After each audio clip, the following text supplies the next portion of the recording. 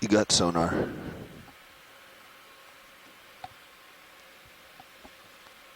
Good spot nav. 40 meters out slope. Must be a pretty good slope if D2's picking it up, because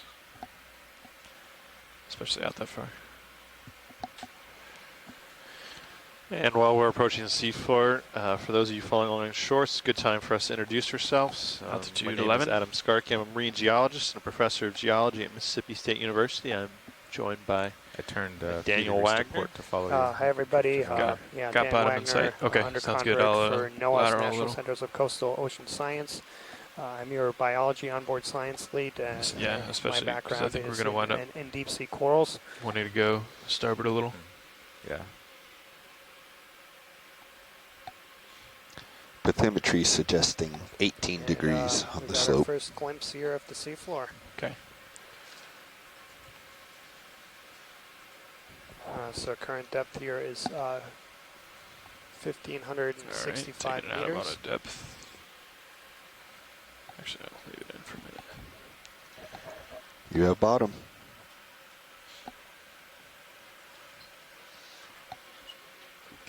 If you just want to adjust your delta, however you feel comfortable, take it down a little bit more, but I'm going to leave in auto depth to get an idea where to start for Z-bias.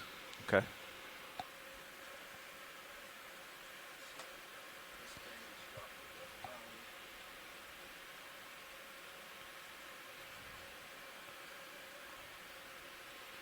All right, I stopped altitude 20, delta 19. Copy that.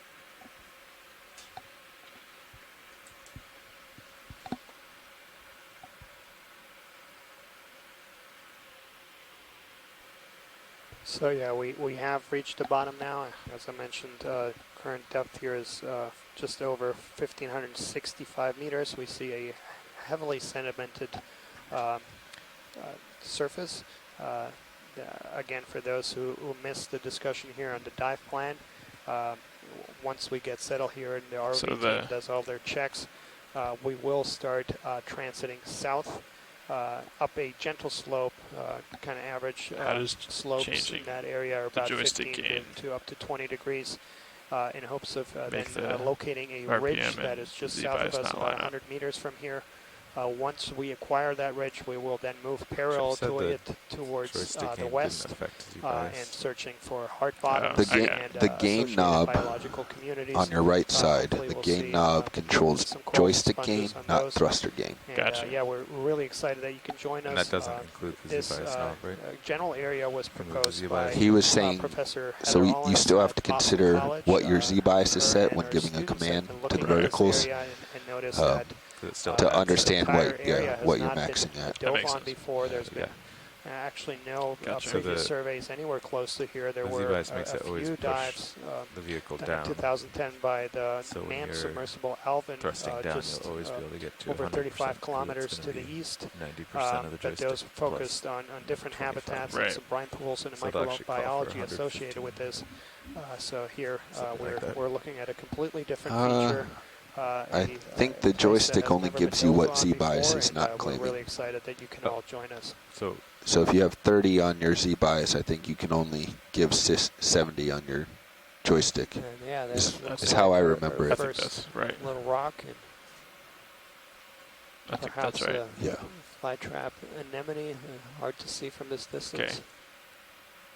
So Z-bias at 26 seems good. Yeah, 27, reading 30. Oh, I should be doing the swing arms now. Copy. Hydraulics are coming on. Copy that.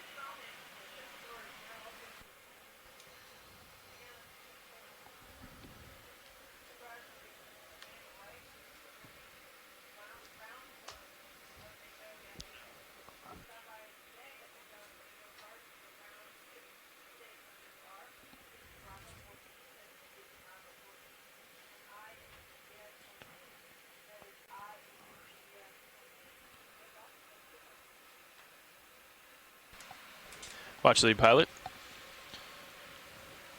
Bridge, ROV nav.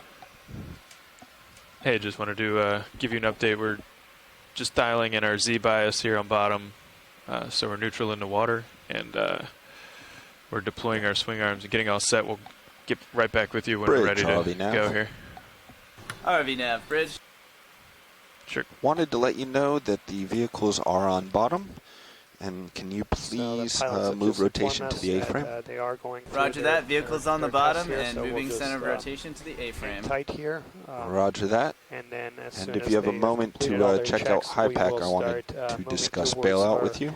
Waypoint 2, located about 100 meters south of us. Roger that, RV nav. We can discuss bailout. We're just moving the center rotation A-frame We now. do see, looks like I'll a let you little know bit when we're finished of with current that. here Standing going by. from right to left. So right now we are pointed directly south. That's where we're looking at. But I'm going to move HD2 up a little to the front of the boxes, Copy that. if you don't mind. And I think we still had starboard lower inboard. I don't know So if you... that would make that just current that back going out, but- from west Oh to yeah, I put east. it back in. Okay, cool. RV nav, bridge center of rotation is on the A-frame. I've got HiPAC up for our discussion of bailout. Perfect. So right here in the middle where my cursor is, we're pretty far zoomed out, but the plan for today's dive is to head southish to waypoint 2 and then west along Yeah, this and ridge. The bailout is a little tricky because we're in between these two fingers today. So I think for the start right now, I'd like to make bailout north-northwest, kind of where the line on the circle is going. How's that look to you?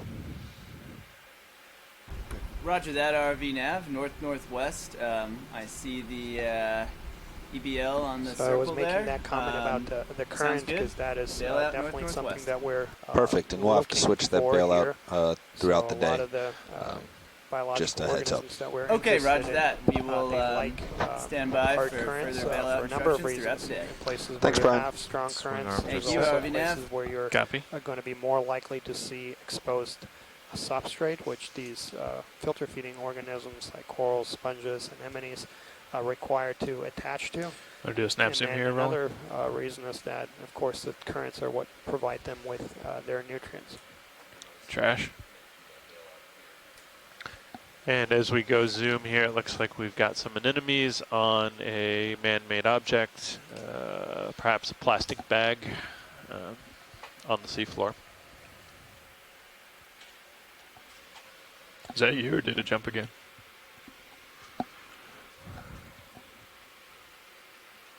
Oh, gotcha. Okay, you can come on. Thank you. How are we looking, co-pilot? We're good. Swing arms are out. Hydraulics are off. Only 72 km ground fault on. And that D2. one I assume that's the anemone was CTD. Okay. very similar to what we Nav, had do you know what they imaged saw a during number of times in the pre-dives? Pacific. And the family Actinurnidae, and that was Actinurnus nobilis. On it. Very similar in appearance. And now in view we have a lizardfish that's in the family Yeah, everything's Halosauridae. looking good. Comps are Okay. good. Well, are you ready to get moving towards the waypoint 2? I think. Are I we think lined up? south is pretty much going to be it. I can't. From sonars, I wouldn't say anything differently. Maybe a little bit to the west, maybe something like 190, but just because these hard returns are more centered when I turn here. Yeah, that would be. I would agree with HiPAC too. Yeah, so maybe more like 200. Silverfish in the water column upper right.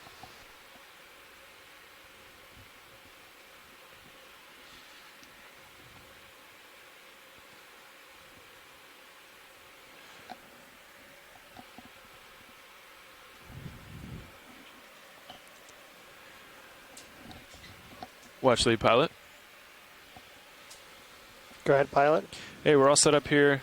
All systems look good, and we are about to put in a move towards waypoint 2. And you guys just holler if you see something you want to take a closer look at or investigate. But we're ready to go. Possible jelly top right. Yeah, there's a jelly.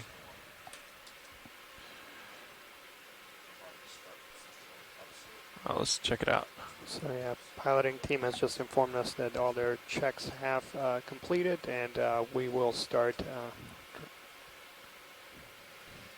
So yeah, the pilot team has just informed us that they have completed all their checks, and we'll start moving slowly towards waypoint 2.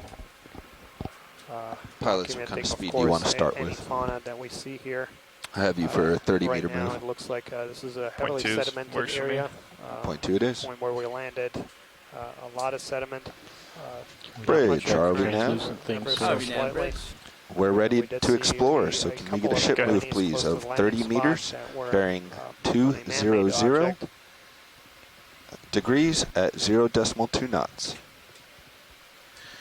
And that brings up an interesting point. You know, it's an unfortunate reality that one of the first things we noticed when we hit the seafloor was a piece of human-made debris. And so oftentimes when we talk about the exploration missions, the Okeanos Explorer, That's all a over good the world, copy, Bridge, people tend thank to you. think, wow, you're really going to very remote places that are untouched. But even here in the deep sea, we do see the impact of humans, and we often do see debris such as that on the seafloor.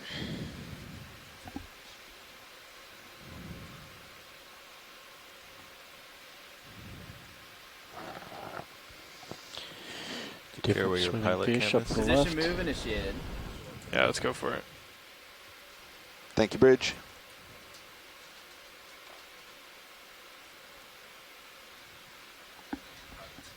He's Move out, is underway. out there a ways, but it's not bad light. He's small. He's Huh. actually a little guy. Oh.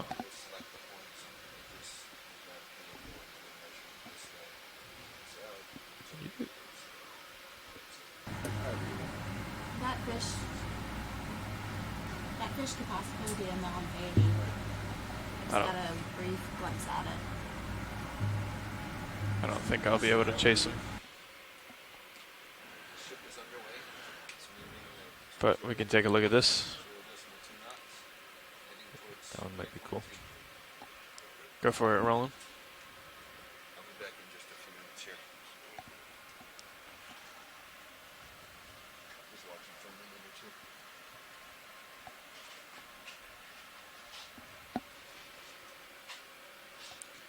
When do we normally do intros? Now's probably a good time.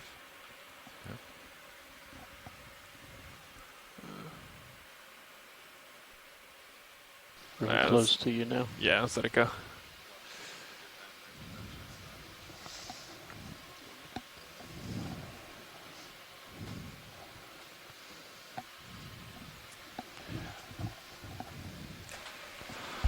Okay, so we'll do some front row introductions here. Representing the Global Foundation for Ocean Engineering, or for Ocean Exploration, sorry, are all of our engineers in the front row and back row. Currently piloting, this is Chris Ritter. And go for it. On navigation, Lars Murphy. Co-pilot is Carl McCletchy. And in the far right is Roland Bryant at video. In the back row. Clipping video is Tara Smithy. Watch late is Daniel Wagner. And Adam Skarke. Hi, I'm Lauren Jackson from NCEI, National Centers for Environmental Information, and I am the sample manager, and I will be annotating some of this dive today. Lauren, you need to get your mic closer to your mouth.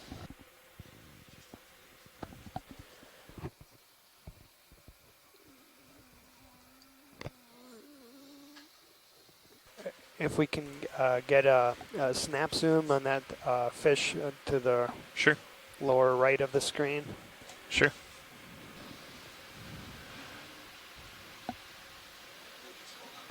It's coming at me, so I'm just going to come down and... Copy whenever you're ready. Okay. Yeah, go for it.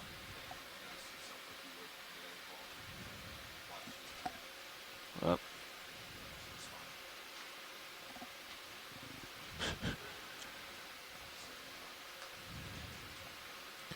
quick one.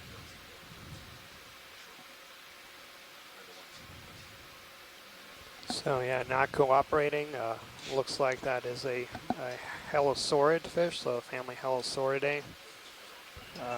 He didn't move at all until we started zooming.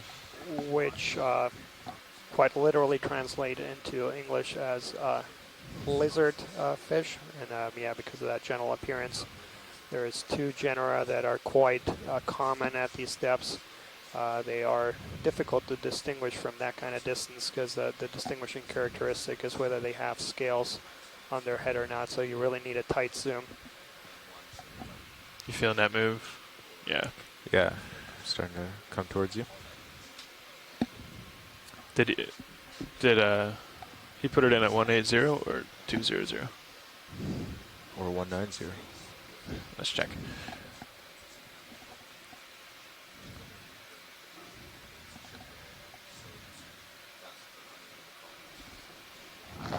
Nav pilot. Go ahead. Hey, we're just checking the direction of that last move. Was that at 180 or 200? 200. Copy that. Okay, I'll turn over. Either a holothurian or a fish going off screen left. I'm gonna lateral over, get center screen on for you. Go. Do you feel a lot of current down there? Yes, actually. I should update watch lead. It's coming northwest or west to southeast, east. The tether would seem to agree with that. Yeah, tether's going from my starboard to port. Yeah. So yeah, we are starting to see a little bit of a current, which is what we were hoping to see. We actually targeted this area because we thought we would find some currents, and that's of course what a lot of organisms that are suspension feeders need.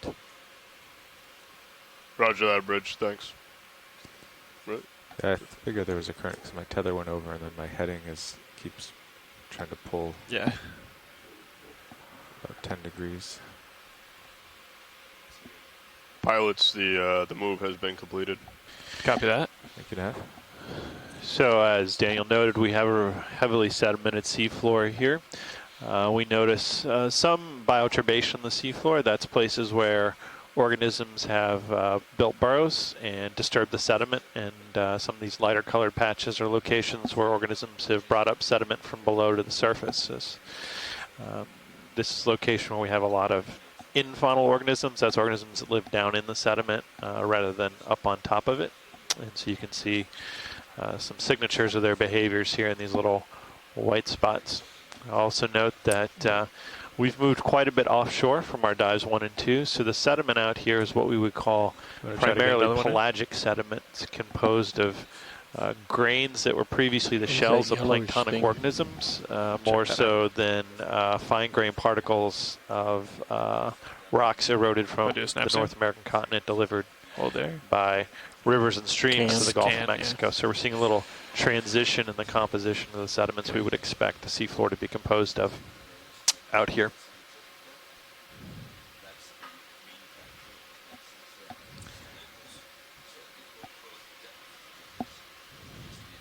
Nav pilot. Go ahead, pilot.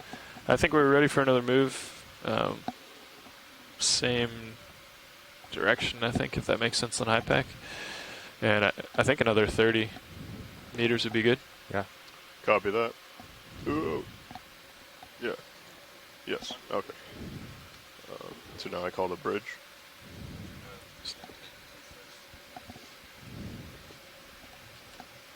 Yeah.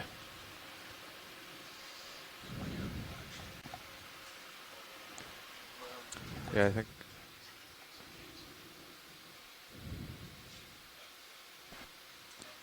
I'm just finishing moving. Okay. Maybe I'll go out to the right side of your screen and see what's out there. Yeah. My camera is I'd also like to just take a couple seconds here to welcome our extensive shore base scientist team that are joining us from really a lot of diverse and remote, in some cases, places. We have folks joining us from actually all across the world, in Japan, Sako Matsumoto. We have folks in Charleston. We have folks in several other places. And so thanks so much for joining us. Welcome. Starfish coming near bottom. And then a very special welcome also to Heather Collins's class at Boston College, who proposed this general area for dives because it is completely unexplored. It's got something on it. Sea Star. We'd like to request another movement, please. The movement will be 30 meters at 200 degrees. We do see a squat with a lobster speed also of 0.2. Roger that, Nav. I don't think I'm going to sit down, Roland. Yeah, just pulling up, make it easier. _2 knots. Excellent, thank you. So you're facing the current now, so it's pretty... Yeah. It's good. It's easier. Okay, video's clear. Okay, come on. Pilots a move of 30 meters at 200 degrees at a speed of 0.2 knots has been requested. Copy that. Position move initiated. Big fish coming straight at you. Yeah, I see that. Thank you, Bridge. Okay. Stand by 1. Okay, come on in.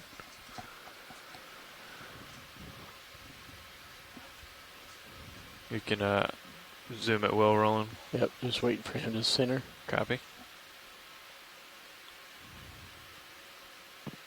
It's underneath. He's actually looking at his bottom side.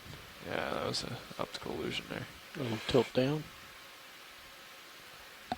I'll try to come around to this other side.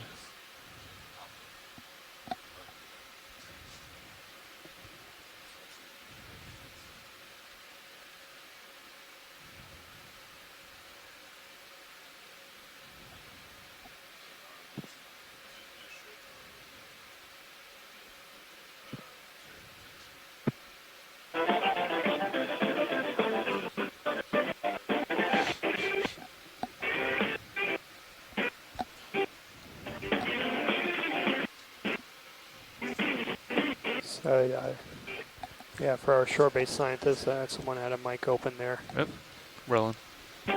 Sorry, trying to deal with the audio. It's not bad. Okay, you can come on. Yeah, he's not really cooperating to show his face. I just want to make a quick comment for all our shore-based scientists to please mute their mic if they're not talking. All right, science, just FYI, I've taken the audio from the phone line out of the transmit so they can hear us, but they can't talk at the moment until we clear that issue up.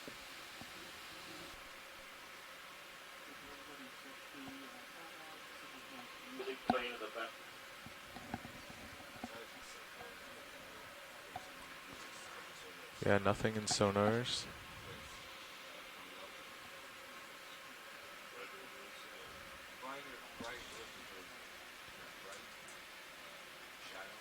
Comps and ground faults look good. Copy that.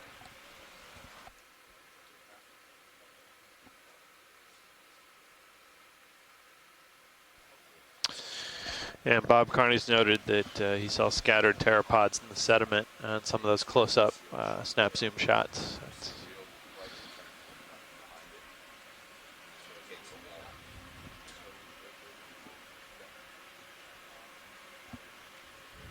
We should probably just tack on another 30 once the ship stops, right? Sounds good to me. According to HIPAC, you should just be getting into the slope, but it's only 17 degrees. Yeah, it's... Oh yeah, it has started to get closer there.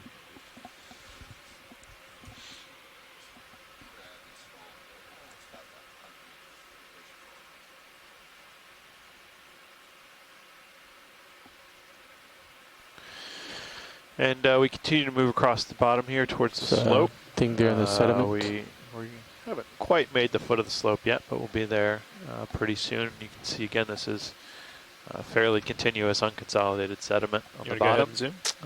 We'll just do a tight zoom here on this organism, which looks like maybe an anemone.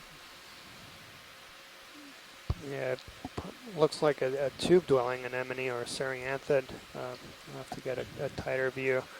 The distinguishing character between tube-dwelling anemones or cerantharians and regular anemones or actinarians is the shape and length of the tentacles. So in cerantharians, you typically have 2 rings of tentacles. So one that's closer to the mouth that has really short tentacles. And that's what it looks like we have there. And then a longer ring of tentacles going around the animal. So yeah, you can see that very well there. So the mouth would be there at the center of the animal, and then you see a shorter ring of tentacles right around the mouth, and then a longer set of tentacles around it. These have different functions. Of course, the longer ones are basically the primary tentacles used to capture food. And then once that food is captured, they can use those shorter tentacles to move that towards the mouth. And it looks like there's also a polychaete. Gotta go here. In one of those tentacles. But yeah, these cerantharians, they're really hard to identify to genus and species level. They don't have any hard structures. They're soft body animals. So what taxonomists use is the internal structure. So you really need to get a specimen and look at the internal structure to ID these reliably. And Daniel, are those capable of settling on soft sediment? Look like that one was down in the soft sediment. Here's that doesn't slope. require hard substrate. There's both. Okay. So there's both on soft and hard. But I'm gonna guess that was actually sitting on a little piece of harder substrate. That's what I thought, perhaps something buried down in the sediment it was attached to. We're also seeing some larger burrows and mounds on the seafloor from burrowing activity, and we've passed over a few radial feeding patterns on the seafloor where we've seen organisms moving out in a radial pattern away from their burrows as they hydraulic presumably sensors, feed on the seafloor. Comp level. And yeah, just want to make a quick comment too, is for all our shore-based scientists, do request that if you're not talking, the hydraulic please sensors mute relay? your phones. Yeah. We had some music coming through. Isn't that the pressure a lot gauge? of times when you don't Is it talk, only the it pressure puts you on gauge hold, and and then then it's we'll think so. hear music. So, So the please, if you're I guess not the talking, mute your phone. comp level is on the other comp And level. currently we have the phone line. That's what I remember. Audio coming from the phone line disabled from the other question OKX party line, so one of the people can hear on the phone line, but off. right now they're currently hearing music. The tail cam? No, which one? And we've got a deep sea shrimp here. Cam port, only minute cam starboard is on. Oh, that's the, it hasn't been relabeled. It's spare 224 right next to minute cam starboard. And digital still camera is still digital still camera? Yep, it's the Those were all my questions. MISO. Yep. Yep, definitely just got some slope.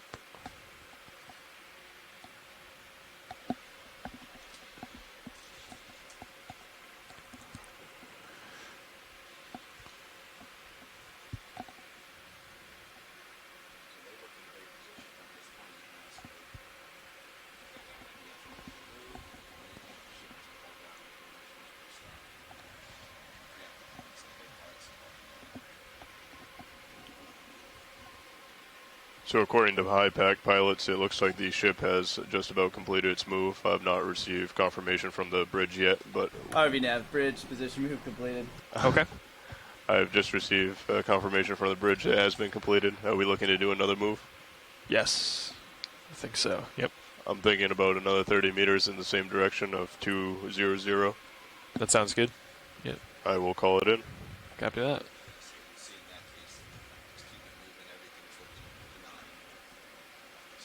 What do we have down there? I think it's a little sargasm. Bridge is ROV nav. RV nav, bridge. We're looking to make another move if that works Just with you. snap zoom there, Roland, just to make Roger sure. that. We're looking for another 30 meters at 200 degrees. And a speed of 0.2 knots. Looks like sargassum Roger that, seaweed. RV 30 meters, It's a 200 primary degrees, decimal brown 2 knots. algae that is Thank you very much, found Bridge. at the surface of the water, and we've been seeing it quite a bit in this area. And yeah, of course, these things can also then sink to the seafloor. This is, of course, not their primary environment. The move has been do called. rely on light. Copy that.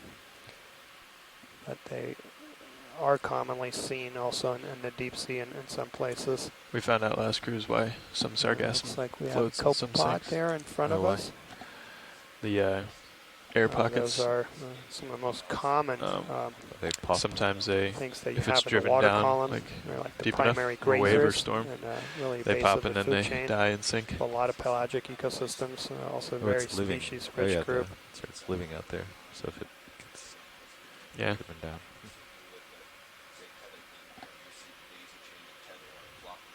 Getting out there a little ways. I'll wait for you. Give it a scan on sonar.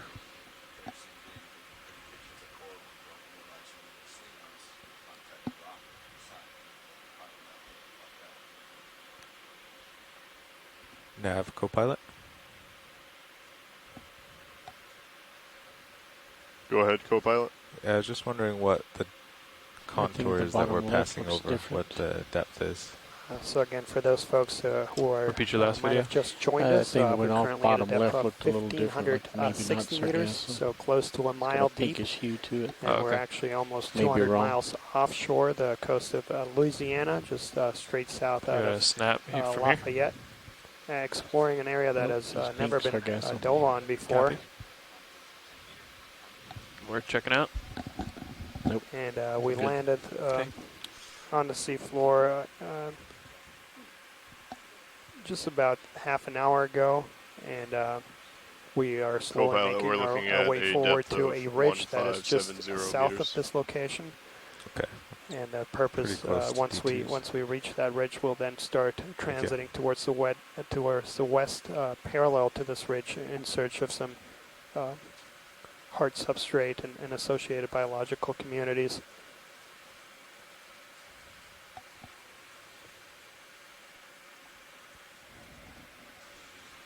And the place we're diving on actually doesn't have a name, and many undersea features actually don't have names. The way scientists really on and sonar. managers have been referring to a lot of these places is using the lease blocks that are used by the Bureau of Ocean Energy Management to kind of give an address, if you will, of some of these places. We are in Green Canyon lease blocks 973. This is a place that has never been explored before. Actually, the greater surroundings haven't been explored before. So each one of these lease blocks is about 3 miles, 3 miles squared, so 3 miles by 3 miles. And you had to move over 7 blocks to the east to find the closest historical dive in this area, and about 10 blocks to the north. This is a completely unexplored area of the western part of the Gulf of Mexico.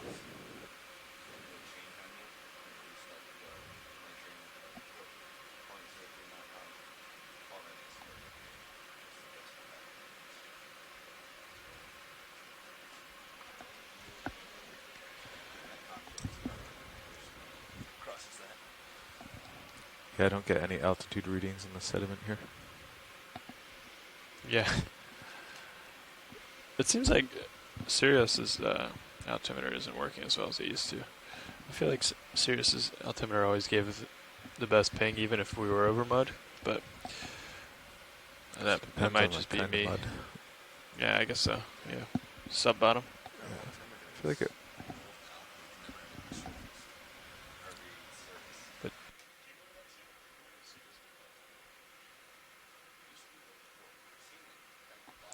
Also, a couple of comments for those folks who might have joined some of the dives in the last few years while the Okeanos Explorer was surveying the Pacific Ocean. and right now as it transited back to the Gulf of Mexico, so we're looking at fundamentally different places in the Pacific. Of course, we're going to places of volcanic origin and things that are relatively young geologically, and where we have really steep slopes. This area of the Gulf is relatively flat, and we are in a local high in terms of slope, but it's only about 20 degrees slope. In the Pacific, in many places, there were straight up walls. And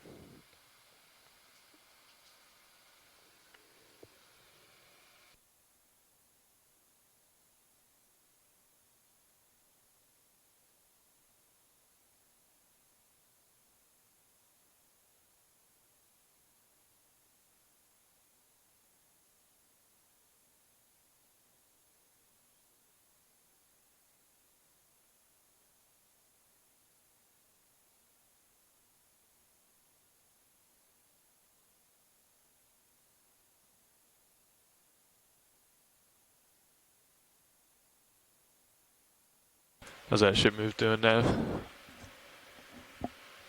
ROV nav bridge position move completed. Thank you, Bridge. The ship move has just been completed. Are you guys ready for another one? Oh, perfect. Yeah.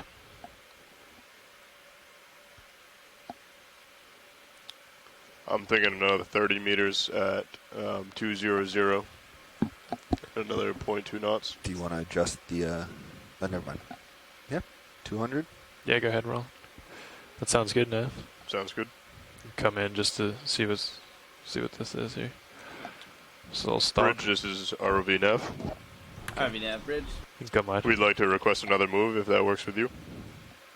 Yes, roger that.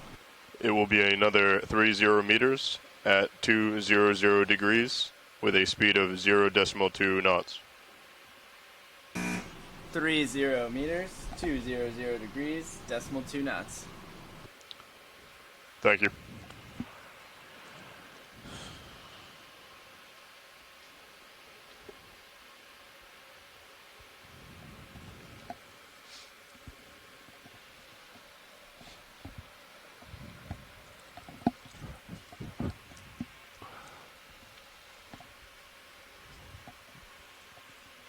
Position move initiated.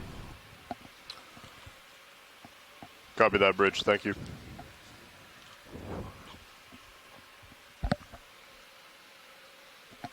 I also like to take a second here to weld.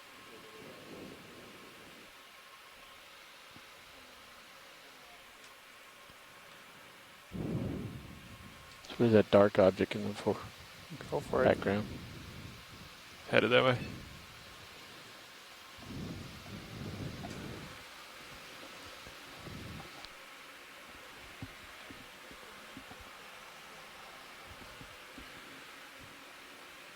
A quick hello from the front row. This is Bobby Moore sitting in co-pilot.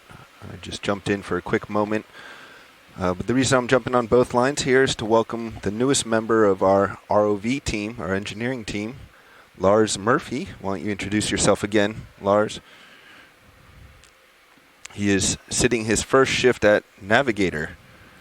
And as Bobby said, my name is Lars Murphy. I'm sitting in for ROV Nav today. All right, that works. But we're welcoming him to the team, and as always, we encourage the training of new engineers and scientists aboard the Okeanos Explorer here. So we're really excited to have new, fresh faces on board. And hopefully our back row will introduce themselves at some point. I know they have already, but we have some new letters and degrees in front of some names back there. So it's always good to have new faces, old faces, and all the expertise we get both here on the ship and back on shore. So thank you for joining us for Dive 3.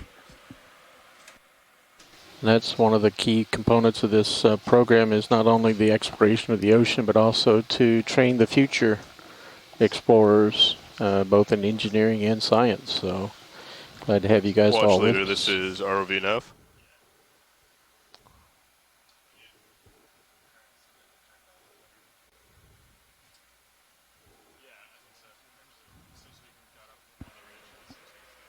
You gotta call him on watch lead channel, bottom row. Watch lead, this is ROV nav. I just wanted to let you know that the vehicle has moved 100 meters since we first hit the bottom.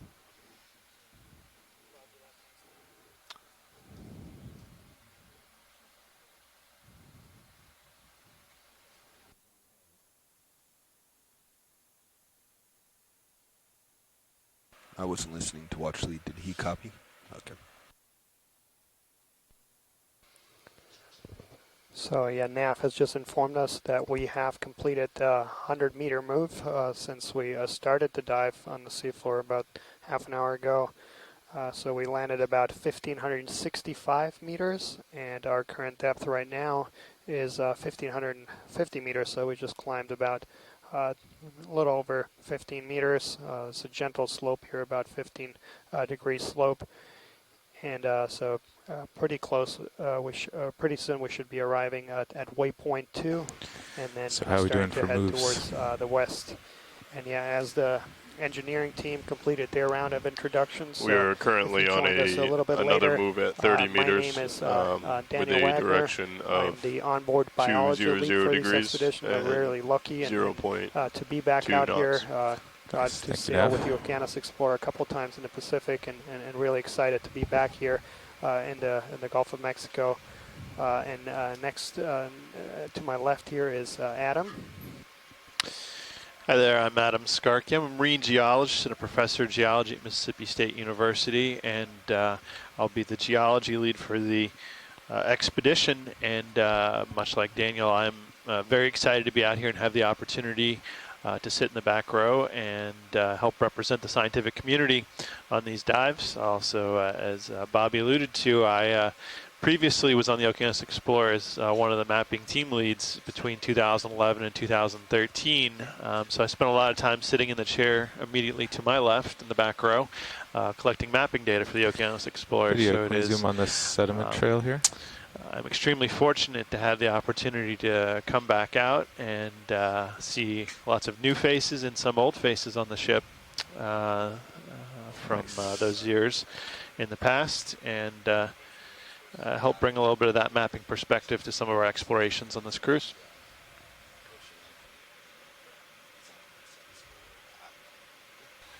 Hi, and I'm Lauren right. Jackson from NOAA That's Center good for video. Environmental Information, and I will be the sample data manager. Position move completed. And then to my right is another member Thank you, of Bridge. the video team. My That last name's position Tara move has Smithy. just I'm been from the completed. Global Foundation for Ocean Are we Exploration. looking to do another one? Clipping video today. Let's see. According to HIPAC, we actually are very close to waypoint 2. Yeah, I think we I think Sirius will move maybe another 10 meters, and then we might be there. Yeah, I think. So yeah, just a couple seconds ago we had that close up Give it of maybe what 5 looked minutes, like see a tube worm. we can at least see So the yeah, we continue edge. to see The ridge. Okay. a Copy lot of that. sediment here. Video snap zoom on this object. We should be picking up this kind of a smaller ridge feature in a second. And we'll try to get a snap zoom here on this fish. Yeah,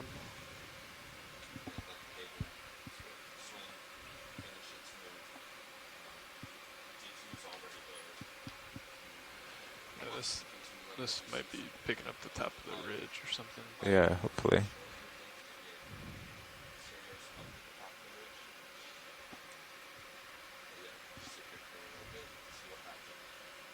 Still no altitude, and I'm pretty low. Mm-hmm. Keep coming up with you.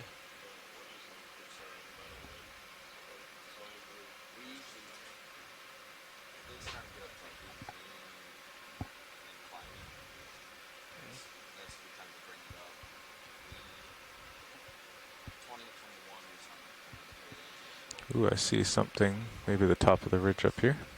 Yeah. And also just a quick comment for our shore-based scientists that are joining us via the video conference line. I do want to just ask everyone to please mute their phones when you're not talking. And make sure that the call doesn't go on hold. So a lot of these calls have it'll put you automatically Video on partial hold. zoom on this mound and object. We're basically hearing some background music from one of the shore-based Okay, hold lines there. that has us on hold. And so you're currently not able to talk to us because It's going we tighter have on silence the here object at the base. from the ship. So just make sure that you folks all have your phones muted. It's just Sargasso and a mound of sand. And we're seeing a burrow here in the seafloor with some pteropods around it. That burrow is substantially lighter. You can see that indicates that material's been brought up by an organism from beneath the surface and deposited at the surface to form that mound looking for something off the seafloor. So I can't quite make the top. Shrimp going. There's several shrimps periodically on the area. All right, let me know.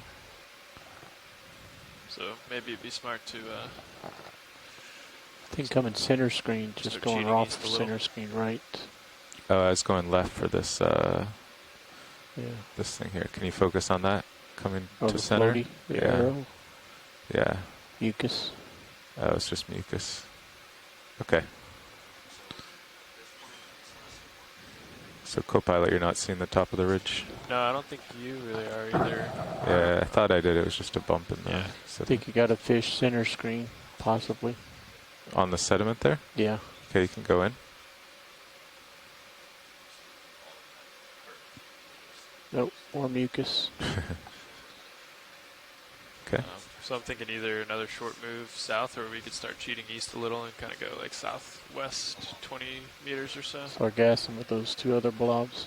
Yeah. Yeah, we should be done the swing, and I'm pretty far ahead. My sonar shows, let's see, where's it rising in my sonar?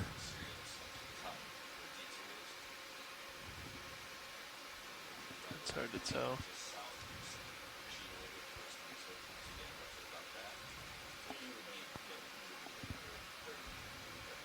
It's more lined up 166 to go up. Yeah. Well, we Kind of probably don't- agrees with yours. Yeah, it does. Yep. But I don't think we want to go. Yeah, we East can to south, we can right? just go south, yeah. Sounds good. So you're maybe do you want to just aim due south now? Sure. Yeah. Split 200 and Yeah. um, Come south here. Okay, that's 180. okay, lateraling over. And I don't, yeah, like you said, I don't think I'm swinging anymore, so we may as well get So another again, move in. if you just Okay. joined us, So nav we and HiPAC shows we're D2 on top of tuning the in ridge, last but couple if you look at days my and sonar, the see, ground's still rising, and my camera, any the dive ground is still footage, rising we ahead of had, me. some We're facing weather 180. issues here, So pretty strong winds, Thinking maybe 25 to 30 knot what do you winds think on about both another days 30 that way? made it impossible to Get dive. serious there. Yeah, another 30 meters, But we were able to 180. make up for lost time and head to Sounds the good, I'll original call it in. dive that was planned for this day of All the right, I'll go for the expedition. shrimp for video. We're about close to 300 kilometers offshore the coast of Louisiana, exploring an area that has Bridge never is been RV nav. dove on before. RV nav bridge. We're looking to do close another a move mile if that works deep. with you. And, Roger that, Nav. Party line has We're been looking for reestablished to the phone call. distance of 30 meters at 180 degrees at a speed of 0.2 knots. Okay, video, let's go in on the shrimp. Roger that, RV nav. 30 meters, 180 degrees, 0.2 knots. Video, can we go in on the Sounds good, shrimp? thank you. Thank you. and that looks like a long-legged shrimp. So that's going to be in the genus Nematochircinus.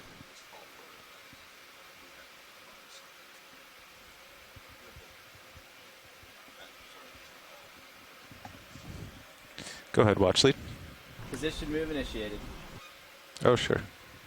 Thank you, Bridge. That last position move has been initiated. Copy that. Coming back to it. Yeah, watch lead. Would you like lasers on basically all the time, unless we're doing a nice shot for highlights, or? So yeah, that looks like That's definitely a long-legged shrimp, genus Pneumatochircinus, and looks like a species. It's definitely not in the light. I guess I'm drifting Pneumatochircinus upwards. ensifer that the Okeanos Explorer Yeah, you're pretty imaged on high. the last expedition. This is a Trying to stay away from the bottom because of all the sediment. widespread. But We actually saw this also delicate in many of the balance. dives when the Okeanos Explorer was in the Pacific. So fairly common to see these long-legged shrimps on these soft sediments. Yeah, you might need to adjust. yeah, just put it down another %. It's probably changed since the current really isn't much Yeah. anymore. What? Yeah, let's do a snap zoom on this object that was here. It's another shrimp. Okay, you can go wide. I'm far away.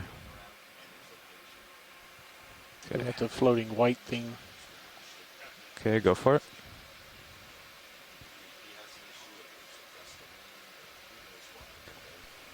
And there we see a polychaete worm. It's getting very close to you. Yeah. And just wanted to let all of our shore-based he's scientists going know up that into the we lights. did reconnect the conference line, so you should be able to speak to us now.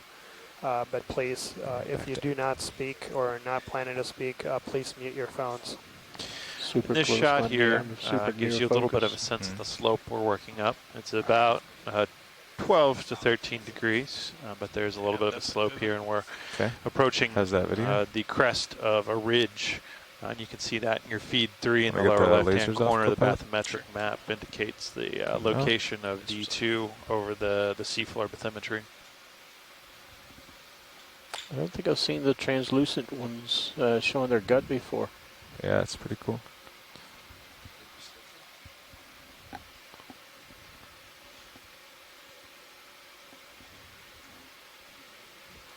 So yeah, this is, as I mentioned, a polychaete worm. This is a incredibly diverse species-rich Okay, group. video. I think he's leaving the There light. are pelagic forms, there are Yeah, 5 benthic meters forms, there are forms that Coming live back in all down. kinds of different substrates. They're very, very common and diverse. Yeah, I've never seen one like that before either.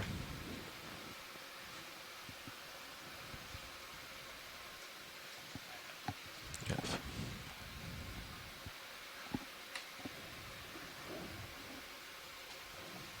And I do want to take a second just to welcome all of our folks from the general public that are watching this, perhaps at one of the many public displays that have been set around the country, perhaps at the Moody Gardens Aquarium in Galveston. Welcome.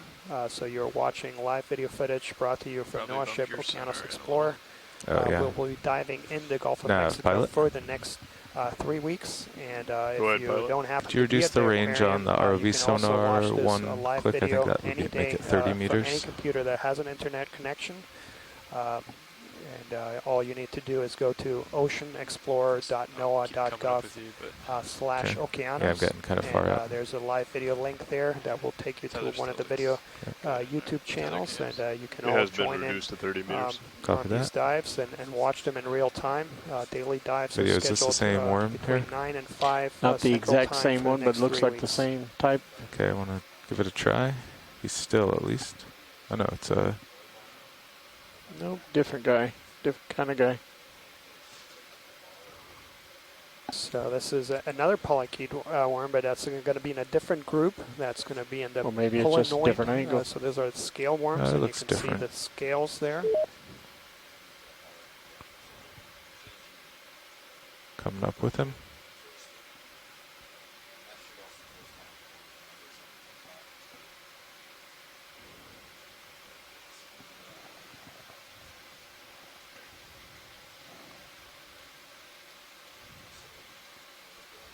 So this is another group that's very diverse and also found in different environments. There's pelagic forms, there's Maybe it is benthic the same. forms, and there's actually quite a few that are associated with different organisms and live inside other species.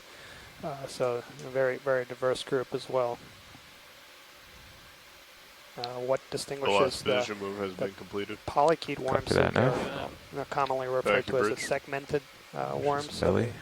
they have these little segments, and you can see it there quite well.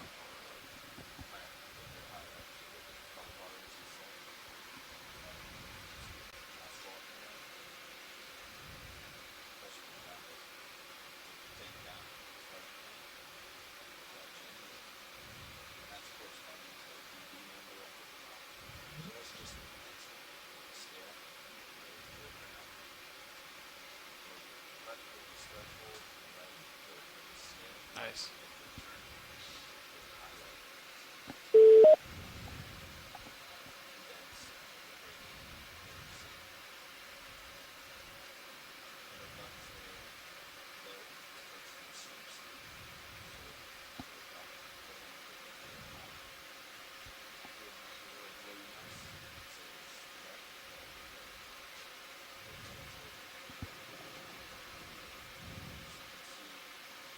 He's behaving pretty well now. Very Getting well. tighter. Oh, just as I say that. Yes.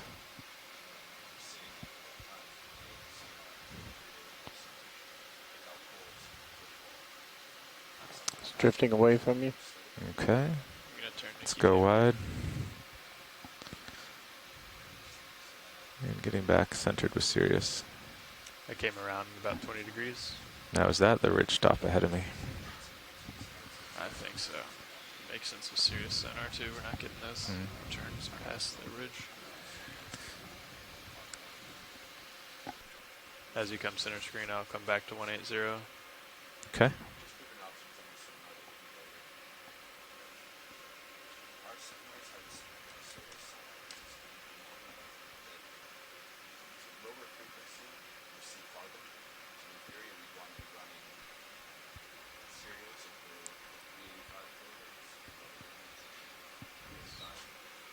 Thrusters look good. Sensors look good.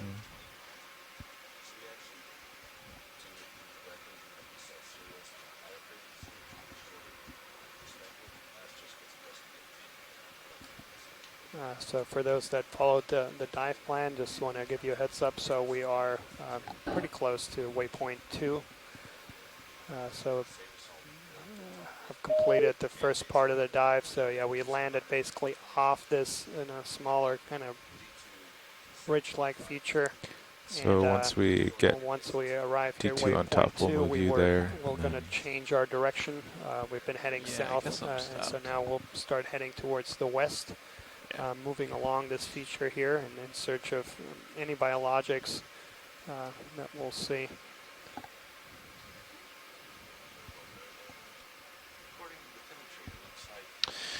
As you can see here in camera 1, we were at the crest video. of this ridge Zoom in. feature. Swimming bug. And go for it. you know, one of the questions we think about in these locations is how this formed, but let me go ahead and stop there as we have a organism here we're zooming Pretty on. low already. I can't go much lower. Yeah, that looks like a pycnogonid or a sea spider.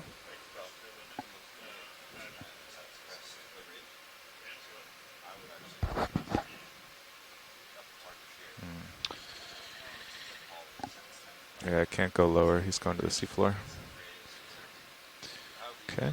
So this ridge we're on here, we think formed through some very complex and very old geological processes.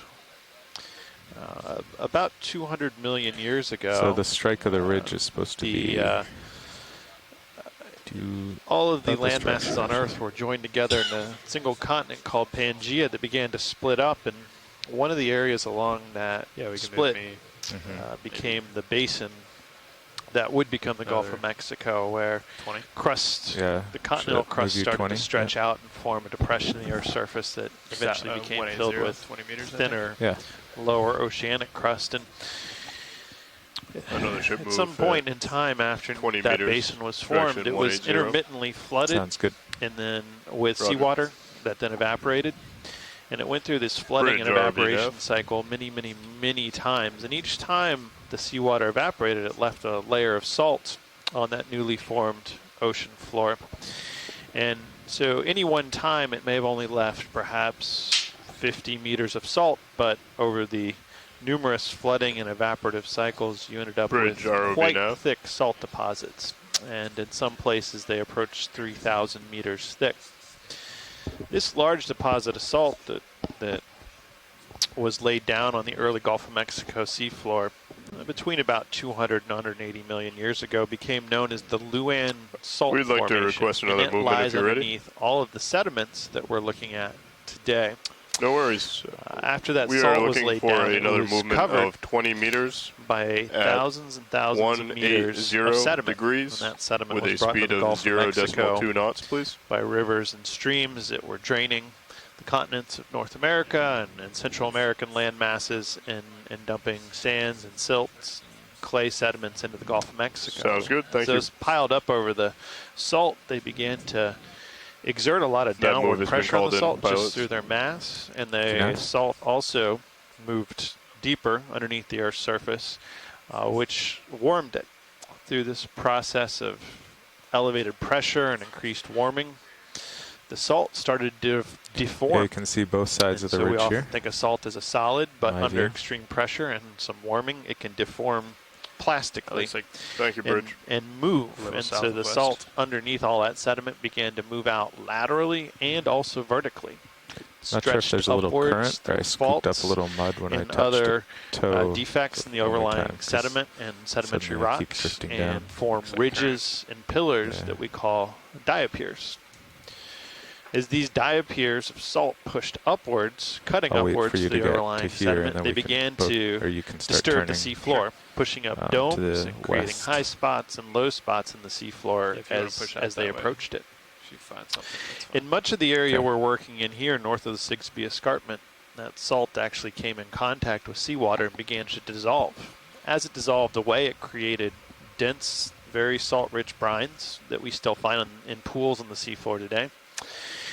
Also, as it dissolved, it created voids underneath the overlying sediment and resulted in collapses.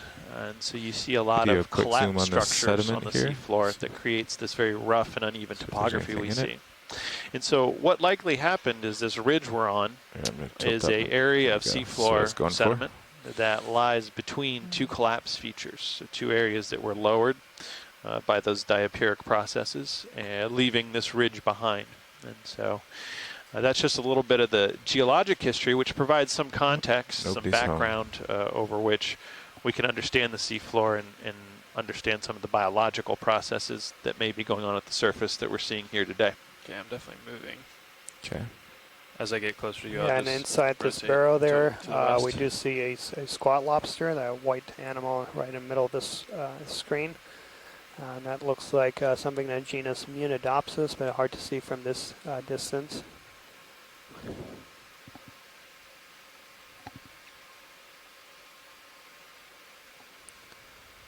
So yeah, squat lobster it's also a very diverse group. They're characterized by being flattened dorsoventrally. Over 900 described video. species, many more that are probably to be described. Nav, co-pilot. And they also include Go ahead, co-pilot. some edible forms, some that are waypoint 3 our final waypoint today? consumed by humans. So if you've ever seen langostino on the menu, that's typically what that is. That is a common name that's used for different groups, but yeah, that's what that is. And yeah, very diverse group also that inhabits different environments is. and Okay. is And found what's from the depth shallow of that, to like- deep waters. 1470 or something.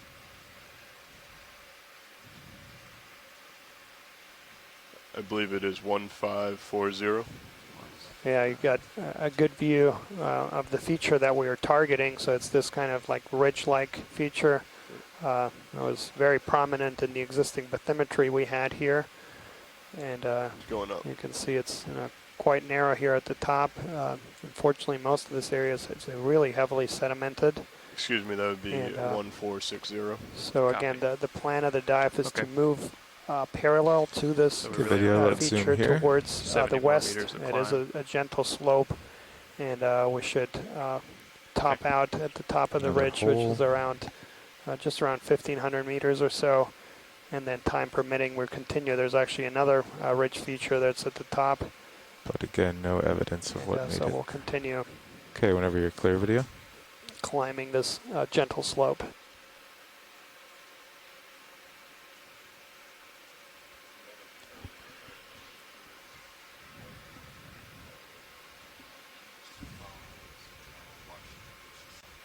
So yeah, Nav does have a good target for Ridge Peak.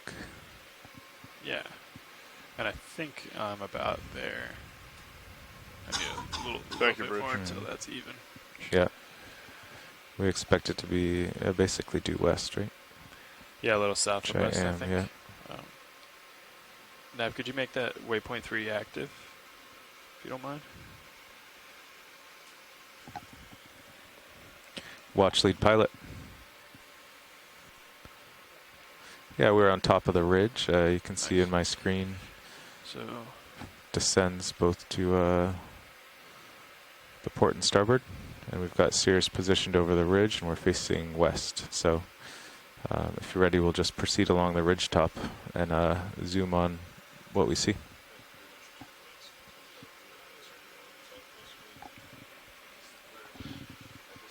yeah, so that final waypoint is bearing of 260. I expect it'll be a little bit different as we climb this ridge. But So yeah, Okay. the More or ROV, less. just to orient our viewers, is now Yeah, and there's a little current faced from my directly starboard, basically. to the west, so from and the that's north, also the direction we'll be heading here which for is the what you remainder had of the before, dive. right? no, This it was more like this From the ridge northwest, feature yeah. So extends for about a that kilometer. makes sense. 'Cause it's probably in rushing the up east and to over. west yeah, it might be a direction. little more northwest. And we'll follow along, and the plan is to just Okay, well, should we zoom in on any make a move this way biological then? organisms Yeah, I that think we'll so. see. And if we do make it to the top of the ridge and have some bottom time think you're remaining, we'll there's Pretty another close to ridge line, feature I'd say that's at maybe the top. Yeah. 260. And also to give our Yeah. shore-based 30 scientists again? a heads up. Sure. So we will, the dive, we'll have to leave the So to seafloor clarify, you're looking to move around 30 meters at 3:45, 260. local time here, Central Sounds good. time. So we will have a nice extended dive. Bridge, so, this is ROV now. another 4+ hours, Video 4.5 zoom on hours this. of bottom time. We would like to make another move if that works with you. There was a And, reddish fish also that looking swam at, away. We are looking to weather go looks like 30 it'll gonna be meters good for the at next, few 260 days at least. degrees at a And speed so of we'll 0 hope to decimal continue 2 knots. transiting westward in the Gulf of Mexico. The plan is to make it to Perdido Canyon on Wednesday, and this was a priority identified good, by thank the you. community. It's a very difficult place to go to, and there's been very few surveys in the area, and so we'll hope to dive there on Wednesday. It's a pretty narrow ridge. And that will be the westernmost extension of this expedition, something. and Thank then you, we'll Bridge. start I guess it's transiting just the back sediment thing to your towards the east. starboard. Spend the next week or so in the middle part of the Gulf. Are and you then, guys fine the with last part of the 0.2 knots, or would you like to move up to the West 0.3? Florida escarpment on the No, eastern for these part short of the Gulf. moves, And 0.3 just makes it a little. and then that will take us back Trickier. to Key West on May 3rd. That's when the expedition will end. And of course, weather permitting, we're hoping to have Yeah, by daily the time the dives ship every day nicely from speeds up. today to slows May back 2nd. And the vehicle should always be going in the water around 8:30 Central Okay, Time. I won't go any and be further back till on you start board moving, for co-pilot. 4:30 Okay. Central Time. Just saw a couple Depending on altitude blips, so depth. we know it's actually working. The descent Yeah. is typically an hour to 2 hours, Back up depending on towards how you. deep it is. And so hopefully folks can join us on those dives, and also to let folks know that we are back on the original schedule. So even though we do miss those 2 dives due to bad weather, we were able to make up lost time, and so we're planning to continue with the original dive schedule from here on out.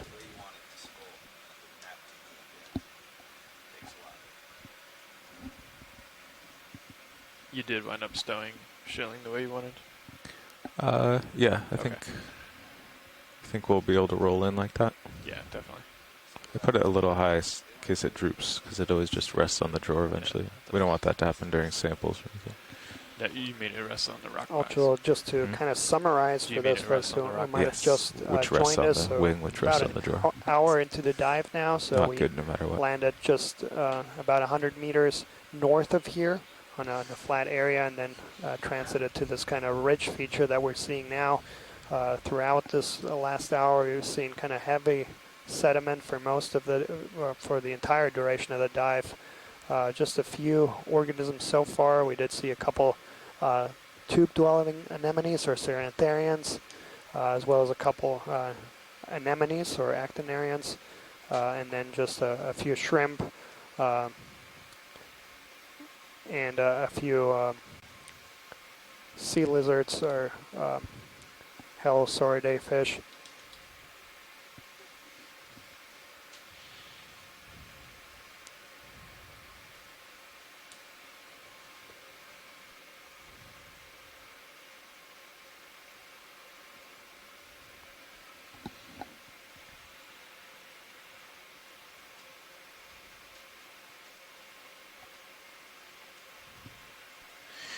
And Bob Carney noted in CScribe that we're seeing what appear to be transverse ripples over the top of this feature.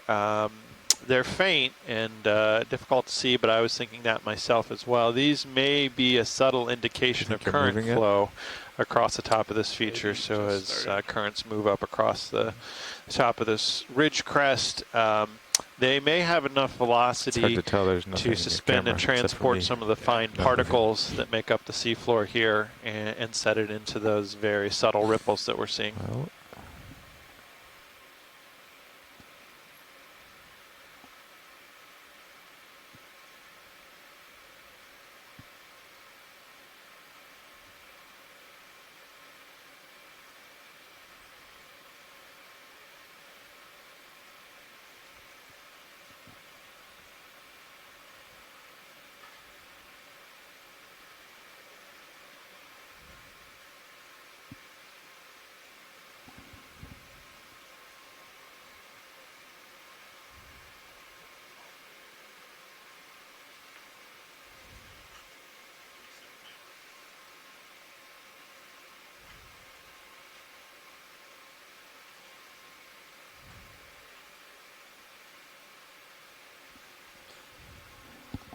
Nav, co-pilot. Go ahead, co-pilot. Question for you. If we keep around an average speed of 0.2, how long is it going to take us to get to waypoint 3? Video, what's that out there? Aha.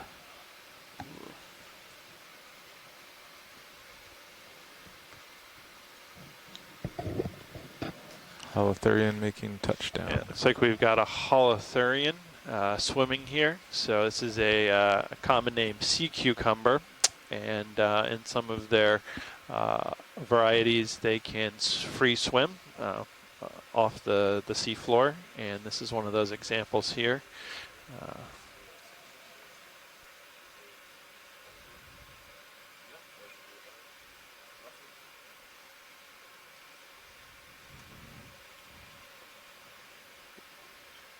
We're looking about an hour and 48 minutes. Okay.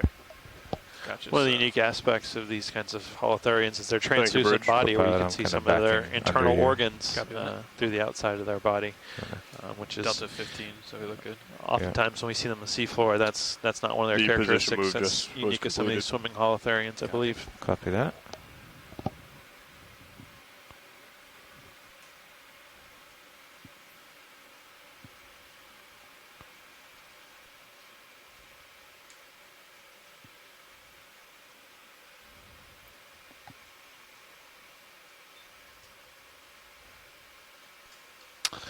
So I'm going to do my best as a geologist here. We're getting a description. We think it may be the Aniphonastes exemia. Let me know when I should bail out. For this holothurian here. Copy that. I hope I didn't butcher that pronunciation too bad for all of our biologists on the line. Got a little bit of time.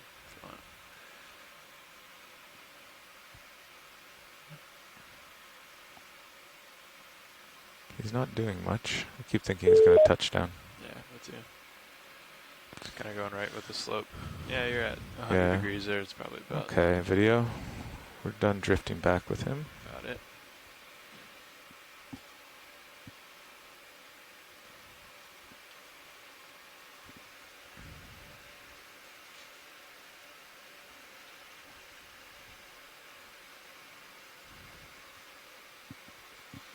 I'll follow you back out there.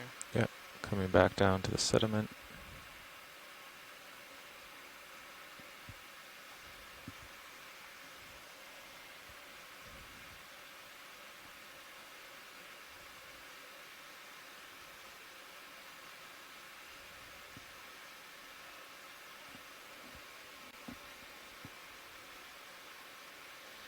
So if we go 0.2 continuously, was that about 2 hours left? Yeah. Okay. So there's no need to rush. Yeah. What's our off bottom time today? It should be. Bobby can help you.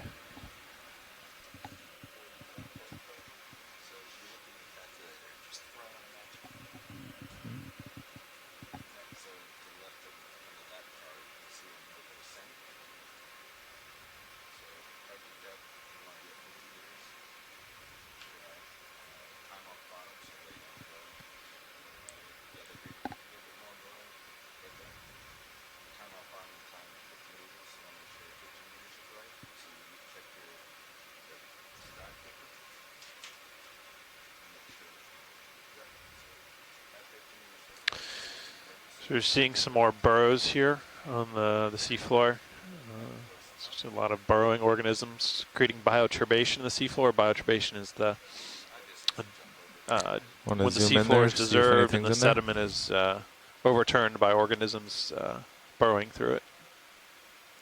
And as we go for a zoom here, I don't see what organism's home this is, but there's something there right at the mouth of the burrow. I can't tell if that's some kind of anemone or if it's the spines of an urchin. Looks like it's wafting pretty. Okay, whenever you're clear, video. Yeah, we were thinking on the ship it may be an anemone, but not 100% an ID. Sure. Also, I see there's something funky happening in your sonar. I don't know if that's just the mound or... Little dip. Yeah. The time remaining on bottom is 4 hours and 29 minutes. Copy that.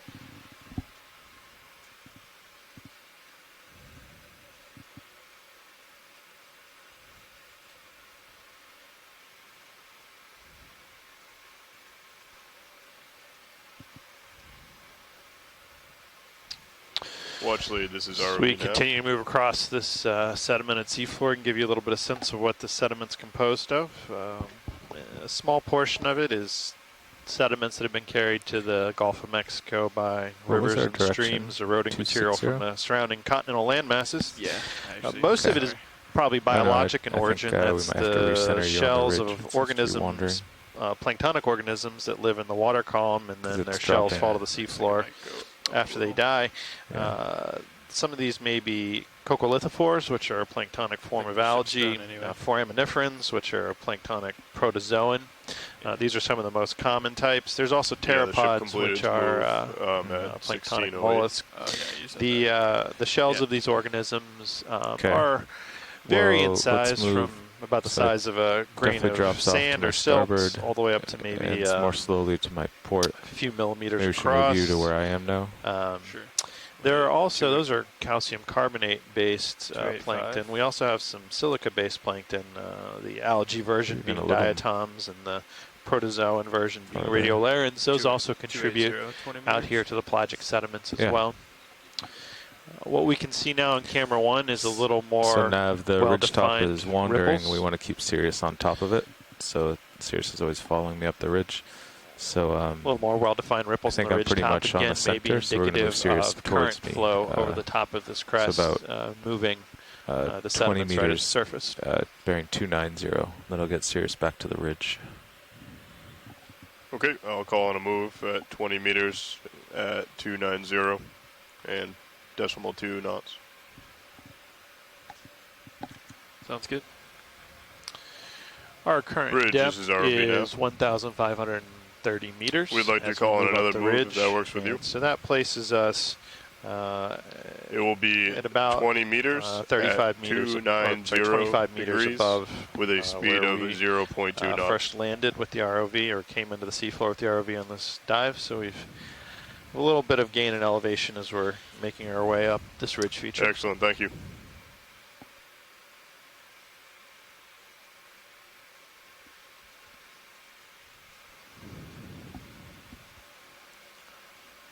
Watch leader, this is ROV Nav.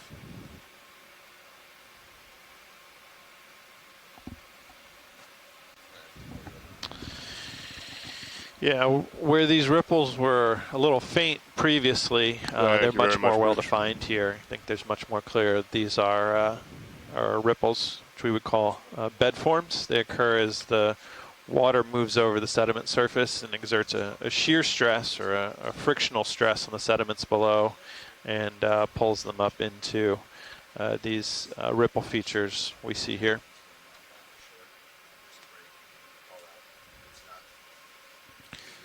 Video, let's zoom on this.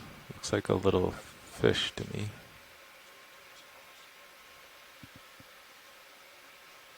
Nope, it's just mucus blowing.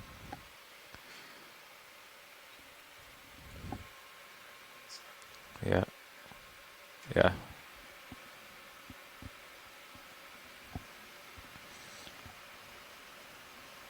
Watch leader, this is Okay, ROV we'll now. go for the shrimp.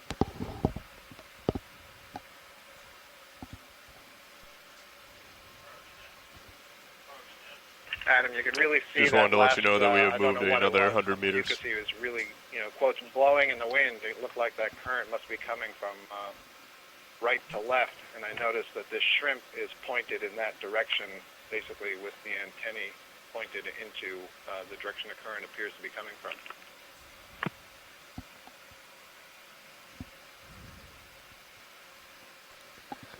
So another long-legged shrimp there in view. So that's again in the genus Nematocarcinus, and it looks like the species Nematocarcinus ensifer.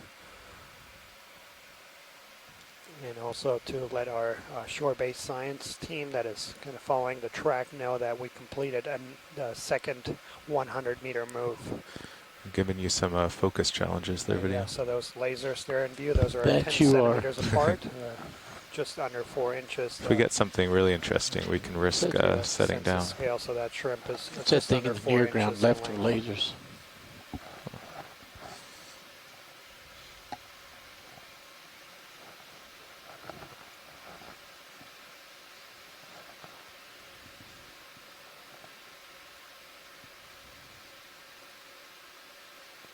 The imprint of something.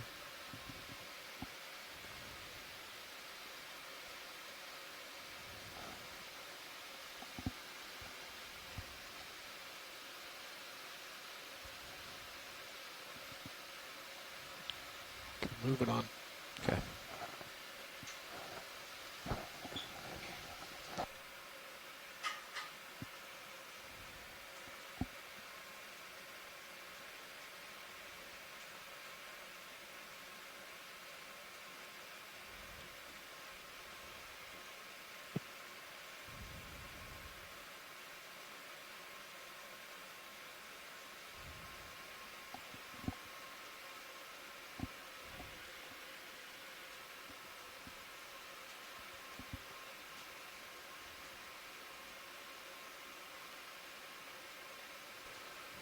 Yeah, so we have another Very really small great view floating here of this fish left feature of that we lasers. targeted. Kind of see it. looking at the bathymetry of the bigger surroundings around us. This was Thank you, the Bridge. most distinctive feature The that last we position saw. move has just been the completed. Translucent slopes. hollow-3 at the You bottom can of see the it's a screen. very well-defined feature. Oh yeah, I see We him were hoping floating. to see some hard Above substrate the here. fish, As you that's where I can was see, headed. this is continuously heavily sedimented. And Okay, as why don't you go in few from here? folks notice in the chat room, there we do see some sand ripples.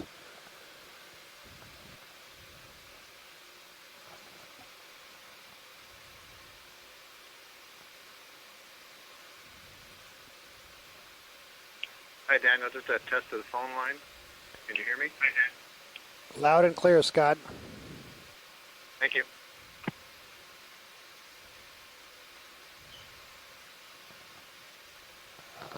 Maximum. Okay.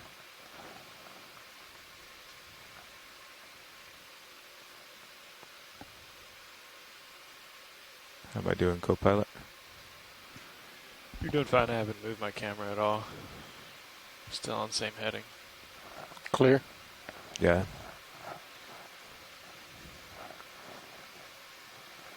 Yeah, you're fine. Just push back up, center up. That ship move ended anyway. Okay.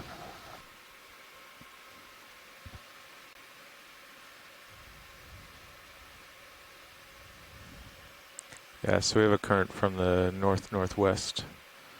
We're facing into it now.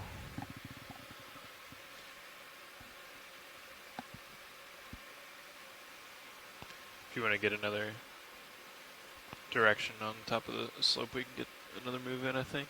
Yeah, sounds good. The ripples look kind of neat in the Sirius view there. Yeah. Ripples.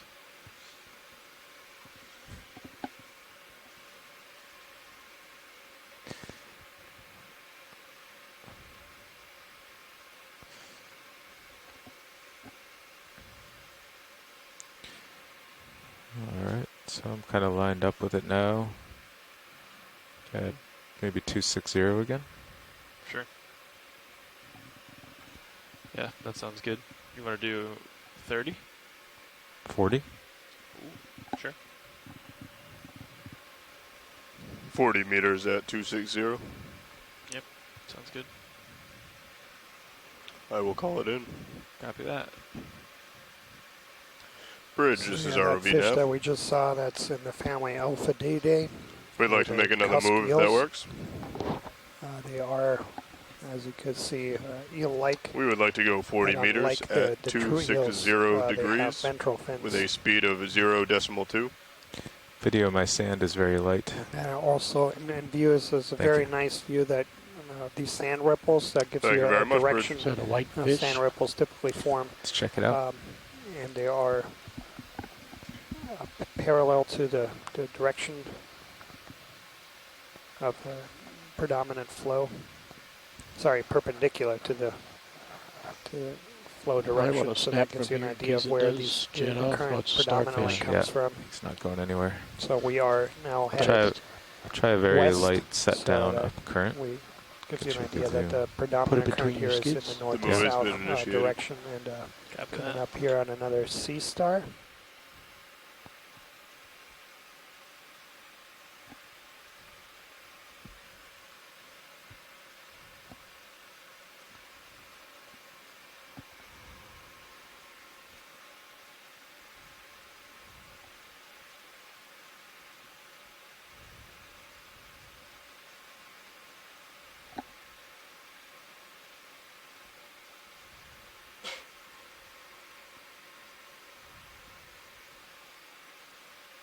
Okay, can go for that.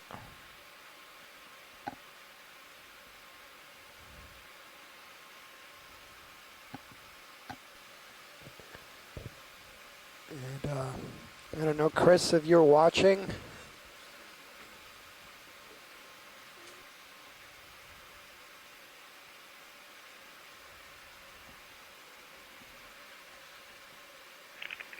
Really beautiful patterns of the spination on the disk of this little star.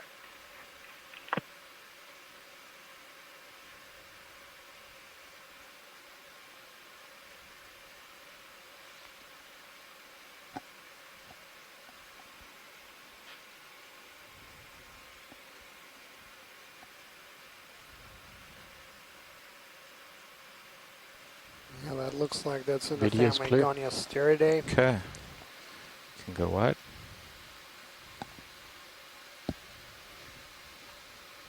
Laser stripe.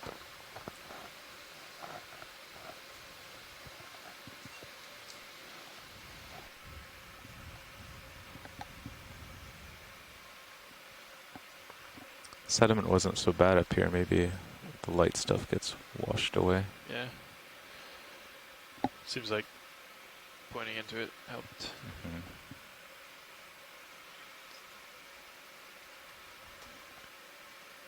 It looks a little denser.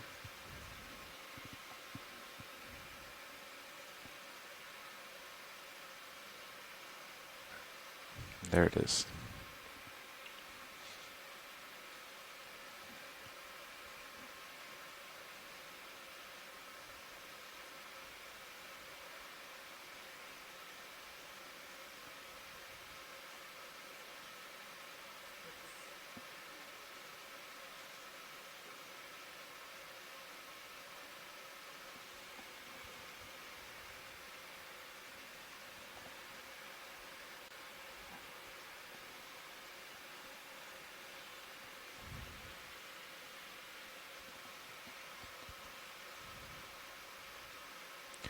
Yeah, we should be moving along with a 40-meter move.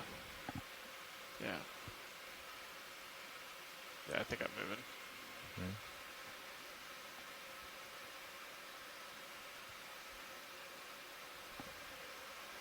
Looks like we're about halfway through that 40-meter move. Can have.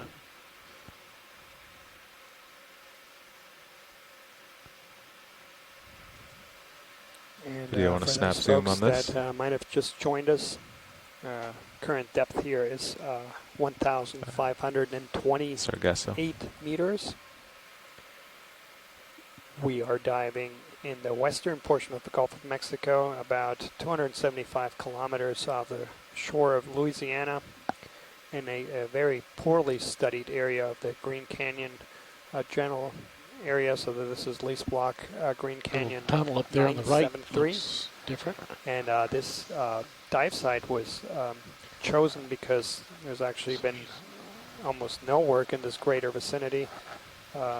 Closest historical dives were all conducted over 35 kilometers to the west, and those targeted Orcas Basin. Like a gouge. There's a couple of large brine pools Almost in the area. out of tether.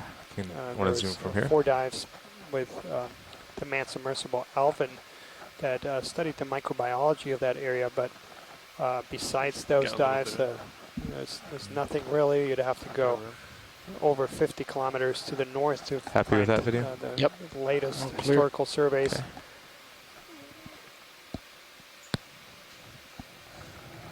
And we picked out this particular ridge feature because it's the only really distinctive feature that pops out in the bathymetry.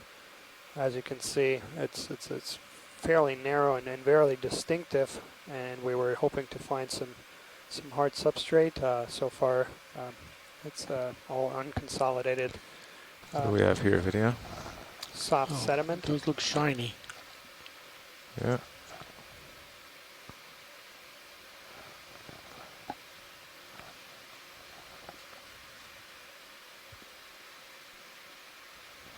Hoping it goes up so we can get some back. It's very close to you.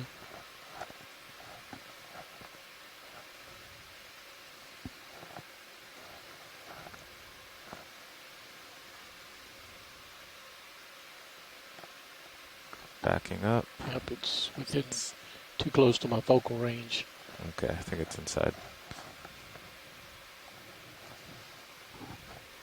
And that looked like our larvation.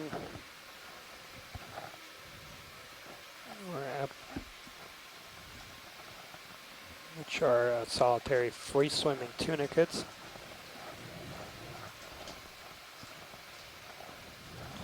It's like, yeah.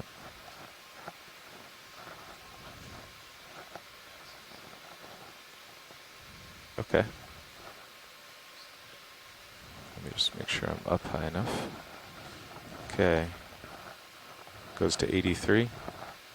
Did you get it? Okay. So doing 90% of 92, I guess, gives you 83.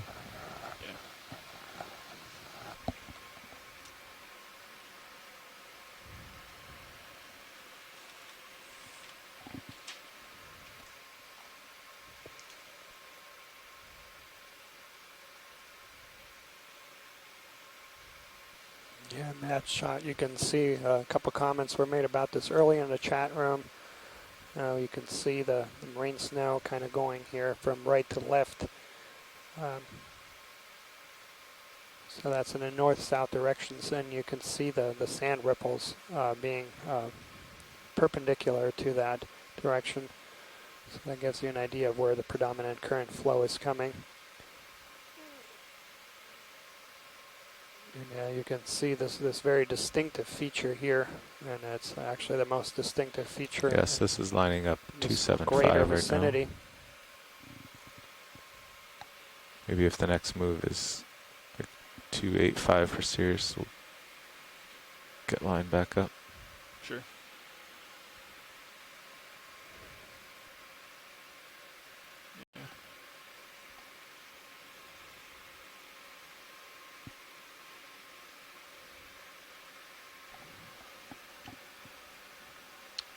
It appears that the ship is about ready to complete its move. Are we Okay. thinking about another one? Yeah, we'll give it a minute if you start stringing 40-meter moves together. Also like to take a moment to welcome some of our The move has been completed. viewers from the general public who might be tuning in either online or at one of the several public displays that has been set up So you can around get the country. it changes with depth, but perhaps at the Moody you'll get an Gardens idea for Aquarium in how much Galveston. more Sirius has to swim. Welcome. You are watching live maybe video footage 2 or brought to 3 you from minutes NOAA at ship this depth. Okeanos Explorer. We are about It's easier if there's features 50 like miles that off divot the there. coast of Louisiana, But if we're on a diving rocky deep, bottom, you can just tell in the Sirius and camera. you are watching So you'll see live the video unique footage. rock. And It'll either this stay is part still of for a while or a you'll see three-week it expedition disappear. to explore poorly or completely unsurveyed areas of the Gulf of Mexico. There will be daily dives from here through May 2nd, and you can all follow online at oceanexplorer.noaa.gov. Yeah, so maybe more like Somebody home here? what do you think, a 270 for the next one?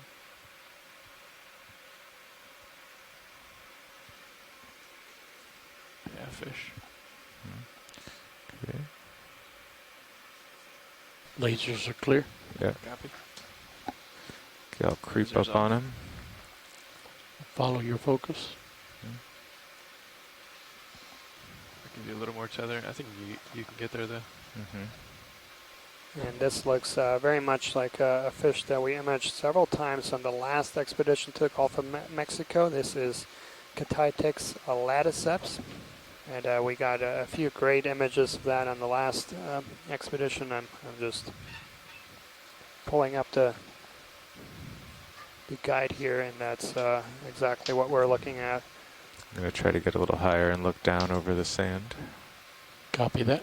This is a white-suede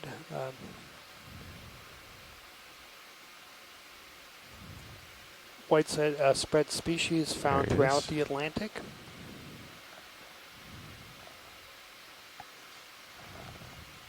So this is another one of these cusk eels in the family Bythidae. It's pretty.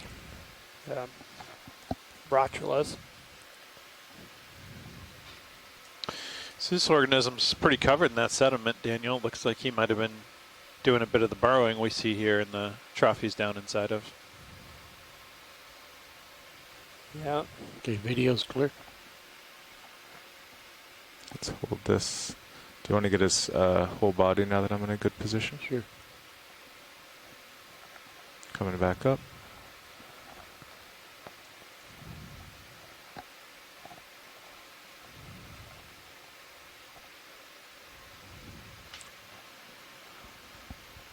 So now we're thinking something more like 270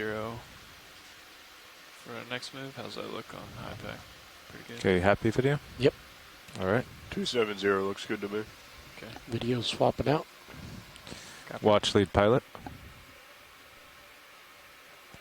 Yeah, but we've seen maybe 10 similar holes in the sediment. Do these fish travel around and make all those?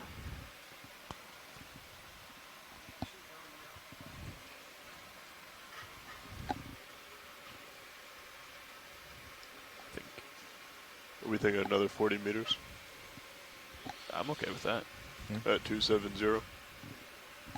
Seems like that's, yeah, I would say that unless pilot objects. No. I Coming will back call it down. in. Bridge, this is ROV nav.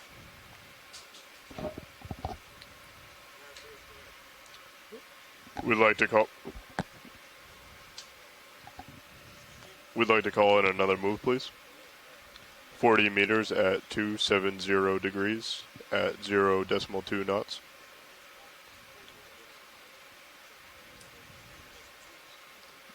Thank you.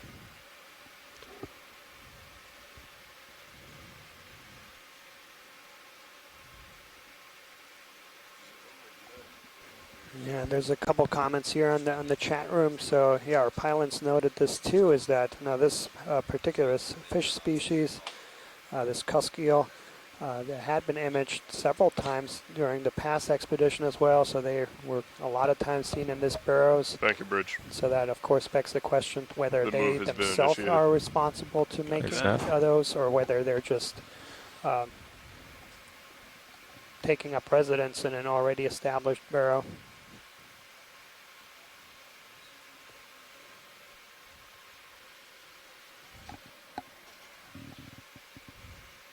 And and actually in one of the earlier dives in the expedition, when we were moving away from the shipwreck, we did see a few big holes in the sediment that looked very much like those that beaked whales make when they feed. So some of those bigger Video, quick holes, zoom on this could jelly be in the attributed center. to that. Might just be.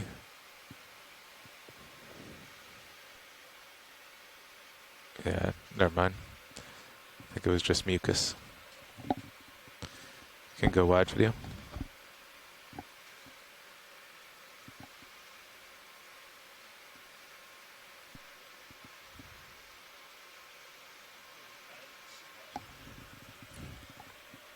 Go ahead, watch lead 2.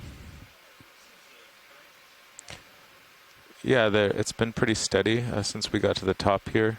It's definitely from the northwest, so kind of roughly perpendicular to the ridge, basically facing into it now. It's pretty slow, just, I don't know, less than half a knot, quarter knot.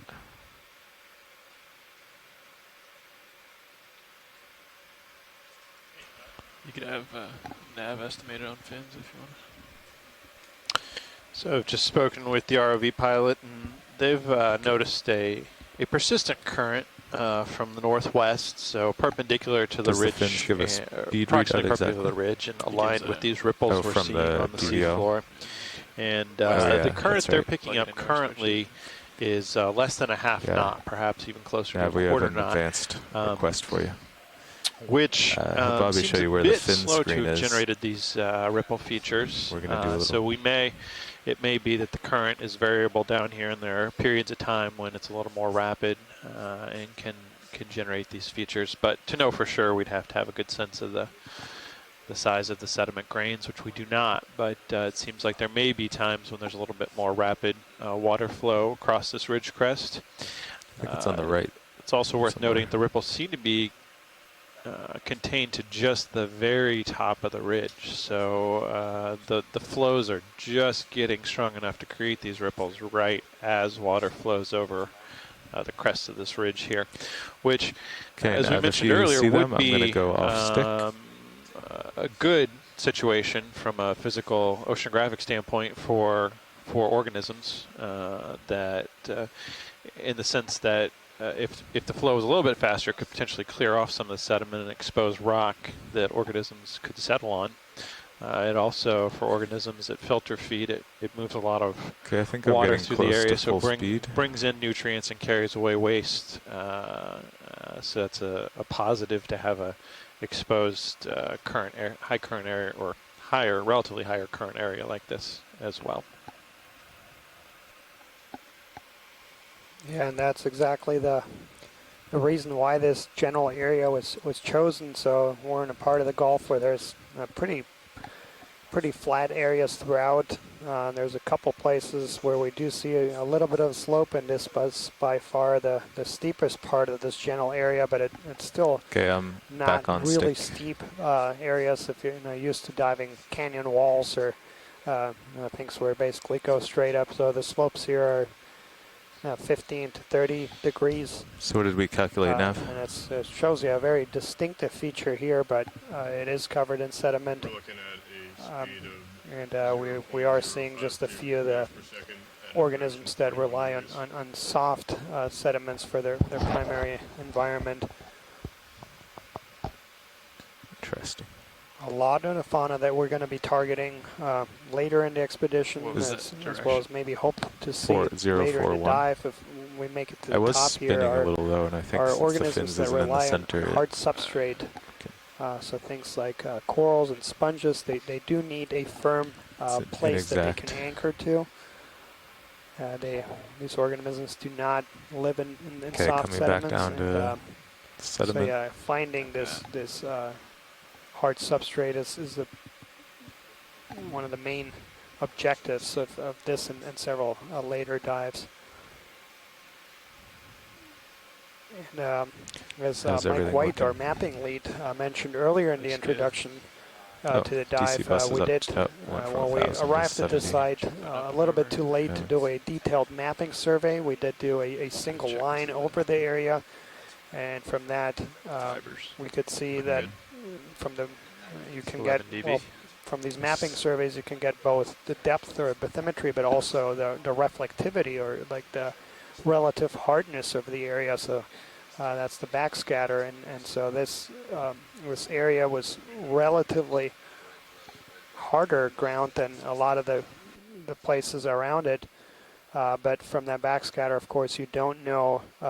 You could have some fine sediment on top of hard ground, and that's really hard to distinguish from those types of mapping surveys.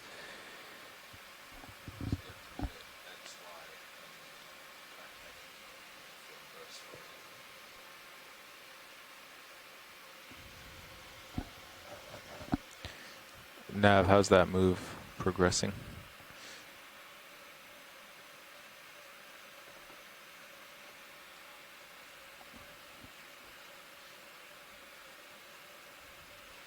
Yeah, but for those folks that also have been We should be just joining, about done, but I have not received the confirmation Norship's yet. Okeanos Explorer dives now the There's last probably a several lot of years. traffic up there. They might not always The last 3 years in the call in, but you've got a good the measurement there. Pacific and the Central Pacific, and targeting a lot of these volcanic islands that are relatively What do you young have this geologically slope at? and really Still steep. 270-ish? And for those folks that let's might have see. joined the last expedition in the Gulf of Mexico 2017, where Yeah, it went pretty much. through a lot of places in the Gulf of Mexico, it was very clear that the Gulf of Mexico is very different. It's a lot more sediment, and we don't have really steep slopes with the exception of the West Florida Thank you, escarpment. Bridge. The move was just completed. Copy that. I'm okay for another move. I expect it to get a little more south here pretty soon, but if you want to do 40 or 30. Yeah. Maybe to get you a little farther to starboard, maybe 275 or something. Sure. You keep seeming to. Yeah. Sure, you Go want to that do way. 30 then? Or we could do another 40. That's fine. Either way. 40, 275. Mm-hmm. Coming up with you.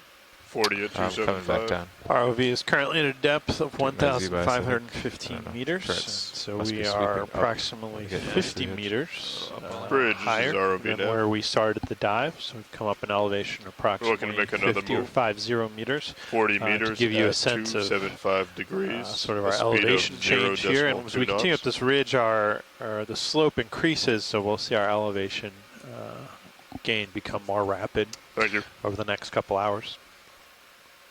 That move has been called in.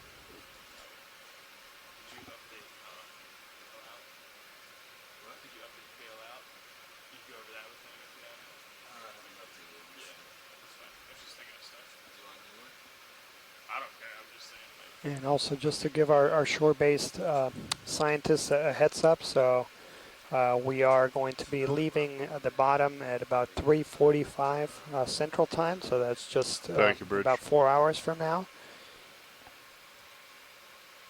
And next couple days, the weather does look good, and the plan is to head towards Perdido Canyon. That was a major goal for the last expedition that unfortunately the ship was not able to get to due to weather, and so we hope to on this expedition get there, and we hope to dive at Perdido Canyon on Wednesday, and tomorrow we'd be targeting an area between right in the middle between Perdido and here. There's a couple places where habitat pilot suitability camera, models check the that were developed by new hydraulic installation. folks at the Sure. NOAA's National Center of Coastal Ocean Science that look at records of different species and then correlate that Is that to on the environmental checklist now in the morning? variables like temperature, depth, I think substrate. Video, let's zoom on this. And those models that were developed several water years column ago object show here. right in between here and Perdido Canyon a couple places where we see a lot of suitability for deep sea corals. And there we have a Tino-4 or comb jelly. Coming back to it.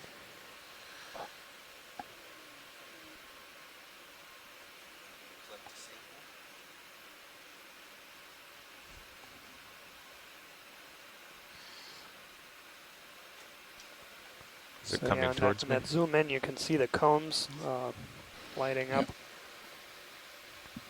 Driving along the seafloor.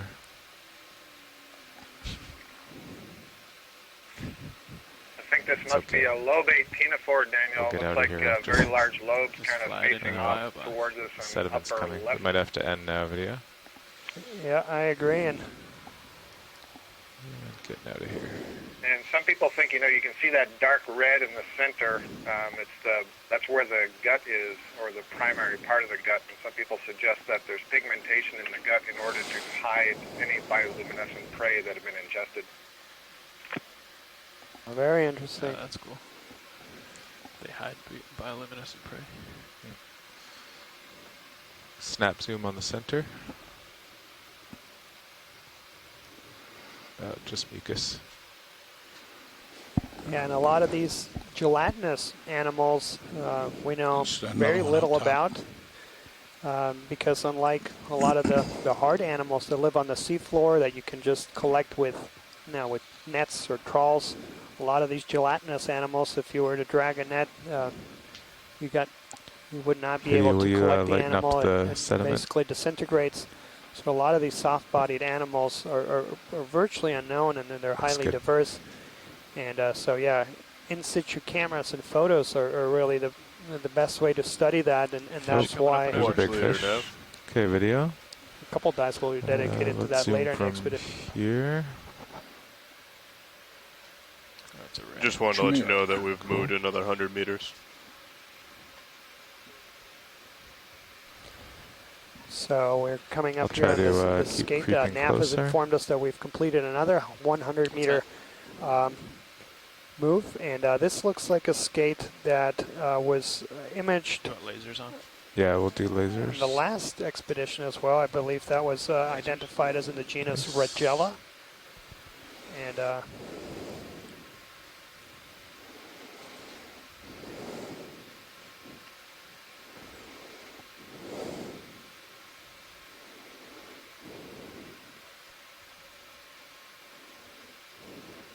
okay, you can do lasers off. Lasers off. And reminding folks out there that the lasers are approximately 10 centimeters apart. It looks like this skate could be approaching almost a meter long. So quite a large specimen here.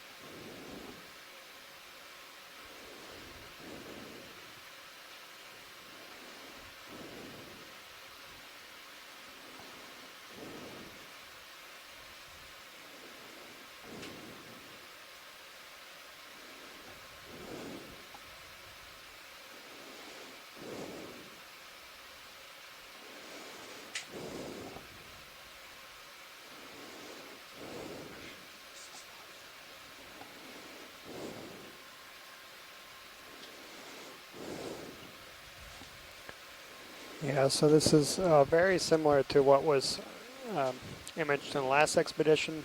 Now it's tentatively identified as a Rogella purpureventralis.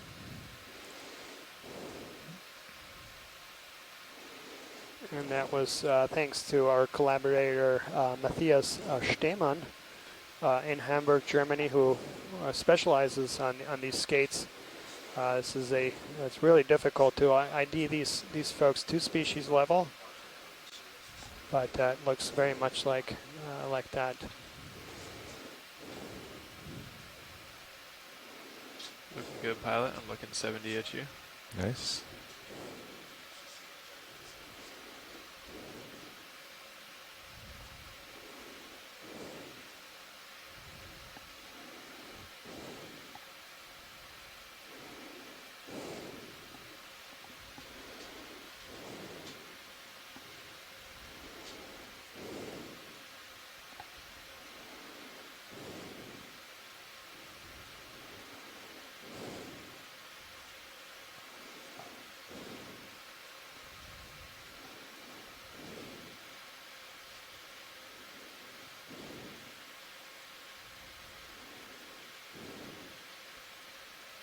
Okay, video, I think we should let him go.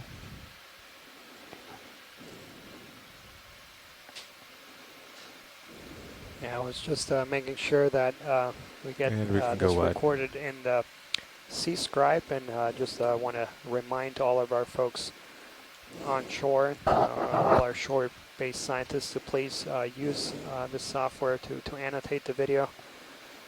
So just for the general public, so that again, this is a skate that's in the genus Rogella, and the closest species is Rogella purpurentralis. I believe that last move is just. This is in the same kind of group that you have the sharks. So these are fishes that do not have a bony skeleton. Copy that.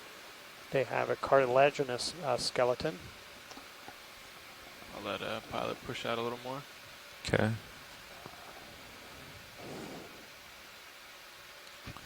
Video, will you go full wide again?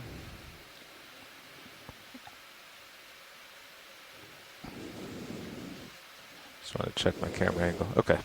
So I'm looking 240 at you now, and I think you're where you want to be, right? Yeah, I just got recentered. Okay. So you want to maybe do move a little more south of west, like 250, something like that.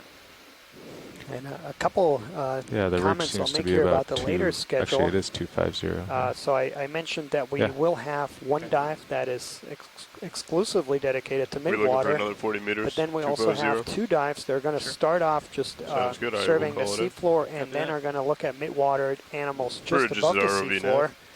And this is something that shore-based scientists that work on these 40 meters midwater animals had noticed that in similar dives in the Pacific in the last 3 years that they actually saw a lot of these midwater animals in close vicinity to the seafloor, but just off the Video that's going on this jelly. And so that is why we'll be having two dives later in the expedition that are going to basically be serving these midwater animals just above the seafloor. And yeah, this is a general area and a general group of organisms that has been largely understudied, mostly because they're so difficult to study because they are gelatinous and fragile.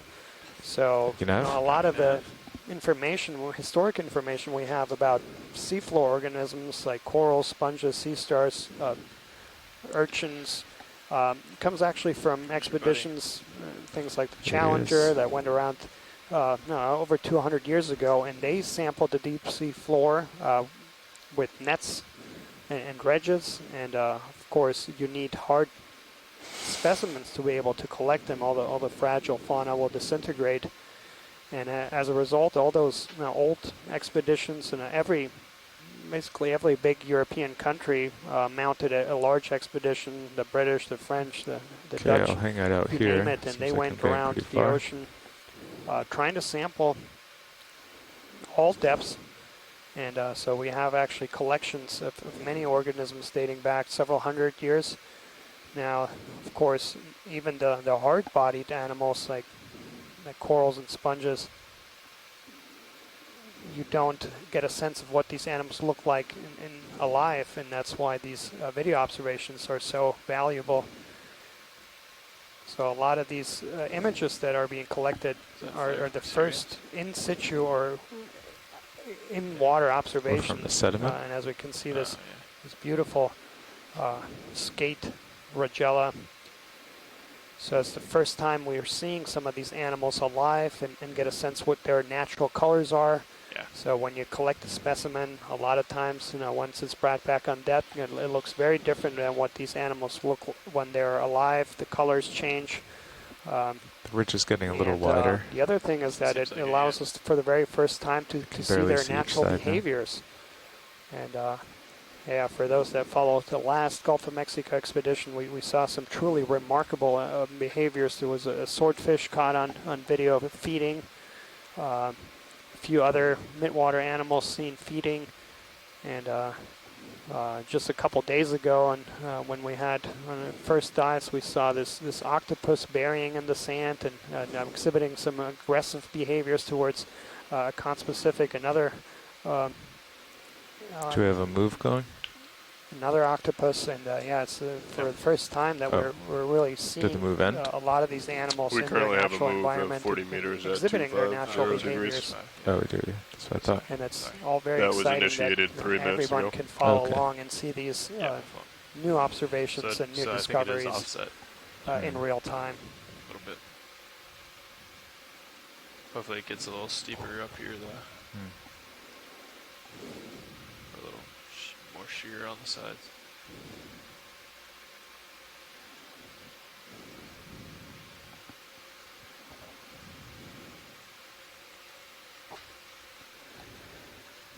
Can you zoom out a little bit now, if you don't mind, on high pack?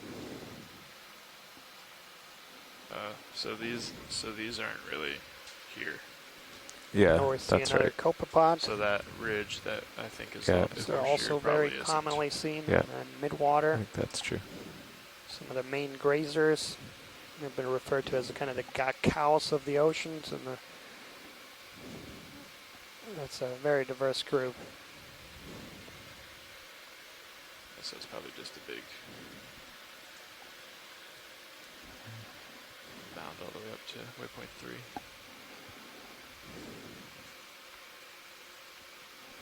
And a lot of these Okay, I kind don't of seem as stretched out now. I think you're moving. things we see by. So we did see What's a that? lobate I don't seem as stretched out now. I think you're comb moving. jelly earlier, but it looks like a few of these are also look like the house of a larvation. Yeah, we're definitely moving. So these are free-swimming solitary tunicates, and a lot of times you can see the house parts We of appear their, to be their about body 20 meters into the 40 meter move. in the mid-water.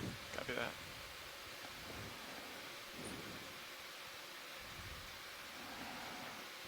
Yeah, at this depth we don't expect much of a delay from the ship once it goes, so. I've probably been moving for a little bit.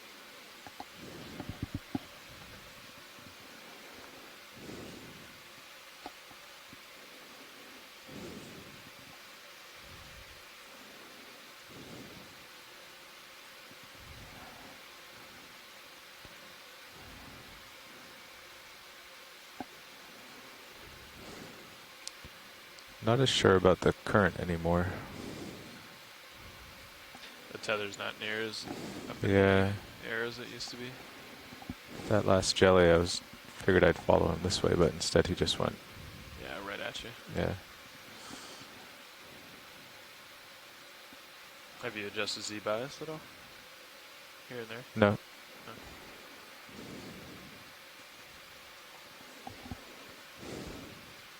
Let's see.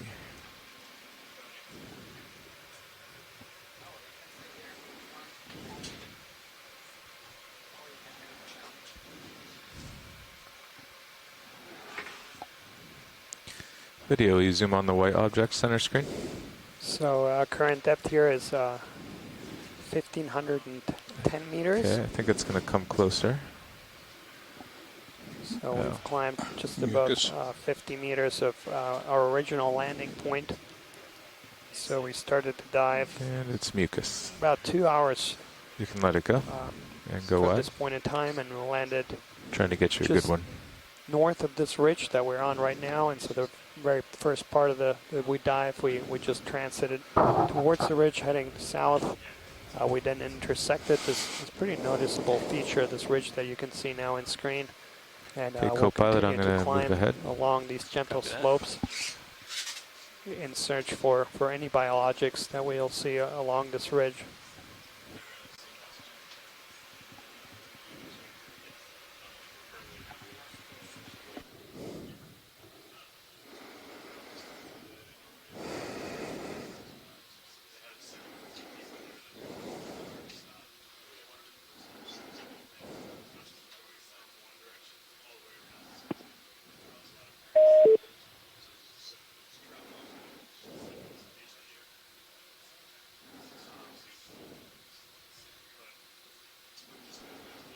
Thank you, Bridge.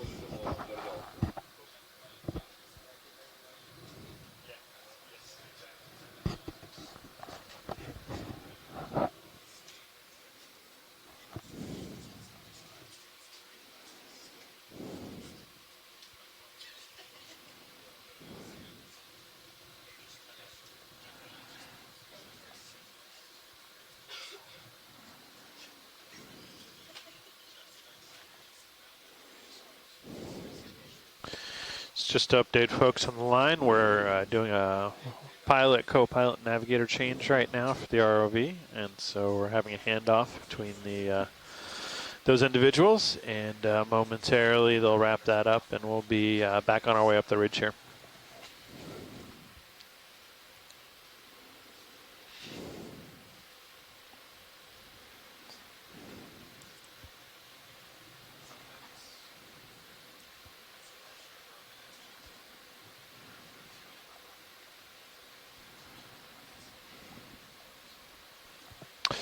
As we look at this ridge feature here, it's important to think a bit about how we understand the bathymetry of the seafloor. As many people listening know, the Okeanos Explorer carries a multi-beam sonar which allows it to map the 3D shape of the seafloor and also backscatter, as Daniel mentioned a little while ago. Additionally, in many of the locations of the Gulf here where the Okeanos Explorer hasn't had the opportunity to survey, we partner with BOEM, much as we partnered with them on the shipwreck work. BOEM has recently produced a high definition or high resolution map of the bathymetry. That is the shape of the seafloor in the Gulf of Mexico. And that has been a data source that a lot of our scientific community has used as sort of a first round of identifying potentially important or interesting dive sites. For instance, Heather Olin's group, Dr. Heather Olins from Boston College, her group, relied on that bathymetry in their selection of the area we're diving on today.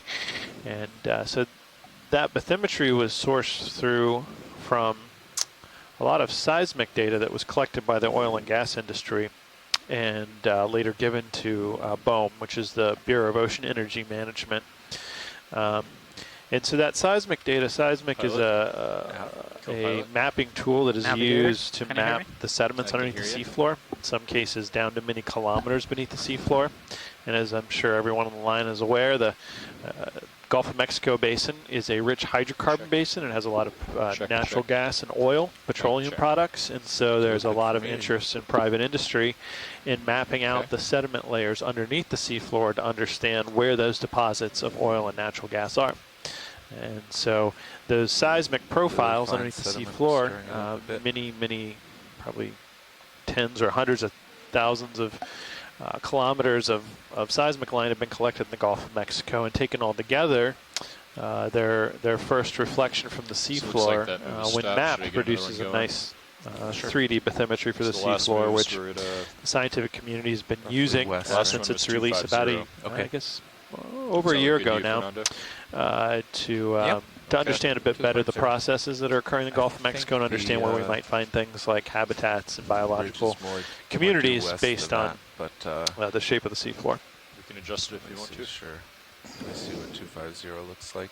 Are we still seeing a ghost back here? Or is this D2 or is that D2? D2 is in front, so that's probably a ghost. Okay. It's 250. That's off the edge a bit. Okay. Let's go 270. 270. Does that work for you, Fernando? I have to turn. I'll do 40 meters. Okay. Oh, I've stirred up a bit of a mess here. All right, right there. I'm on 270. So yeah, as Adam mentioned, this really high resolution map that we have from BOEM. It's a really valuable planning tool that a lot of us use to planning these dives in the field and doing other kinds of science. 40 meters, bearing so that was put together by a large team at the Bureau of Ocean Energy Management, but one of their members, Cody Kramer, was really integral in putting all this together and in helping the larger scientific and management community through this work. Unfortunately passed away a few days ago, so our thoughts and to family and friends, and he will be remembered. Watch lead, is this a good time to do partner introductions? Thanks, Rich. All right, everybody, shore side. We just had a shift change at noon. Now we've got Dan Rogers as navigator, Dave Casagrande as pilot, Fernando Aragon and co-pilot, Bob Knott in the video chair, and Caitlin Bailey clipping highlights in the back. We're all with the Global Foundation for Ocean Exploration.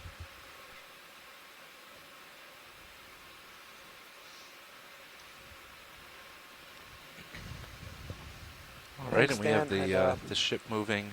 Yeah, just a couple of notes there. So for those, especially for those folks who might be joining in on first time on some of these dives, that this is really a really large team that brings you these go too much further. These images. So there's you're out pretty far.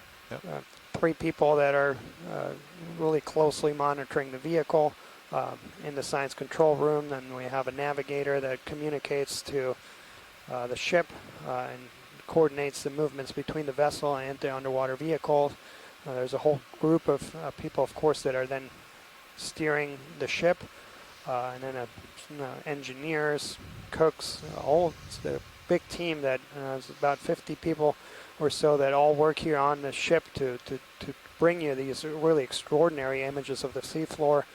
And that's just one part of the team, and then we have another team that's probably just as big, if not bigger, on shore that is helping also guide these missions and bringing you a lot of the associated tools, the data, and the high-quality stream. So it's a really a big team that brings you all these wonderful images of the seafloor.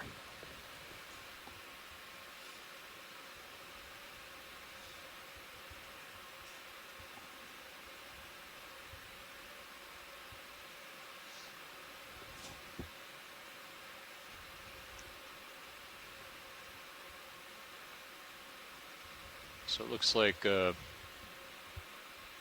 pretty light winds, pretty light currents, but if something were to happen to the ship propulsion, we would drift into the slope, so just be aware of that. Okay. If something comes up, we should come up off bottom. Sure. As quickly as possible. Okay.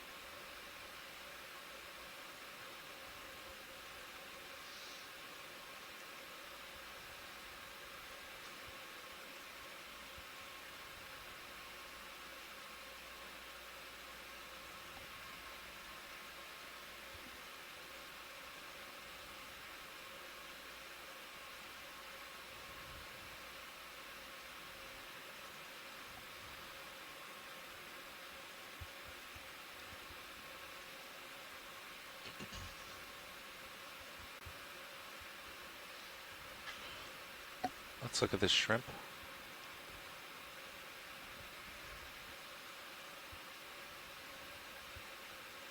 Come on in, video.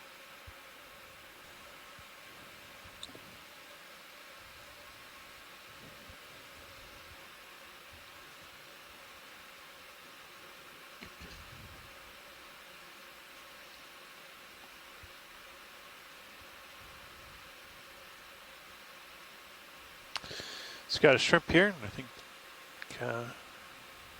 another, maybe one of these long, well, actually I'm not sure that is long leg shrimp, so I'll let Dan. Yeah, I'm browsing here through my catalog. It's not a long leg shrimp. Video come out. Let's leave this one. Stirring up dust.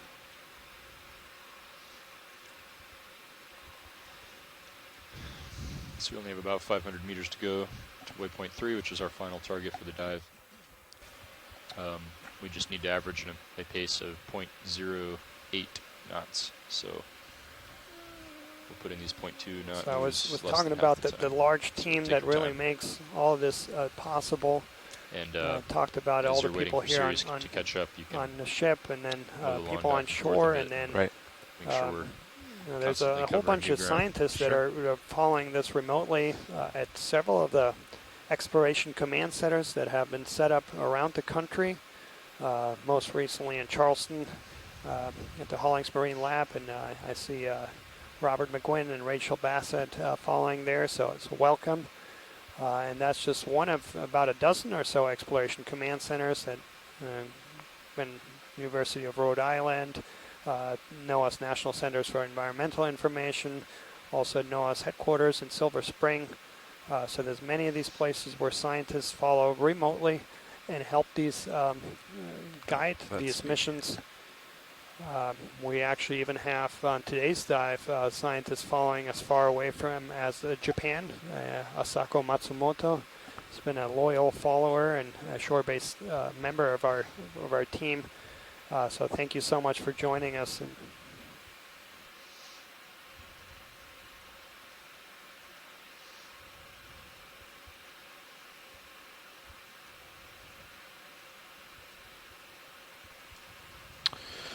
You notice we're seeing some more of these large burrows across the crest of this ridge here that we've been seeing throughout the day.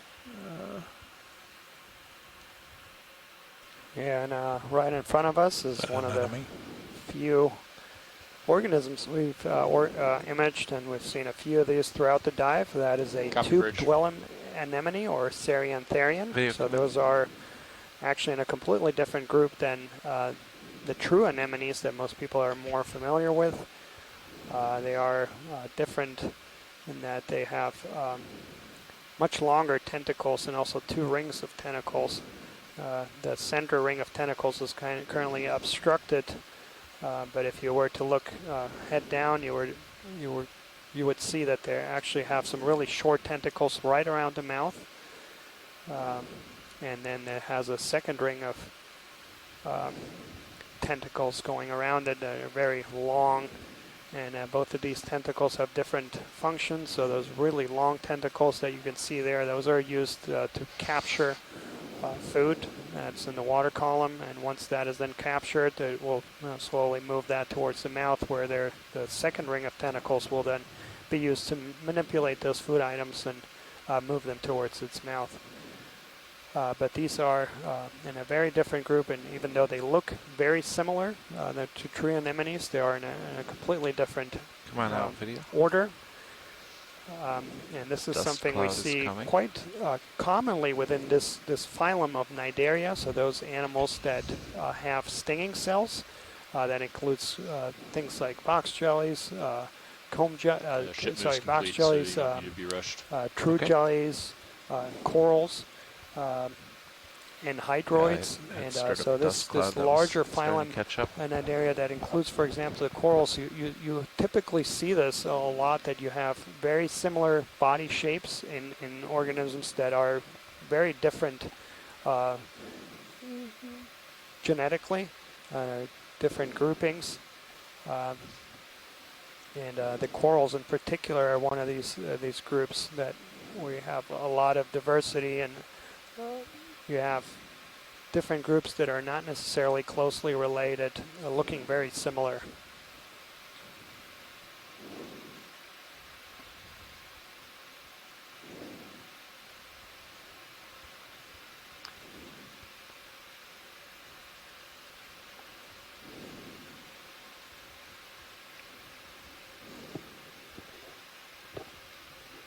Watch lead, this is Nev.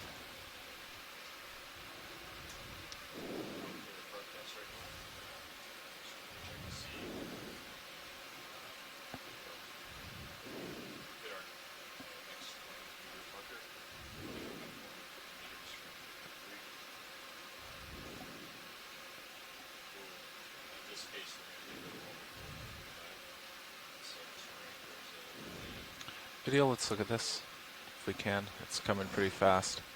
Come in.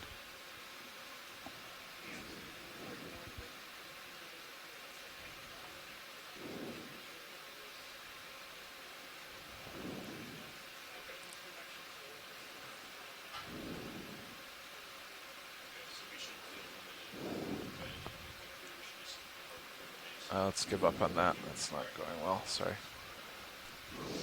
All right. Does 270 seem like a reasonable bearing to continue on? So yeah, we saw another polykeet there, and Yes. our navigator has just informed us that we covered another 100 meters. Sure. We want to keep up this pace. So this is our third 100-meter segment that we cover today. We'll keep moving. We are just about 450 meters away from waypoint 3. Okay. And we'll just continue going towards this waypoint 3, imaging, of course, any biologics that we see along the way. Another move, please. But at this pace, it looks like we'll get to waypoint 3 before the end of the dive. So after we reach waypoint 3, there's a second ridge feature that goes in the northwest-southeast direction. So we'll follow that towards the end of the dive. And again, we are looking up at end of bottom time is going to be at 3:45 Central Time. So we still have a nice 3.5 hours of bottom time. Very nice to be able to dive after 2 rest days that were due on weather forced rest days.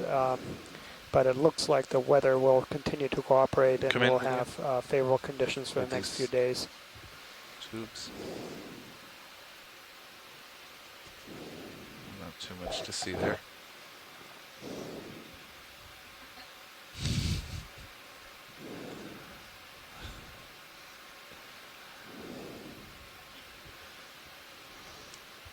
All right, I can come back out.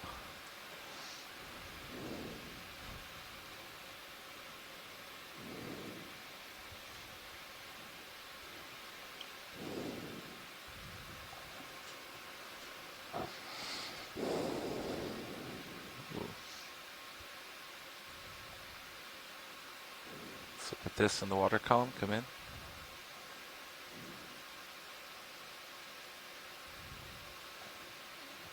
That's out of the light.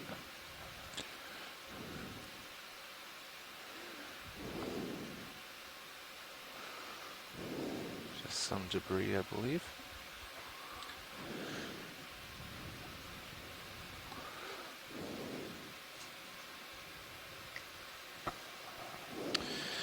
To provide a little bit more background on some of the geology we might expect to see in this area. As I mentioned earlier, this particularly rough topography and even this ridge we see here are probably a result of collapse features where those upward cutting salt diapirs reached the seafloor or came close to the seafloor and began to dissolve. As those pillars and ridges of salt cut up through the sediments in the subsurface towards the seafloor, one of the things that happens is that all the sediments they cut through get tilted upwards along the edge of the salt. And that's important in terms of the hydrocarbons or petroleum resources that are in the Gulf of Mexico, because as those sedimentary layers get tilted up, any oil or natural gas that may be in those rocks and those reservoirs will move upwards towards the salt. And so oftentimes oil and natural gas reserves can be concentrated along the edges of these salt ridges and salt domes underneath the surface, that these diapirs that we spoke about a little while ago. And so that makes them, of course, areas of high interest for the oil and gas industry. It also means that we can have some natural phenomena that happen at the seafloor. Places where natural gas escapes the seafloor, we will have natural gas seeps, where they come out at the seafloor, and oftentimes those seeps host seafloor communities, chemosynthetic communities of life.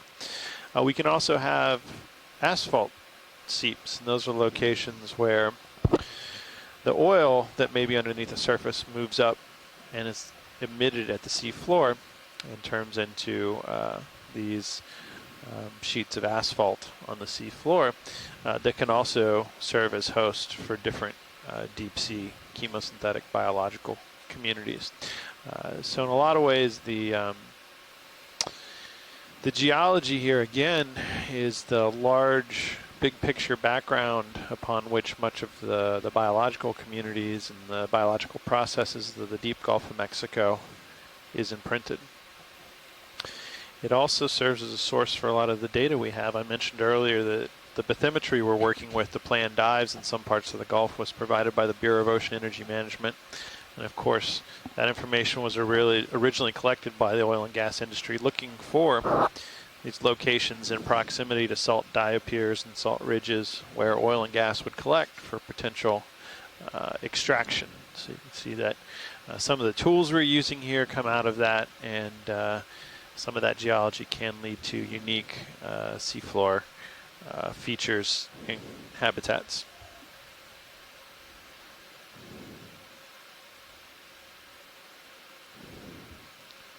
Video come in partial.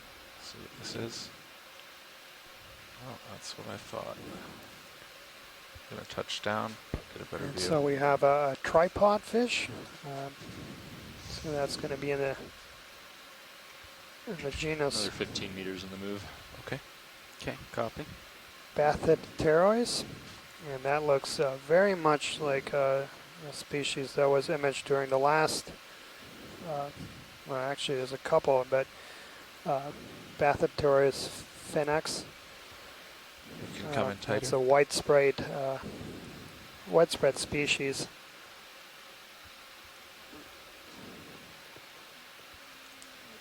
And these are very distinctive group of fishes, so they have these adaptations in that part. Some of their fins are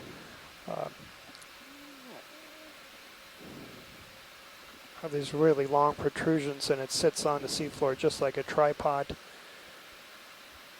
And some of the best images we have of images are from these tripod fishes, and that's of course because they don't move and they're easy to capture on video. They also indicate the current direction, which is very nice of them.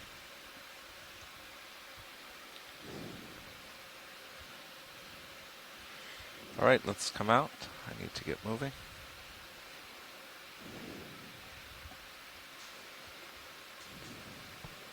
So yeah, it looks like that species, Bathypterois phoenix, widespread species that was imaged at several previous expeditions by the Okeanos explorer, including in 2015 when it spent some time in the Caribbean, and also in the last expedition to the Gulf of Mexico.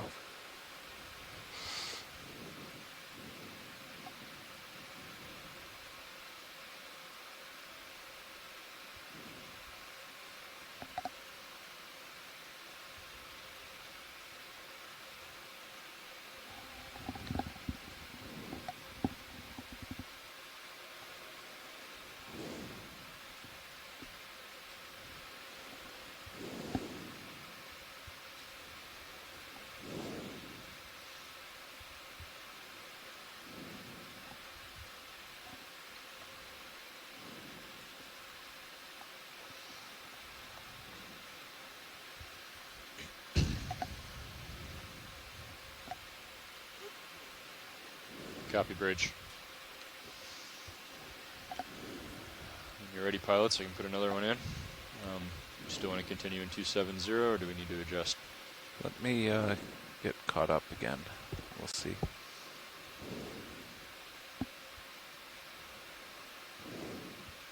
Something in my camera here. Yeah, I see that. It's like a squid or something.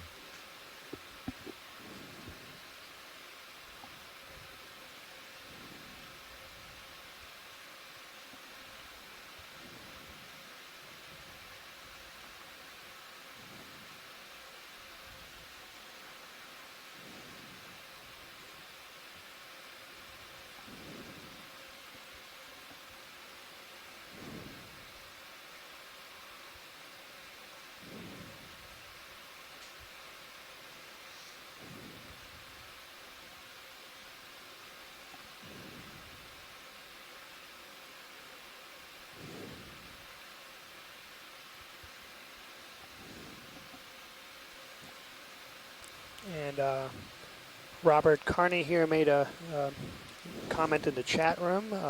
So the area that we're diving on actually doesn't have any name There are no underwater features This is that roughly have names here. uphill. The only way people have been referring to this is using the Back lease to block, and 250 this you is wanted, yep. Green Canyon All right. GC973. And this is a lease block that was actually leased from 2004 to 2014, but it's now no longer under lease. We are quite a ways offshore. The closest point of land is close to 300 kilometers to the north. We're actually 40 meters, just that's 40 due south meters, of Lafayette bearing in Louisiana. 250 at 0.2 knots. So thanks, Robert. That's correct.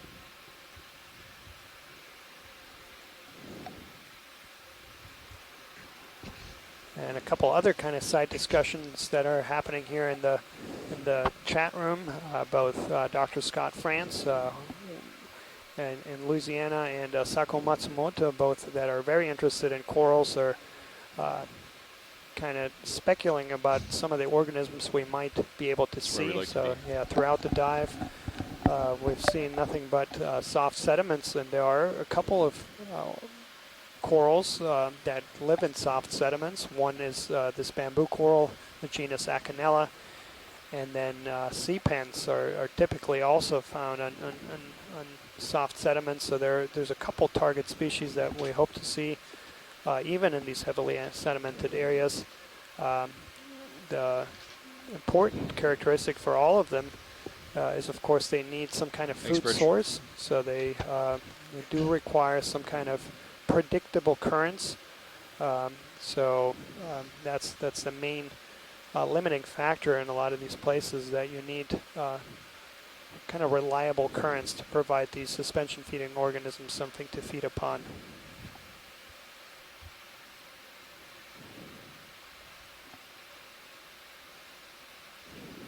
Along those lines, Daniel, I noticed that the ripple marks are gone from this particular area compared to what we saw further down the slope, which suggests perhaps over the long term the currents aren't as strong here.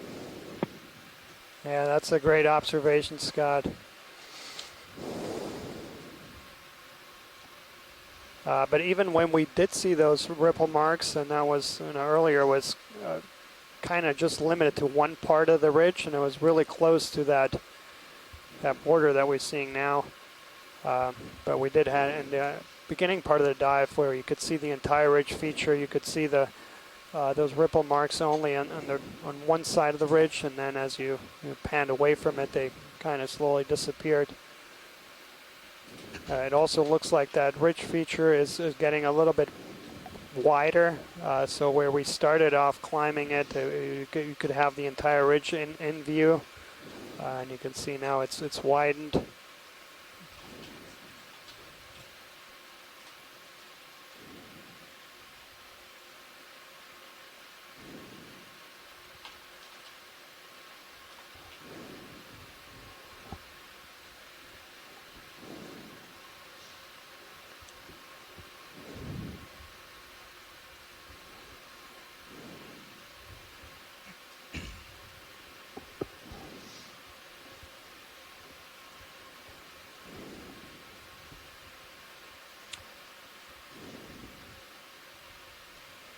And there at the bottom of the screen is another one of these tube-dwelling anemones. Those are not true anemones, like I pointed out earlier. They are in a completely different order, the Cereantheria. And we did image quite a few of these earlier. So far in the last 3 hours, in terms of animals we've seen, a few long-legged shrimp, tripod fish, a couple anemones, a couple Cerantherians, and we got some really spectacular imagery of this skate, Rogella. That's a species that was also imaged on the last expedition, but we got some really nice footage of it swimming. That was tentatively identified in the last expedition by Matthias Stemann, who specializes on this group, as Rogella purpureventralis, or purple belly. And yeah, because of that very distinctive purple coloration.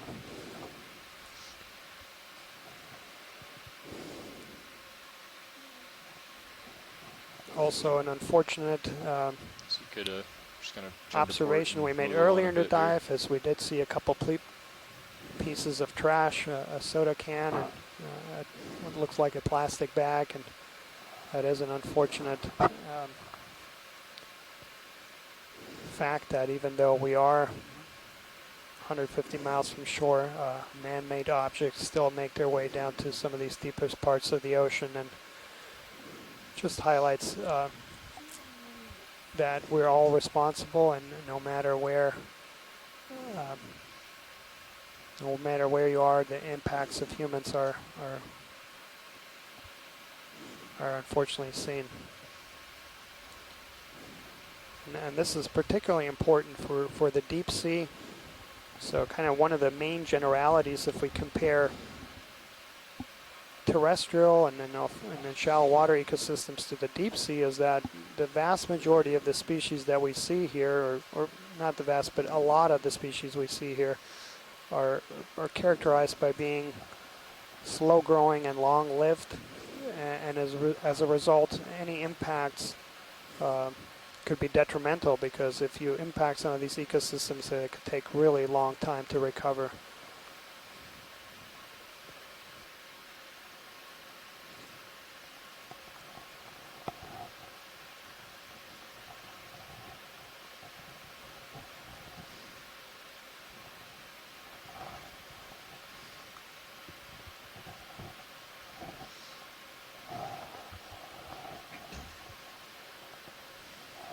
So our current depth here is 1,500 meters, and we'll continue climbing this feature. It is going to flatten out another 20 meters or so.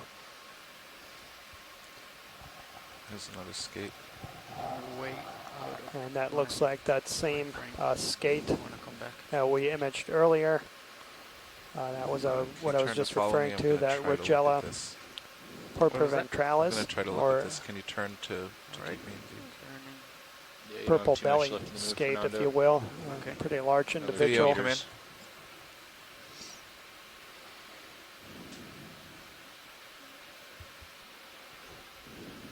I'll get closer.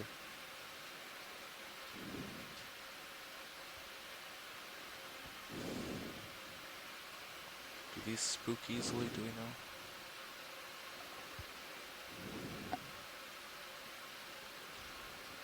Go bridge. That's fine, go ahead and do so. Thank you.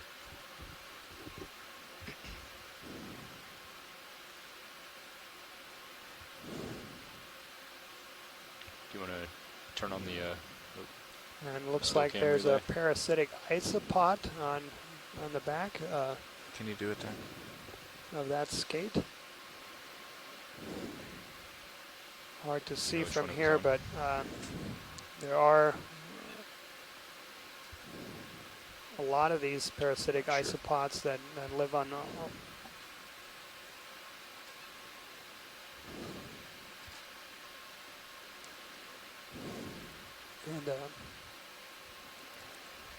so yeah, there's the request here for lasers. We did have some good images of this very individual earlier in the dive. And this is a particularly big individual. So yeah, those lasers there are 10 centimeters, and Adam had estimated this about over a meter in length.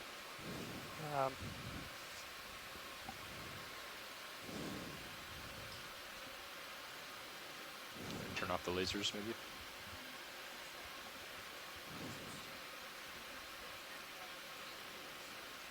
Is that range about right for the still cam? Probably move in a little bit more. Okay.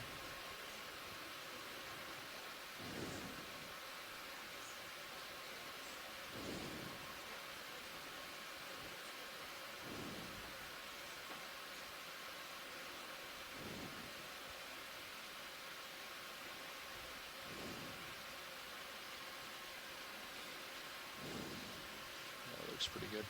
That range. Okay. Maybe come down in altitude. Okay. trying to get more of a side view. Yeah. Watch your altitude, Fernando. Yeah, I'm not getting anything on any readings. Yeah, on the sonar, you can tell you're within that 12.5 So meter. as I was mentioning contour. about the kind of the larger terrain here, so we're just shallower than 1,500 meters. We got about 20 or 25 meters or so to climb to the top of this feature. And at that point, there's another kind of ridge that goes in the northwest southeast direction, and once we reach that point, that's the direction we'll take for the remainder of the dive. Okay, standing by. Thanks.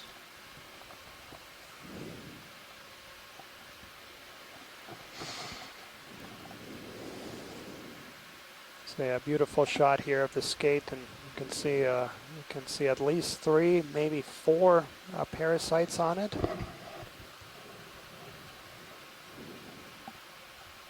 Yeah, you can see in the Sirius camera where your light pool is focused.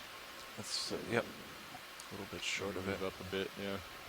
If I come up again, I'm probably going to stir up a lot of sediment. Okay.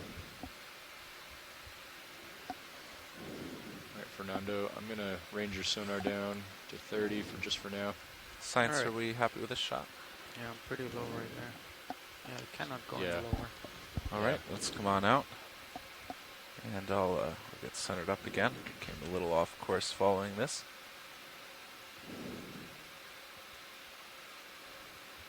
There he goes. Yeah, why don't you come back towards Sirius and you can come up on the winch. Can you hit that relay for me? Sure. It's bank 1. DSC, got it. DSC bank 1.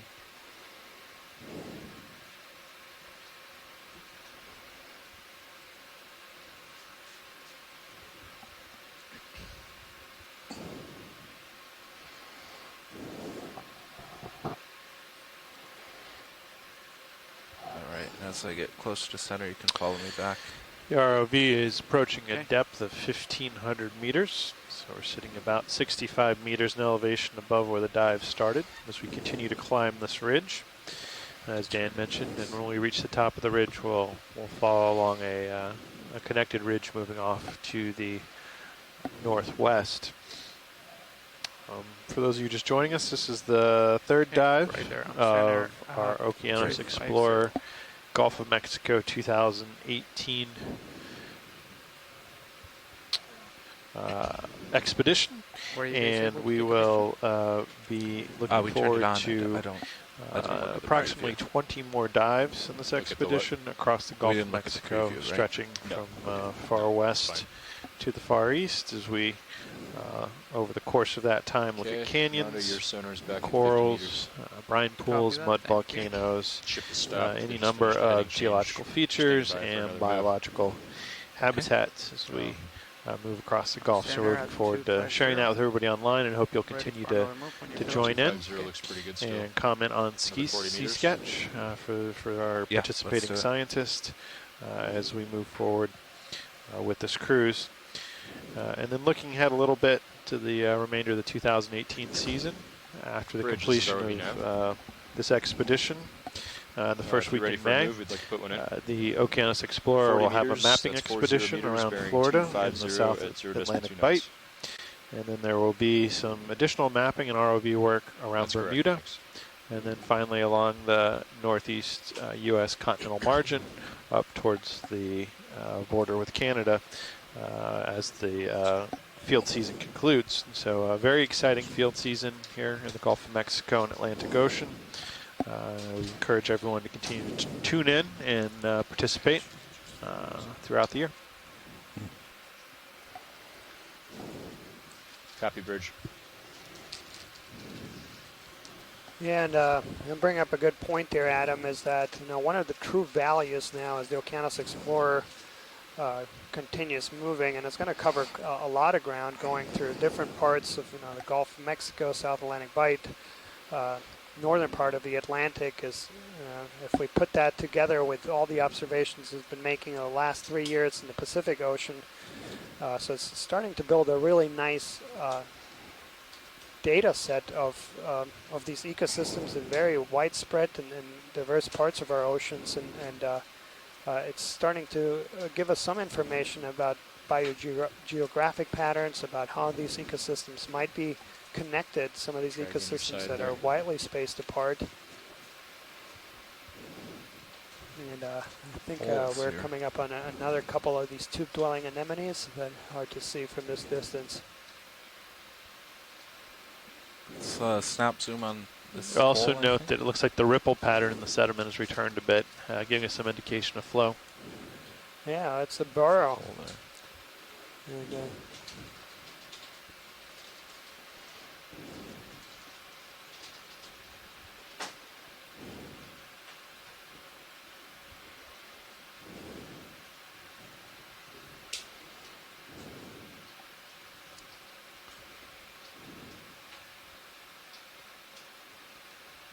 don't think anyone's home. Big dust cloud coming. It's hard to see, but it looked like there was a polychaete worm inside there. That animal is, of course, not responsible for that large burrow, so there's probably something else in there that created that.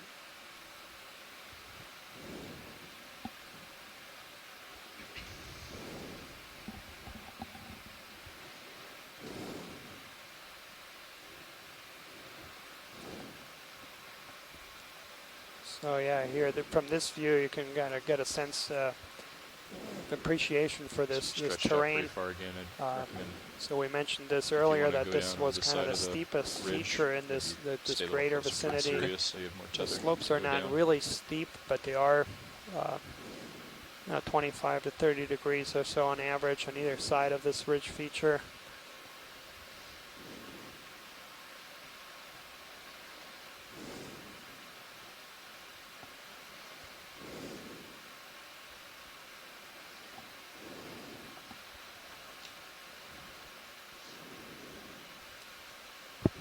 And then also a couple comments for those folks that were kind of tuning in for the first couple dives, so that the first two dives of this expedition were dedicated to archaeological targets.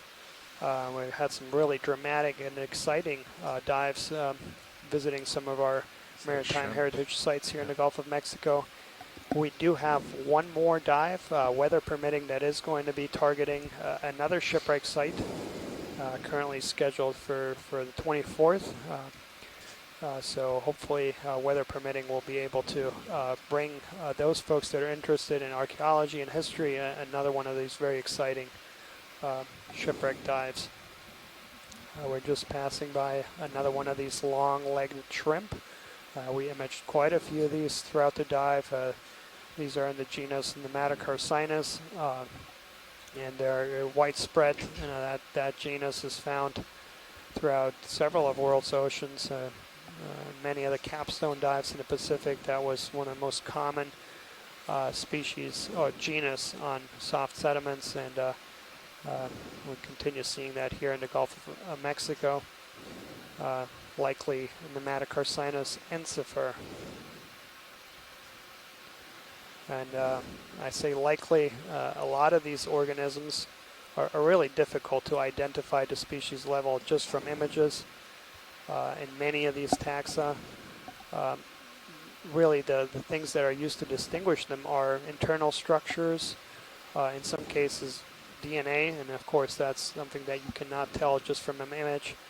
And this is why samples are very valuable to science, and we hope throughout this expedition we will be collecting some biological and geological samples on some of these dives. And this is a continuing on protocols that were started in the Pacific, so we hope to collect 2 or 3 biological and geological samples per dive. And these samples are focused really on trying to get either a species that might be a new species or a new record to the region, or that might be particularly common in a location but not yet identified. And so we will be taking requests that kind of talk to those points, and then of course geological samples as well, so rocks going along those. lines as well.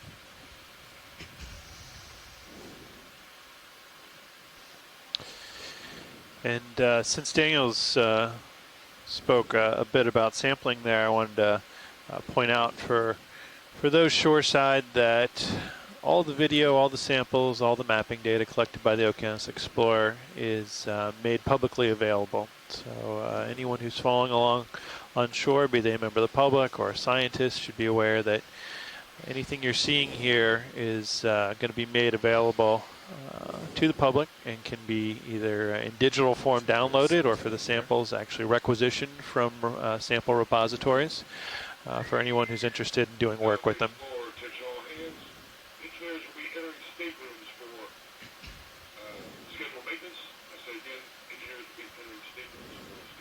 Gonna land and then we'll come in on this. Okay, come in.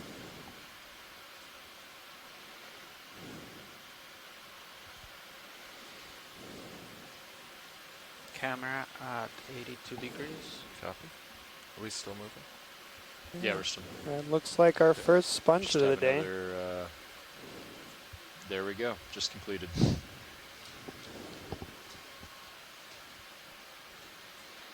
Can't see too much detail from this angle.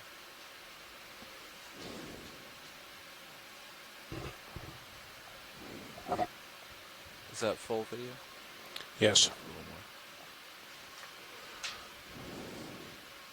And watch lead, this is Nav. We have reached our next 100 meter target.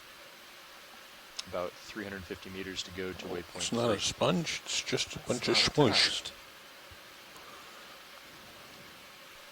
So yeah, our navigators informed us that we have completed another 100 meter segment. As we see this sponge. Now sponges are of course attached to the substrate, and this has become loose. So hopefully we'll see some potential substrate further up the slope. You know, for the general public, sponges are the simplest of all animals. They're an incredibly diverse group. There's way past 10,000 species of sponges that found in the marine and freshwater ecosystems. They're some of the simplest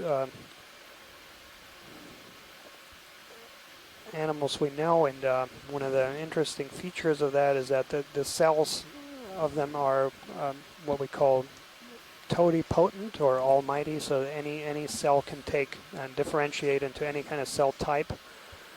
They don't have any tissue systems or organs in other animals, but they have a sponge-like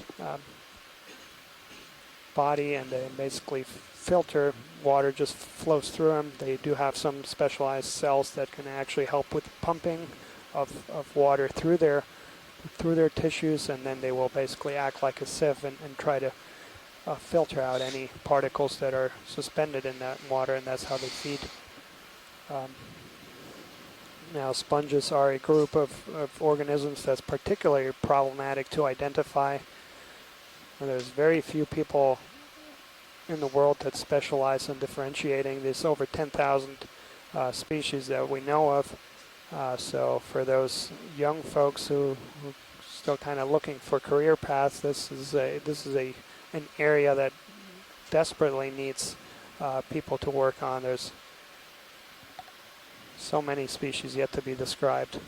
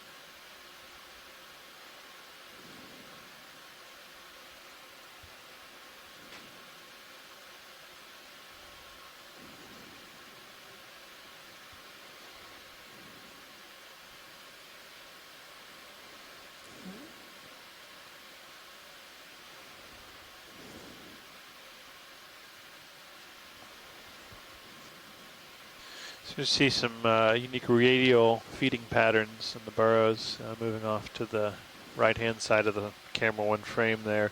We've seen, as we've moved up this ridge, a couple different locations where we've seen sort of large-scale radial feeding patterns. You see sort of those trails on the seafloor stretching out in all directions from a burrow, indicating the path the organism that lives there is taken as it's stretched out from its burrow across the seafloor, likely seeking food.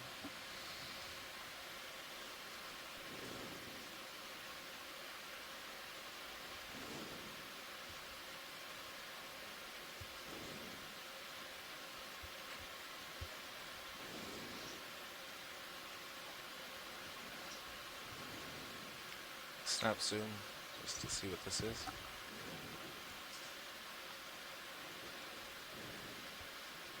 Oh, I don't know.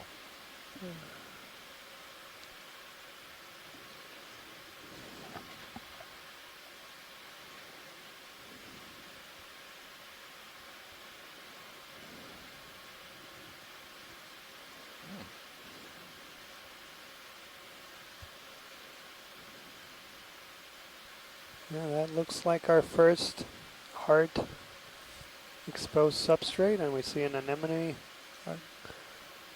growing on that. So this is again to the point I was trying to make earlier, that they're different than the tube-dwelling anemones. You can see the much shorter tentacles, and that would also just have a single ring. And there's, I think, like the... Do you have any more zoom?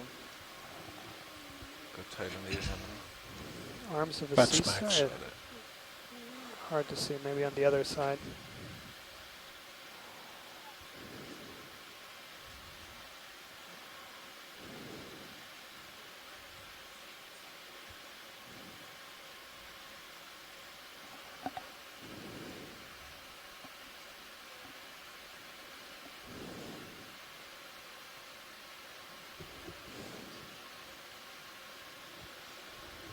Want to get lasers?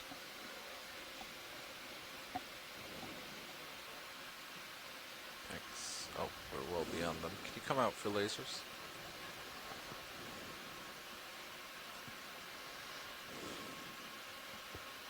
A little bit more. There they are. Pretty small.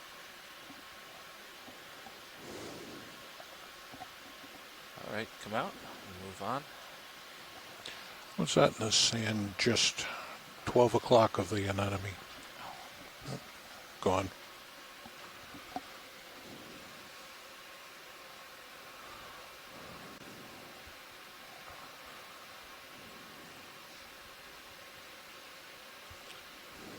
We can start moving at any time.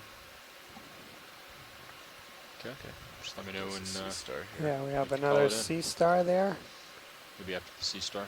Sure. Try to get a quick zoom on them.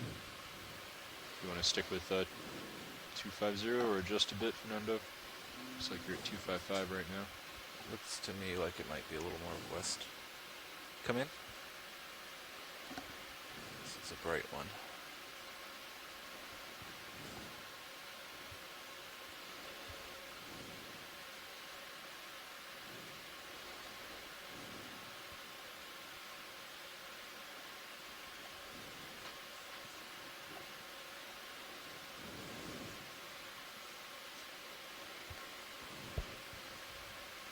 So I believe this is going to be also in the family Goniosteridae. I don't know if Chris, if you're watching.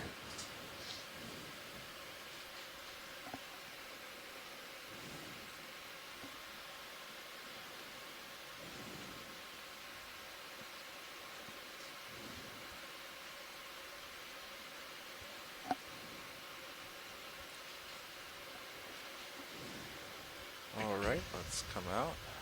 Oops. That central disc looks a little bit inflated, so I wonder if it's recently engorged a meal.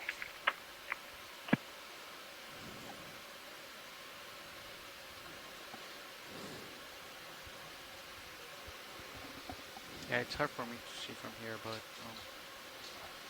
yeah, it's Try 260 getting maybe. a lot wider.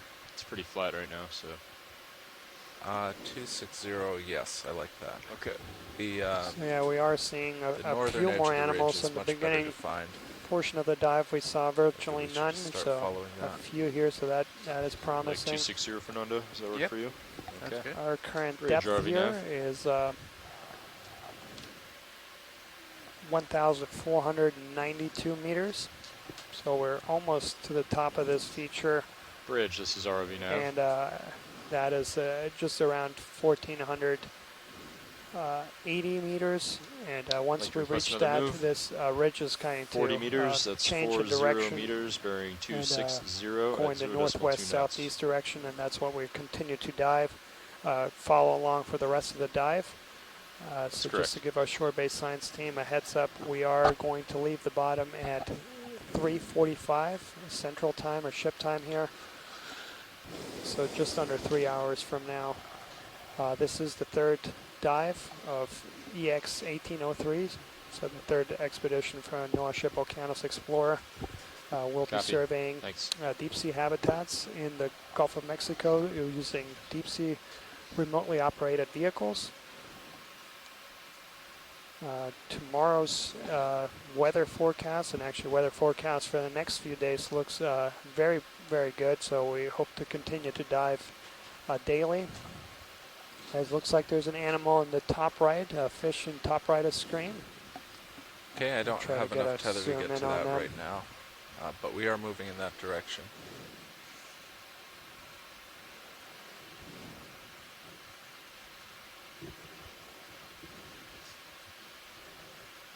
Maybe turn and take a quick snap zoom as it swims away. Sure.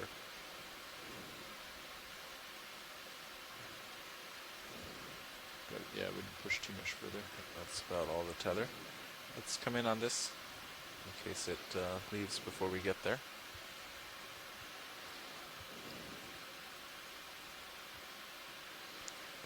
So this is another one of these in the family Halosauridae, or salt lizards, or lizard fishes. And there's two genera that are quite abundant at these depths, Aldrovandia and Halosaurus, and they're distinguished by the presence or absence, respectively, of these scales on their head. So that's what we'd need to try to get a genus level ID.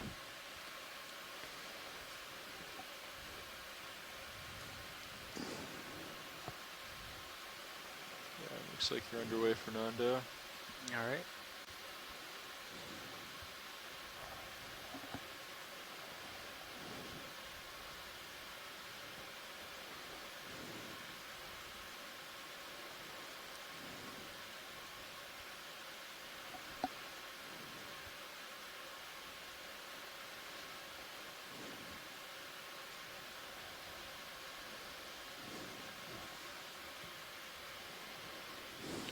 A video come out and I'll try to get closer.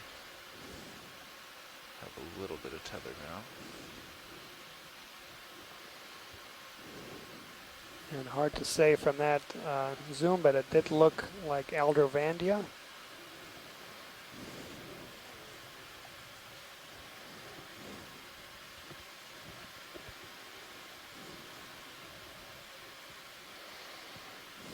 Oh, what's going on, Fernando?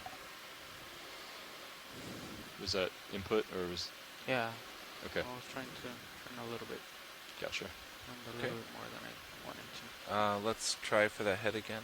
It was 260, right? 260, yep. Okay. Just make sure the motors weren't running away or something. No, they're not. It really doesn't want to show me its head.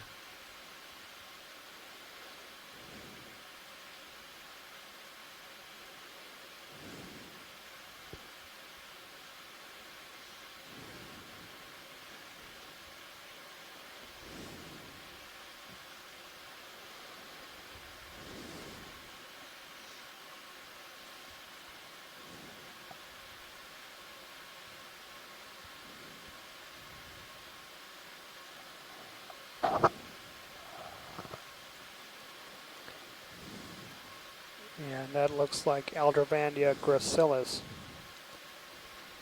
one of these species that's also widespread. And we did get some good images of that species on the last expedition. Tail motion.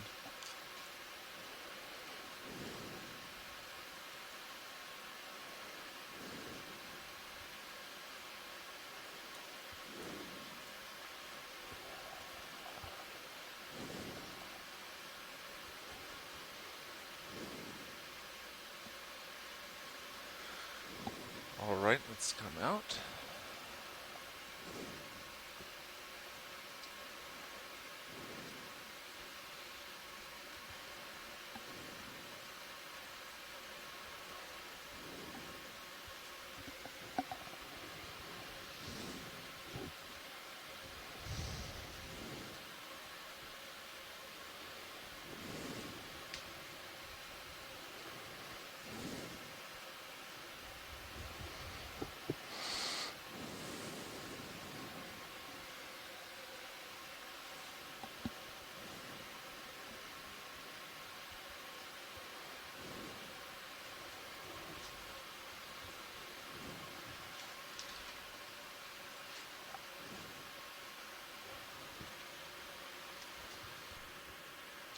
Bridge, ROV nav.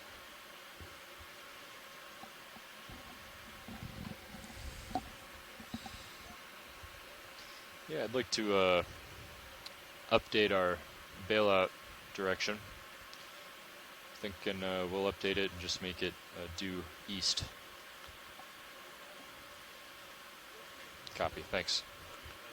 Is this some more hard sediment or hard substrate?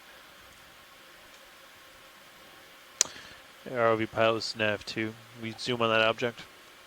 The one in the middle of the screen? Not nav 2. Watch lead 2. Okay, let's come in. Oh, there's a big cloud coming. You got a cloud coming. Sorry, watch lead. Were you talking to nav or? He was talking to me. Pilot? Okay, gotcha. Sorry, nav, my mistake. Talking to pilot.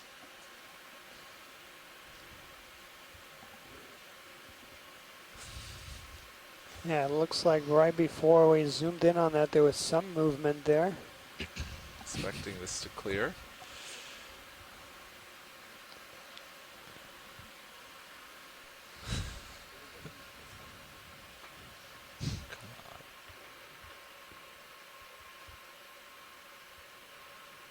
This is a very soft sediment. If you touch it, you get a big cloud like this. So yeah, this gives you an idea of the softness of the sediment. So this is very, very soft bottom habitat. Looks like that move is just about done. So, so this is just meters, the second piece of potentially some harder I've buried it. substrate. So we see once again an anemone, looks like. Or a shrimp. No, that's a shrimp. Sorry.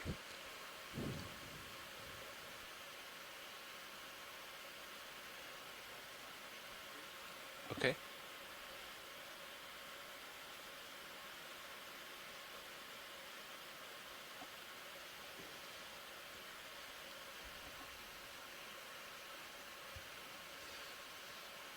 Do we know what the material is on this hard substrate?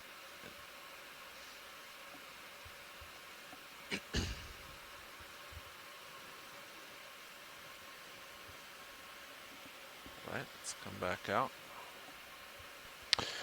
Yeah, so we've got a shrimp there on some sort of hard substrate. It's a little hard to identify what that material is right now. It looks maybe oxidized, a bit like some of the ferromanganese oxidized crust we've seen in the eastern Gulf of Mexico, but unclear exactly what that material is or what its source is.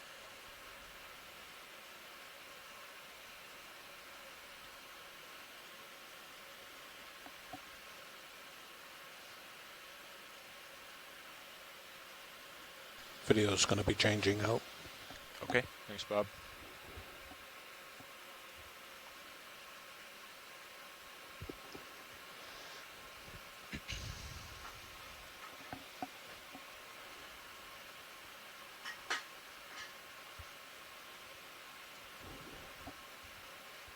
Looks like that move's complete.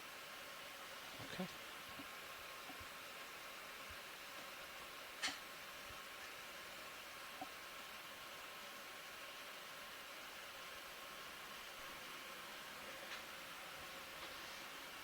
Might want to come up a bit, Fernando, as he comes under you. Okay.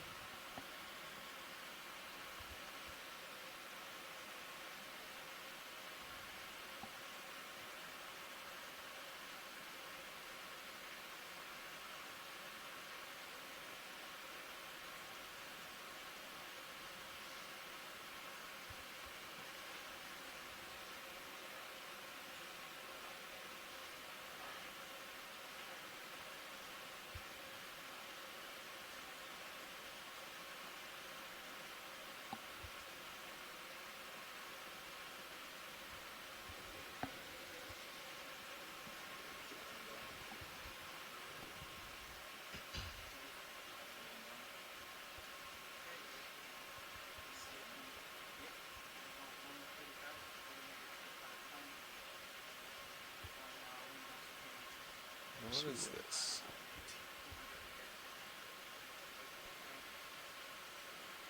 Pilot watch lead 2. Go ahead. Go ahead. Can we just zoom real quick on that depression? Sure. Video come in on this?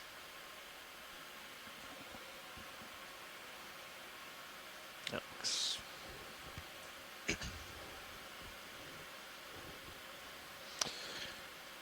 all right, thanks so much. Look like there might be something down in there, but it looks to be empty.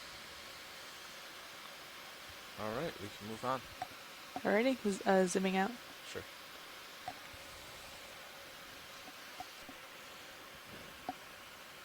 And that one wasn't even me.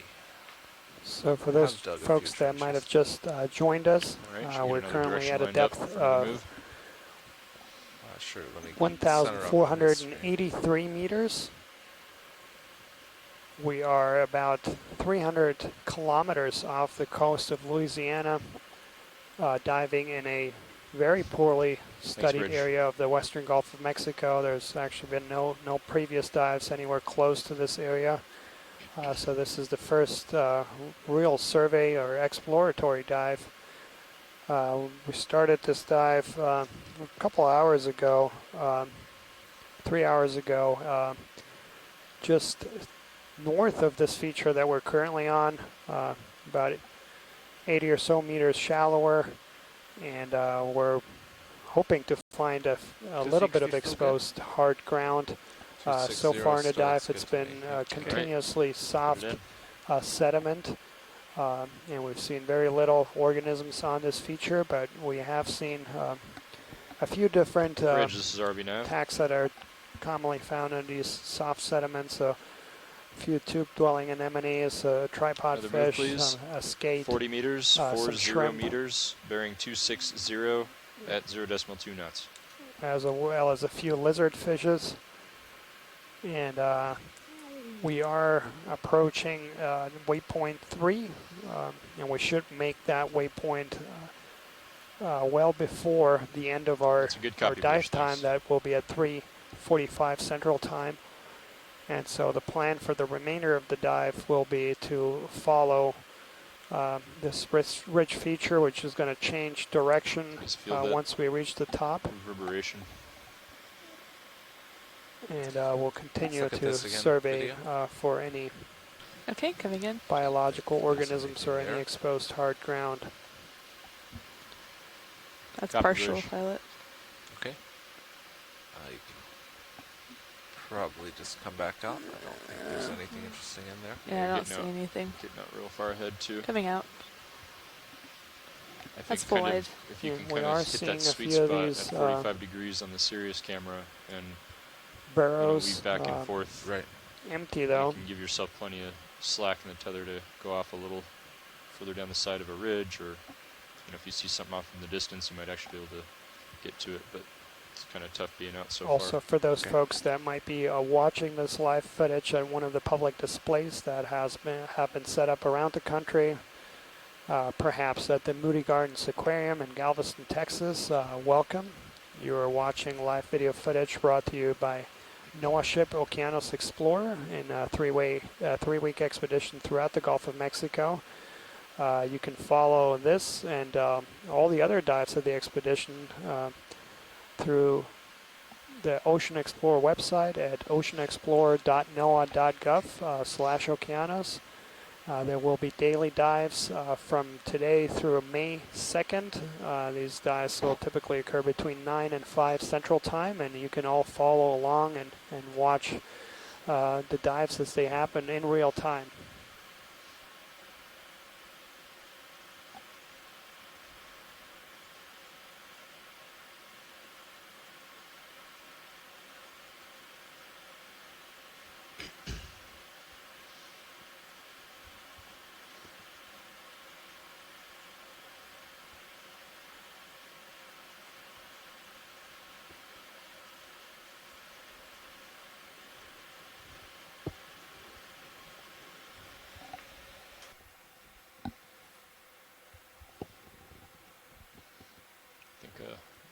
Have Fernando jump in at 115.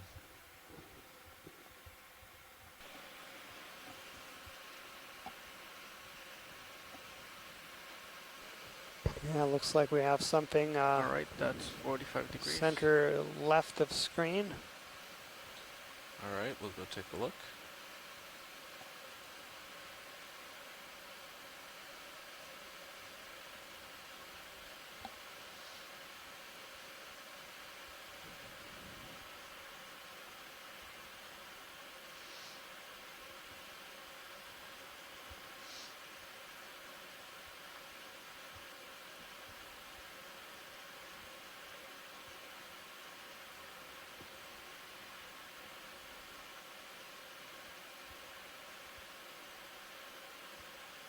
Come in. Okay, coming in. It's partial. It's different. It's sarcasm. Yeah. And that looks like another A little more. So. piece of sargassum seaweed. Very common to see these floating at the top of the ocean, but these clusters do descend to the seafloor. That's of course not their natural environment. These organisms do rely on sunlight. But these patches of sargassum are important to transport organic material down to the seafloor and do provide food for organisms at depth.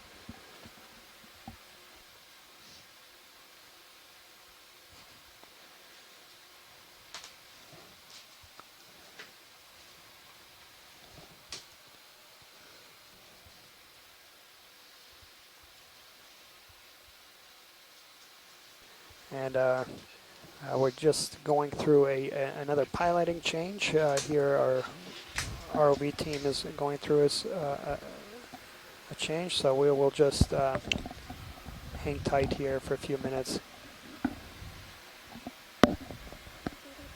Okay, video, can you And, hear me? Yep. Yeah, Another, Megan 15 McMuller meters in the did observe Okay. that Off this screen piece a of little bit, seaweed, so- of sargassum seaweed, that does have some bryozoans growing on them. Okay, let's come out completely. Okay, Thank that's you. full wide. I'm going to have to lateral to starboard. Let's get you in view.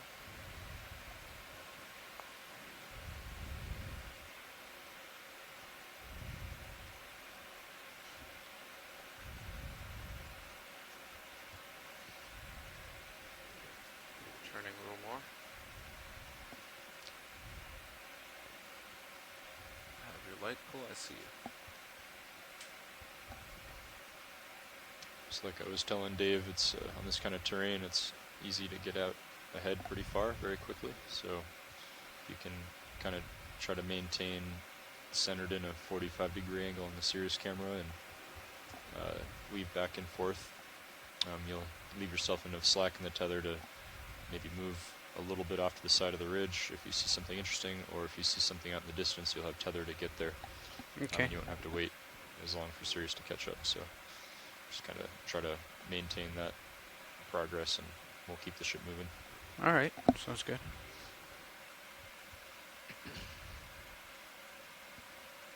Another 10 meters or so in that move. Okay. Keep moving to the right. I have turned a bit to get you in view. About 20 degrees.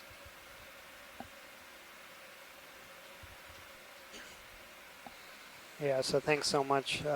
Megan was joining us from Southern Maine. She works on this on bryozoan, so I really appreciate you following along. We do have quite an extensive team of scientists shore-based that are following, and really appreciate everybody chiming in, following us on the chat room, on the video feeds, and then also on the C-Scribe. Okay, coming partial video. Okay, coming in. And here we see another That's partial. Holothurian. Okay, let's hold right there 1 second. Cucumber. About right under me, but One of Heather Caitlin's looks favorites. Okay, let's come in. Okay, coming in. Hold right there. Okay, I have a little bit more left. Right there. Come in. Coming in. And that's full. Okay. Are you still moving, Dave? Yes, I think so. All right, we You don't you have a much couple time here. seconds. You have some time. Tether looks good. Just another few meters in the move. Okay. So most of us, when we think of sea cucumbers, we There it think is. of them Copy bridge. lying on the seafloor. Looking back. There are quite a few species that can swim, and there's actually some that Let's are come true out, Kayla. pelagic Okay, coming out. cucumbers that live permanently in the water column. And then quite a few that, just like this, That's that full by pilot. live Oh, yeah, the thing is we're pretty on far. the seafloor, but are able to swim. Sea cucumbers are in the same group, the phylum of the echinoderms, so the same group that also had the urchins, sea stars, brittle stars. That group of organisms is characterized by having a radial symmetry, a five-sided symmetry, and then sea cucumbers in particular are interesting in that their body is made out of collagen, and they can contort their body and change shapes and basically change dramatically actually their body. There are a few species of cucumbers that are also commercially fished for medicinal purposes or for food. Those, of course, are the shallow water sea cucumbers, not in the deep sea. But there are a few species that throughout the Pacific and several places in the Caribbean are fished for food.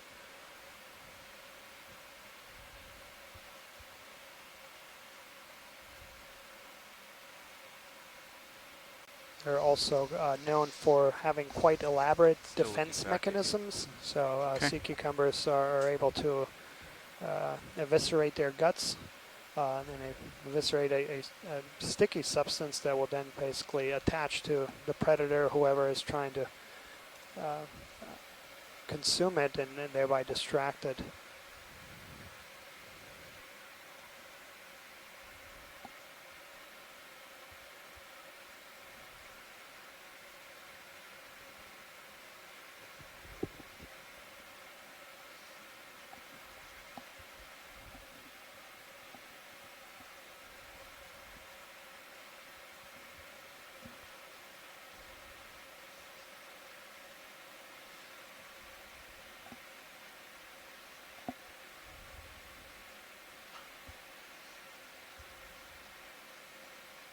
Looks like the ridge shifts a bit to the south. We just passed another sea star.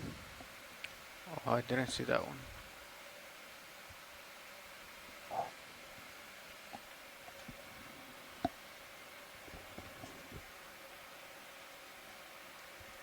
Video, let me know if you see anything.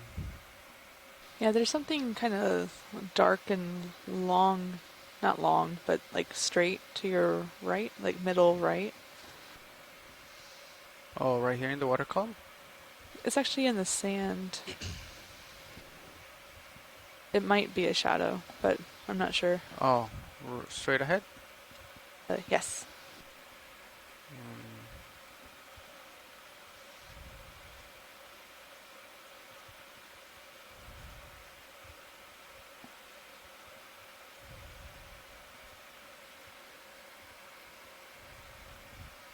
Maybe you can come in a little bit. Okay. Right there. Okay, holding.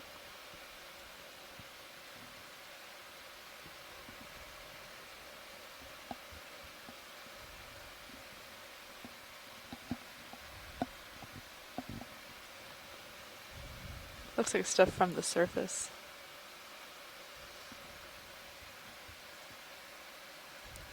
Yeah, I don't know what that is. Like a Yeah, we can come out. plant or something. Okay. Coming out? Okay, coming out. Yeah, hard to say what that was from that view. As our ROV pilot pans off to the right and left-hand side of this ridge, you can get a bit of a sense in camera 1 of the slope that we have dropping away from the ridge on each side. In this location, our maps are showing slopes on the order of 12, 13, and 14 degrees. It's important to remember that there is a phenomenon called angle of repose for unconsolidated sediment. So sediments that don't stick to each other are called unconsolidated or non-cohesive. They don't stick to each other. And so for those sediments, they're typically stable up to an angle of about 35 degrees. When you exceed 35 degrees, they'll begin to break apart and have little landslides under the force of gravity. They'll become unstable. And so for when we're looking at the seafloor and thinking about unconsolidated seafloor sediments, slopes that approach 35 degrees or greater often may have some of that sediment removed under gravity flow. But at the slopes we're seeing here, oftentimes it's not steep enough for that sediment to be removed. It might be a tube of some sort.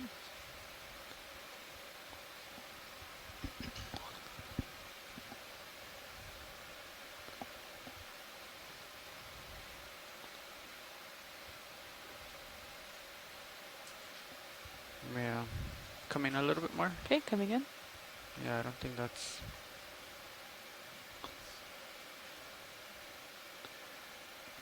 Yeah, we can come out. Come out? Okay. Coming out.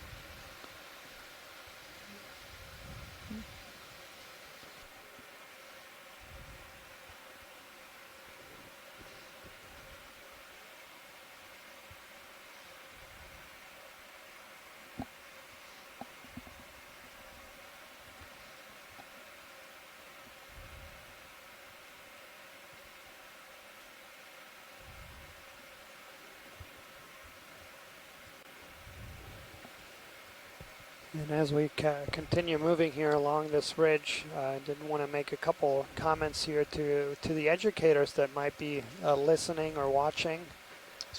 So you can all follow along. Of course, any one of these dives, they're televised and broadcast over the internet. But in addition to that, the Ocean Explorer website actually has wonderful materials for classroom and classes.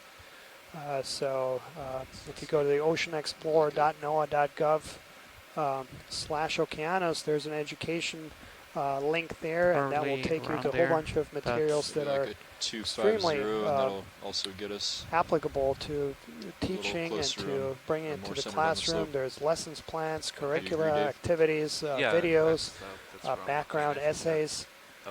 So material that tailor to 40 meters, really to K to 12. Ready for that, Fernando? Focusing on different themes on the deep sea. Bridge, this is RV Nav. So I'd encourage each one of you educators out there to another move, please. Go check that out. 40 meters, 40 meters, bearing 250 at 0.2 knots.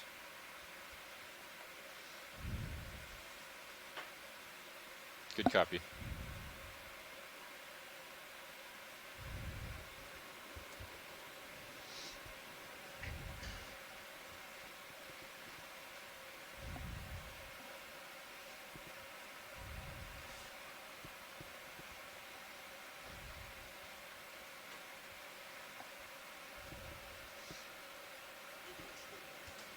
Copy. And that looks perhaps like another piece of sargassum seaweed, but we'll hold right there. Certain. Holding. Yep. Yeah, it's the same. So again, another one of these mats of seaweed, genus Sargassum. You can come in a very little bit more. widespread throughout the Atlantic and Gulf, often seen floating at the surface. And a couple of folks here in the chat room had noted that there's barnacles growing on the mats we saw earlier. That's full wide. It gives you some kind of indication of how long that's been in place. If these are barnacles that are, if those are bryozoans that are specialized in the deep.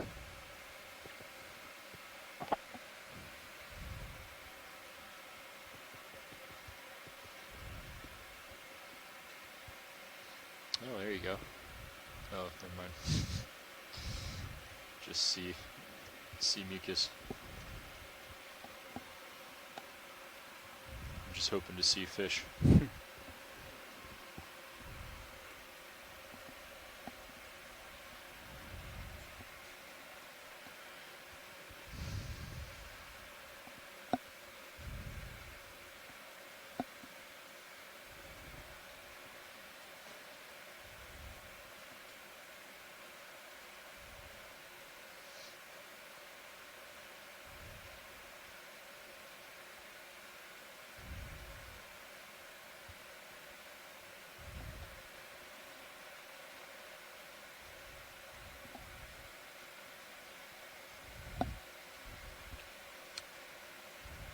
These clouds. Yep, pretty far out, you know.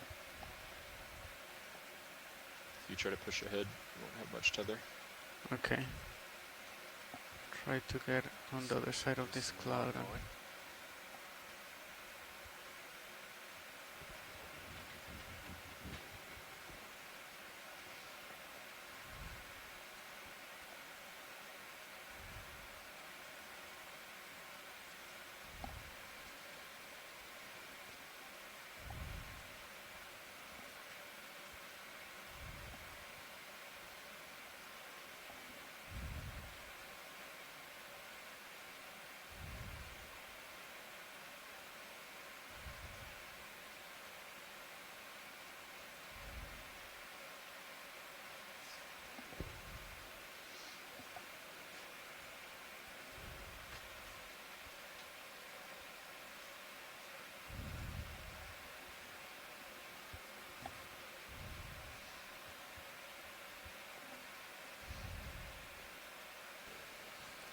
Also would like to give our shore-based science team a heads up. So again, I mentioned we'll be leaving the bottom about 3:45, and then we'll have our call about 15 minutes after that. We'll discuss tomorrow's priority. Okay, come in, video. Okay. We have a site picked out. It's eating. Hold right there. Okay. This would be good to get. And that's another one of these sea cucumbers. All right. Come in. Okay, coming in. So we have a site picked out. Holding. In between have a little bit more. Here and Perdido Canyon is because we want to dive in Perdido Canyon on Wednesday. That's a very unexplored area. And so we have picked out a spot that's right in between us. And yeah, we can see that sea cucumber is ingesting food. Yeah, beautiful imagery. That's spectacular. He's so full. It's still eating. You can see the sediment moving in its gut. Yeah. Those are modified tube feet that you're looking at. This is a relative of the sea stars and the brittle stars, and you can see it forms kind of like fists and grabs chunks of sediment, ingests them, and then very slowly will digest whatever organic particles are mixed in with the sediment. And you can see the body's transparent. You see coiled inside of it like a phone cord or a rope is this packed sediment in the gut. And it has a fairly long gut, which you need in order to efficiently digest the small amount of organic material that's in there. Another 10 meters or so in the move. I think you look Yeah, and sea cucumbers are, of course, notorious. They actually ingest enormous amounts of food because a lot of the food that they ingest is a very low nutritional value, so they do have to ingest enormous amounts, and there's some estimates about how much that goes through their gut, and it's okay. quite amazing how much some of these sea cucumbers are able to eat. I can watch them all day, or ingest. Did we get a size of it? Okay, that's partial. And yeah, as Scott had pointed out there, yeah, they are close relatives and the same group of organisms that you have, the sea stars. All right, let's come out urchins. Okay, coming out. So those are the echinoderms. They're That's characterized by their body plan that has a 5-sided symmetry. Taking off.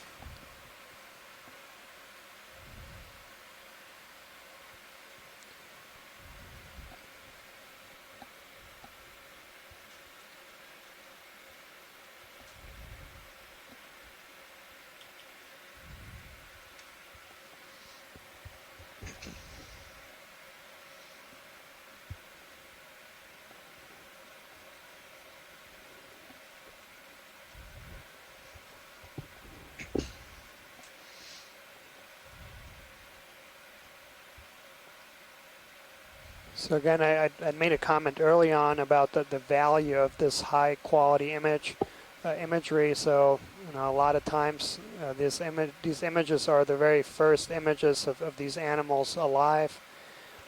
Many of these organisms were described from things that were collected via trawls or dredges, so with nets.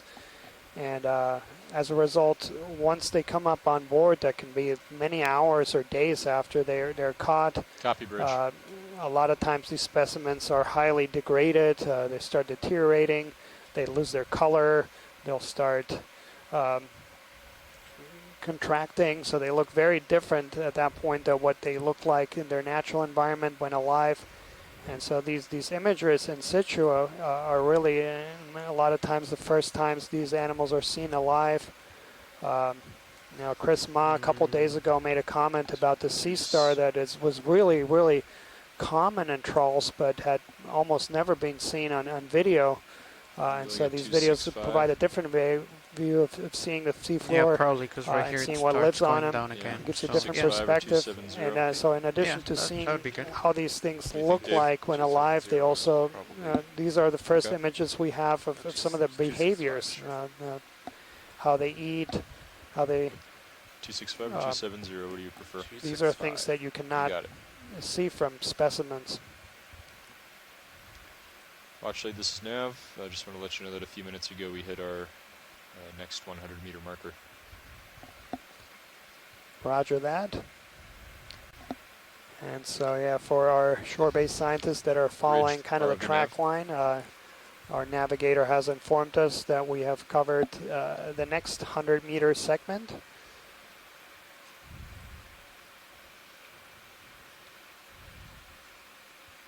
We're currently at a depth of 1,474 meters. So we started the dive close to 100 meters deeper than what we are right now. Bearing 265 at 0.2 knots.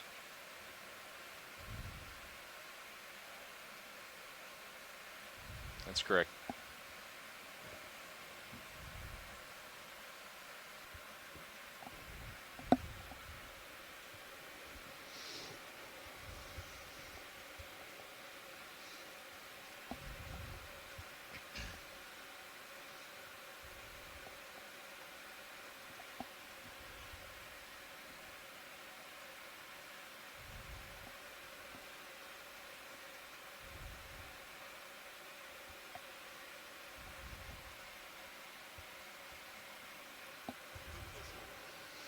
Copy.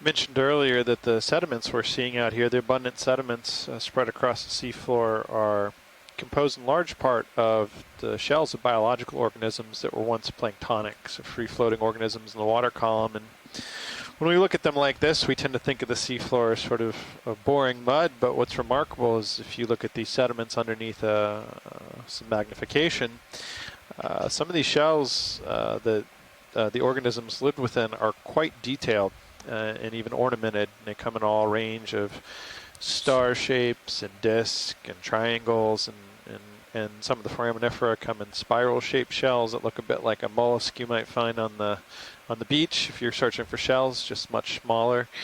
And so there's really quite a variety of shapes and sizes of the shells of these planktonic organisms that then make up the sediment. And in addition to being aesthetically nice, if you look at them through a microscope, they're also very useful to scientists.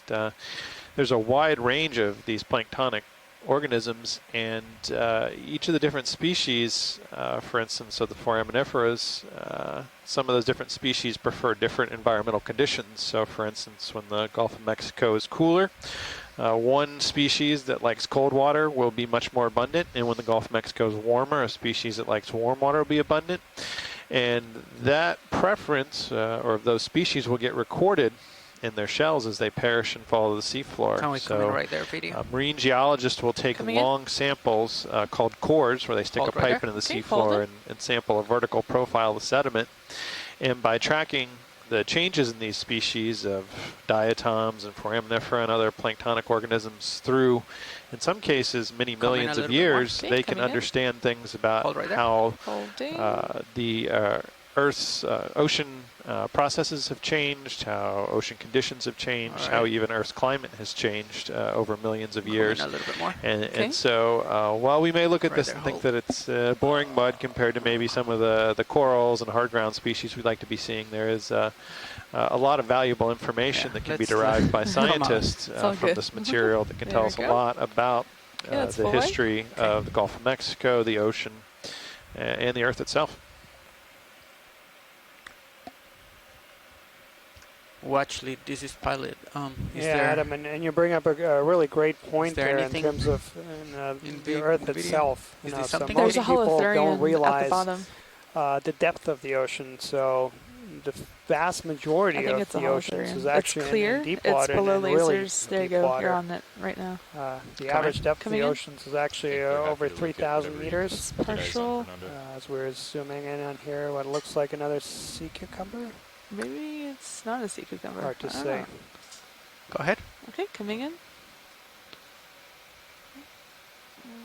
I still have more. No, that's not a not.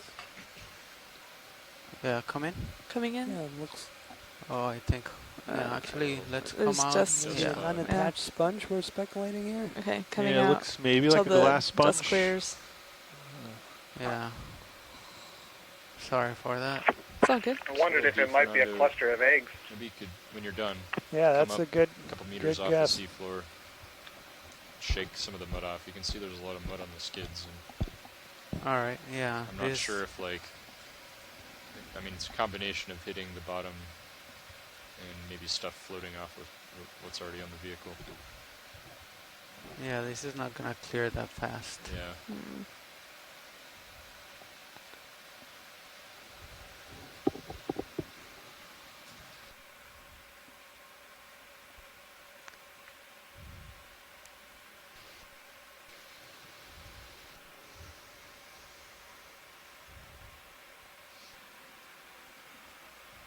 It's still there. I see it at the bottom of the screen.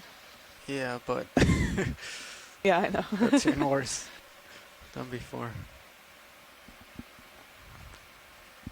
So as we're waiting for this cloud of sediment to maybe what it was is you were coming down to the settle. bottom, so right? yeah, and you I was saying that so most people don't realize that the vast majority of our planet and then is you might have in really deep water. So most people have heard that about 3/4 of our planet are covered by water, but yeah, over half of that water is actually right really deep water. The average depth of the So ocean is about 3,000 meters or 2 miles push deep. forward a bit and get out of the So cloud. these are places that we know virtually nothing about.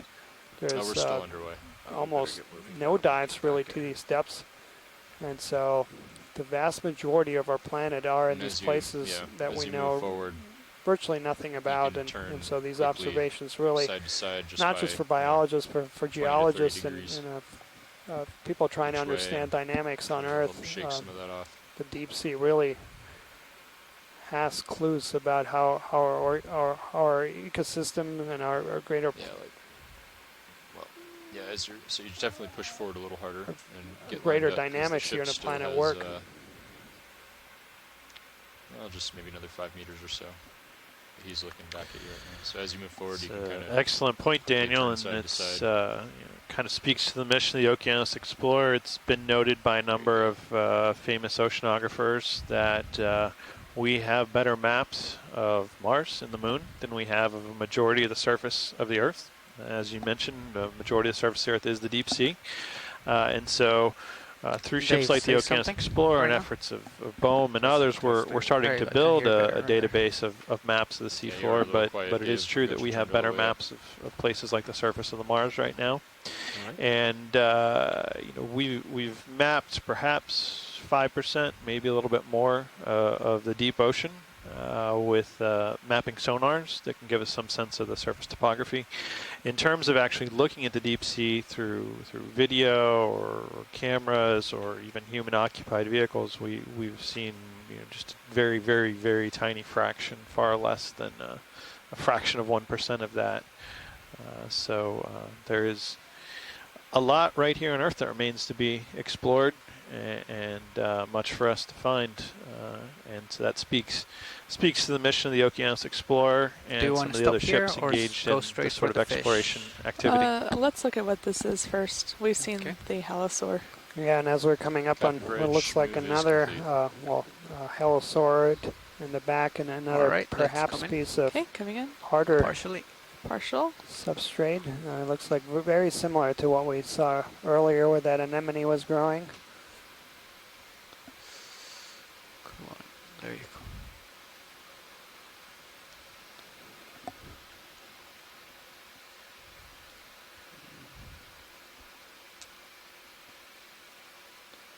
All right, come in a little bit more. Okay, coming in. Hold right there. Yep. With all that scouring there, it almost looked like that rock was plucked out of the bottom and moved to create a burrow. Yeah, that is strange. It does not. It doesn't look to me like a rock that's. I do have more. For instance, is from just below the surface. It's been excavated. It almost looks. Yeah, it looks scoured around, and that really dark color doesn't look like the sort of rock we would expect the subsurface to be composed of here. It almost makes me wonder if it might have, I don't know, come off a vessel or something, maybe a piece of coal or something. Hard to say, but it is a hard piece of substrate, sort of. Something hard for organisms to grab onto.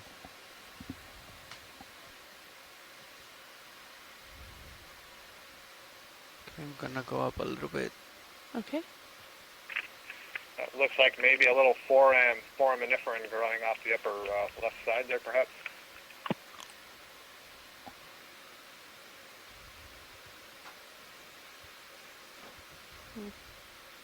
Yeah, and on the lower right, I think I saw a few just hydroids. Okay, video whenever you're good. Okay. That's full specimen. And coming out. All right. Okay, that's full wide. Bill Shedd mentioned that really dark coloration looks like could be tar. Now we do know there are both natural and man-made sources of tar in this area, so that could potentially be a source.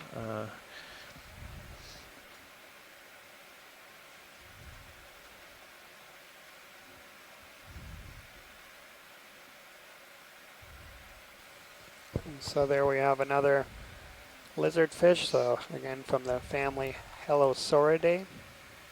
Okay, coming partial. Okay, coming in. That looks like that same species we right mentioned earlier. creeping toward the bottom. You're about to hit. Looks very similar to Aldrovandia gracilis. Right there. Kick up some dust. Come in a little bit more. Okay, coming in. Get rid of those lasers. Yeah, whenever you want, Dave. Thank you. Come in a little bit more. Alrighty, coming in.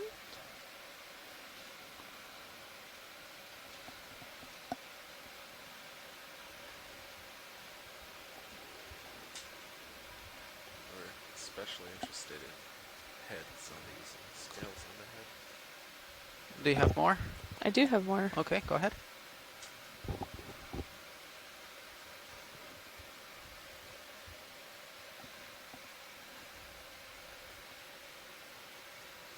Let's let him swim off. So yeah, we got a Okay, really come on. nice close up Hang there, on. and you can see One there's second. no scales Okay. on the head, Coming out. and that's one of the distinguishing features between the two Okay, that's full common wide. genera in this Thank you. family of lizard fishes, the Aldrovandia, which this is, from the Halosaurus.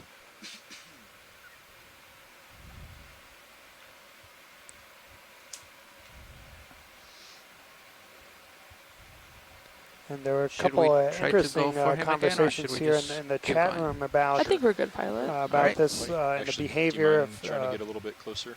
Sure. And of the tail and the Got the orientation camera of the running tail right now. towards the currents. All right. What that might indicate. Right there, my rotator is at -9. that's pretty good. Do you want to keep it right in the center, a little bit closer? Actually, that It's about right. distance might be about right. Yeah. Okay. Right there, holding that.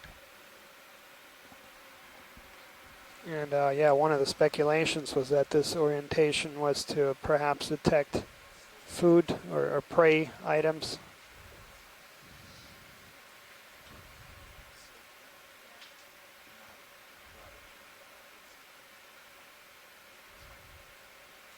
Yeah, there's. All right. So there's some dust coming. Yep. So I'll turn it off. We'll let it go. Okay. Thanks, Fernando.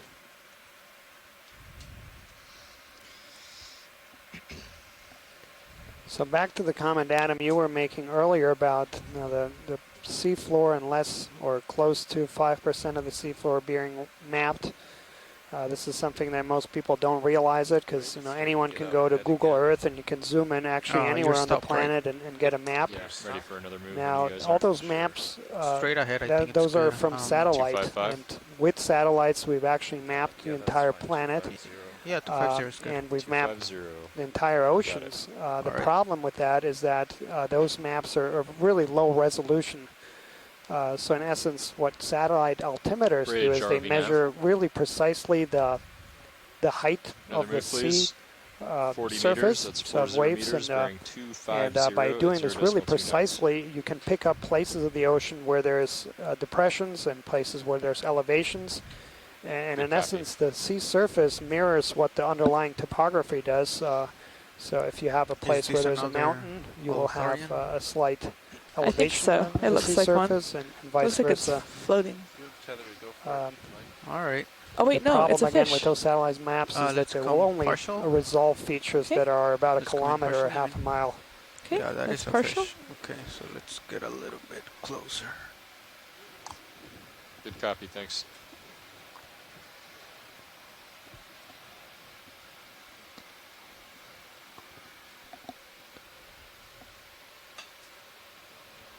All right, let's come in a little bit closer. Okay, coming in. Hold right there. Okay, holding.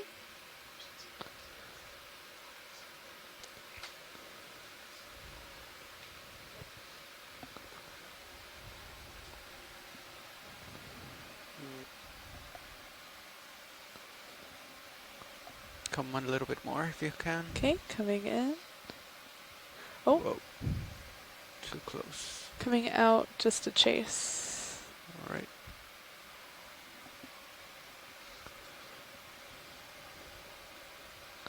All right, come in. Okay, coming in. Right there. How much more do you have? I have some more. A little bit more. So I'm going here through our image gallery, and this looks very much like a species in the genus Dichroline. That parasite's big. That's full. So it looked like maybe a parasite on the left-hand side there, attached to the fish. Maybe an isopod. Looks like an isopod that's hanging onto the side. Yeah. There are Moving some that up are slightly. Parasites, certainly some that are predators, but that's kind of what I'm seeing. Isopod is another possibility, but it looks laterally flattened, which would be amphipod.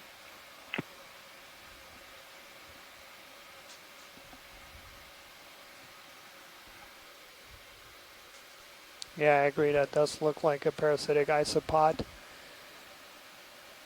And so this, is a cusk eel in the Ophidiidae family, and it looks very much like a genus level ID we got from the last expedition. That was Dichroline. All right, let me know when you're good, video.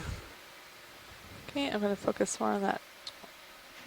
Yes. Isopod. Might be about time to go. All right. Recenter. Okay, I'm good. Okay, come out. Okay, coming out. All right, thank you. Okay. Come up, remember. That's full wide. The back end is touching it now.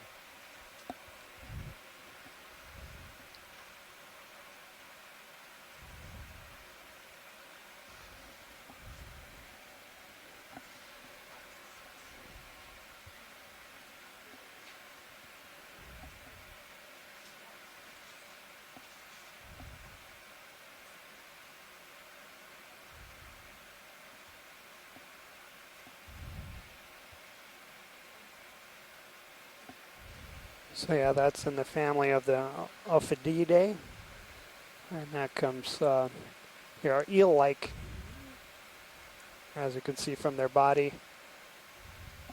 But the important difference there is that they do have ventral fins, unlike the true eels. The Are you still name moving, Dave? of that family comes from the Greek name for snakes, and that's so they have that general appearance. Also a very common family in the deep sea. So there's a few things. So the rat tails, and then the cusk eels are very common in the deep sea.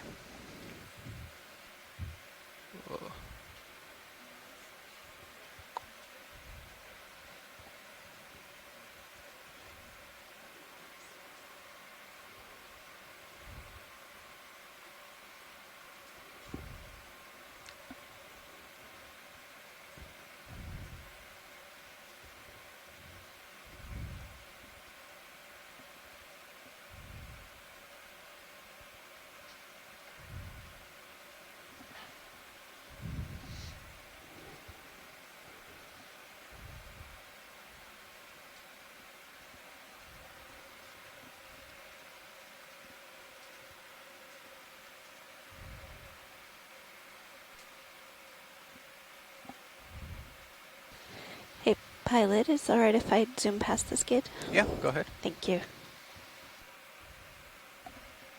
Let me bring the camera a little bit up.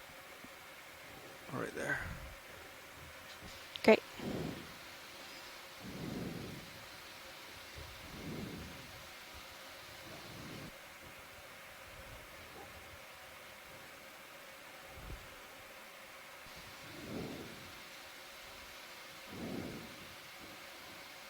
I wonder if that black dot right in the middle of the screen is anything. Yep. Can you come in partially? Yep. All right, hold right there. Looks like a ctenophore. Now we see another comb jelly, a ctenophore.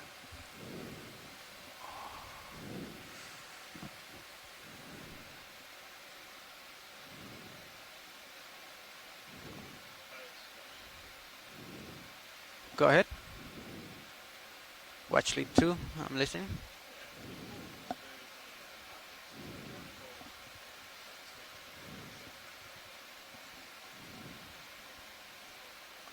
All right. Let's come out video. I'll try to get it again. That's full wide. Okay. Let's go in partially. Yeah, I think the object we saw is left of screen now. Did you say go in? Yeah, let's Okay. come in a little bit. Right there.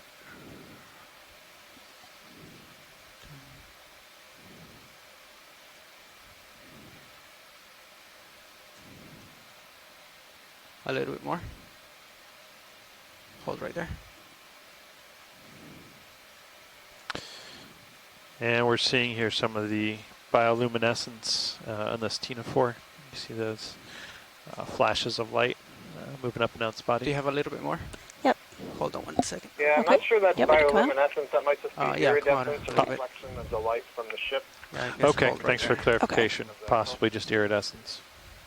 Yeah, I mean, they are bioluminescent as well, but that would typically be, I think, in this group, blue light wouldn't be quite as bright, might be hard to see with all these lights on. But they All right, I definitely guess right have there you that can come in a little bit video. All right. reflecting our light. Hold. This is what's referred to as a sidipid ctenophore, a classic sea gooseberry. So this is different from the one that we saw earlier, the yellow one that had the really big lobes. You can see those long tentacles that are extending from either side, and those tentacles are branched. They can retract those tentacles. They can pull them into coming wide. little sheaths that are in the body, and they're basically using them to fish. And then watch lead 2. This is pilot. What did you want me to That moves about done, look Dave. for? Okay. I'm looking back. So yeah, I think we had an object just left of screen. If we can take a look at that.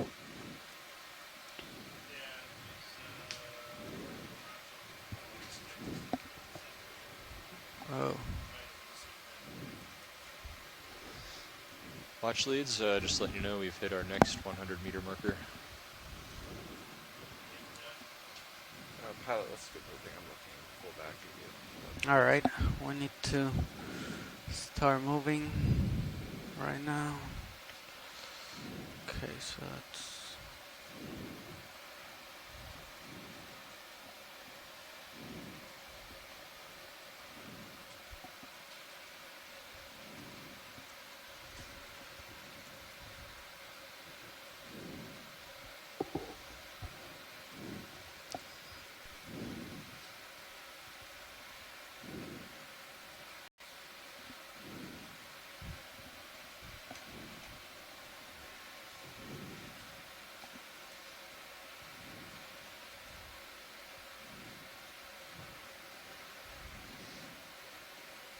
Yeah, so it looks like just left of screen now. Yep, center left. Coming right let's into come in view partially now. video. All right. So yeah, in the foreground we see another sargassum seaweed, but right in front of it. Okay, let's come in partially. And behind it, yeah, it's like a sea pan. Let's try to get. Yeah. Yeah, we've seen a few of these, so we think there might be some sea pens becoming more abundant here. Sorry.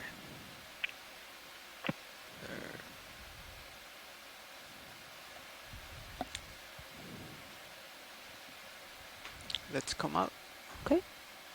Right there.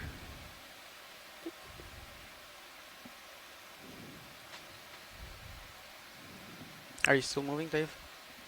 It should be about stopped. Okay.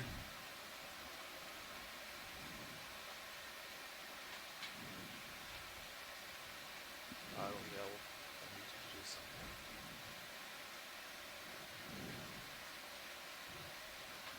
Okay, let's come in.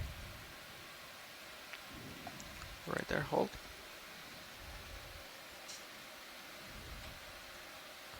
Okay, come in a little bit more. Right there. Yeah, and that is exactly what we're So seeing you have a there. little So bit more? that's Yep. Okay, go ahead. a penatulation or sea pen. So these are octocorals. So they have tentacles, polyps with 8 tentacles. And then as you can see, as we zoom in, those tentacles are itself also branched. They look like in the snowflake. That distinguishes them from the hexacorals, or the group that, for example, the anemones are in, or the stony corals or black corals.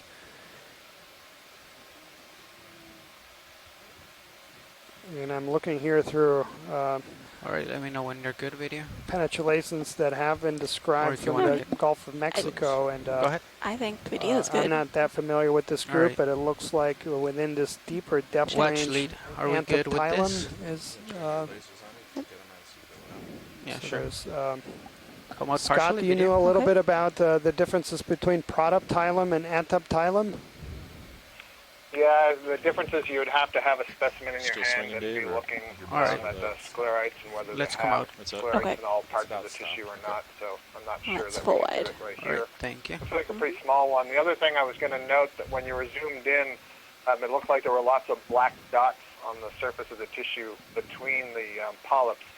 And those are a second kind of polyp, a specialized one called siphonozoid that lack tentacles. They still have an opening, like a mouth, and an internal cavity like a stomach. But they're used basically for funneling water in and out of the colony and perhaps for where eggs develop. Excellent. Thanks, Scott. And looks like we have another tripod fish perhaps right in front of us. And definitely a sea cucumber in front of us as well. Coming partially, video. Right there, hold.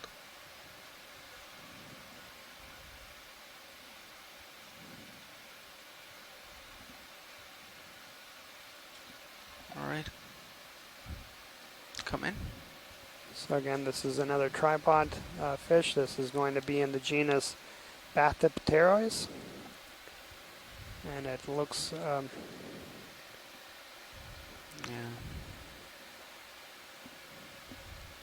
That's sediment.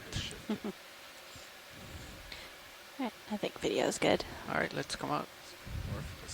And it looks like that species, Bathypteryx And then- phoenax. And same one we imaged a little earlier. So it looks like, yeah, we have a few more animals and a... I'm going to hold off a few Looks like minutes. I here's think, another until he's done here, holothurian but or a sea cucumber. Does 260 still look right to you, Dave? Anywhere between 250 and 270. All right, let's come in partially. Right there, hold, right there. Split the difference.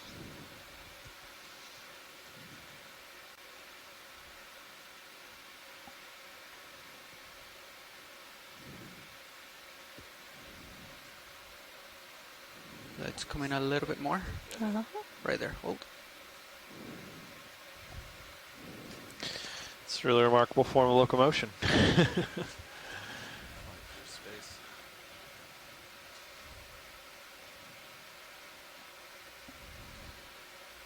And absolutely beautiful imagery there against the black background. Come in a little bit more. Sea Right there. spider too in the background, huh?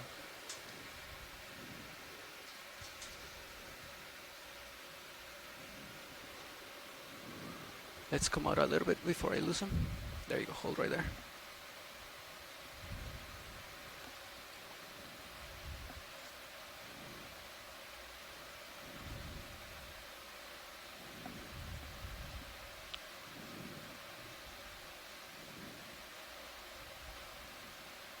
You want to lose the lasers, Dave?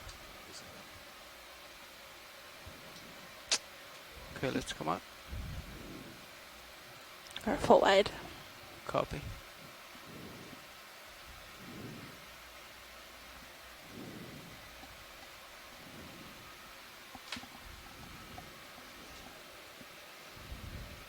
Amazing that something with so little nervous tissue can move in such coordinated ways.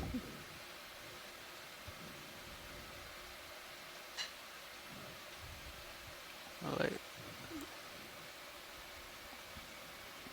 Let's come in. Right there, hold.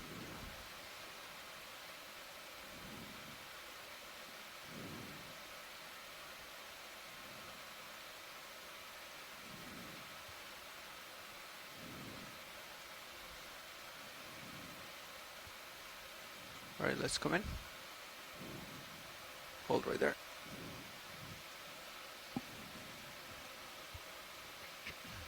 Yeah, beautiful imagery. All right, and then Do you want to zoom in, or do you just want to let it go? I think we can let it go. Get that All right. moving, Dave. Yep, that's Oh. fine. Bridge, ROV nav. Move, please. We're going to go 40 meters. It's 40 meters, bearing 260 at 0.2 knots. Again, for those folks who might have joined us later in the dive, Alright. so we have about What an hour heading and a was that? half remaining here of 260. bottom time. 260. Okay. We are diving on a very, very poorly studied area of the western Gulf of Mexico. The Nice job, depths Fernando. we Good explore shot. on this dive are about 1,600 to Thank you. 1,450 Yeah, meters. Copy, Let's thanks. come in So far in the partially. dive, most of the area has Right been there, heavily hold. sedimented. Just a Try to couple get of ahead of this cloud. little hard substrate exposed, but really, really minute. Oh, this is just like the one. And We the got fauna that we've 5 minutes documented ago. so far is accordingly. Yep. If we could get a close-up of A it few feeding. I don't tube-dwelling know if we got that anemones, before. sea cucumbers, a few sea stars, and a few fish and shrimp. But interestingly enough, we did see a single sponge that was not attached. Perhaps. Okay, I guess right there you can So come in. perhaps there is some hard substrate Hold right there. a little further up where that sponge Gonna bring originated it from. down slowly. Right. And so this looks like Let that me same know species if you that wanna we come in imaged closer earlier or- feeding, and you can see the Looks exact like he same keeps behavior turning away there from again. us. So they do have those Yeah, if I could zoom in closer, it would be nice. modified appendages there, the tube feet, that they used to ingest large amounts that of full zoom? sediment. That is. Okay.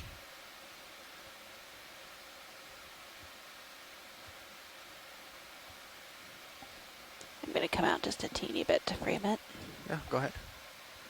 And you can see also the transparent tissues. That's also an adaptation that you see commonly in the deep sea, is that a lot of the fauna in shallow waters, most of the species have bright colors, and especially on coral reefs, but have either strong pigments as you move into the deep sea, where food is usually less abundant and more or harder to come by. A lot of animals are translucent. They don't have pigments. There are also a lot of more gelatinous forms in the deep sea, and those are typically a sign that there's less food available. What? And then, of course, the other reason why you would not have pigments is that there's absolutely no ambient light at these depths, so being seen or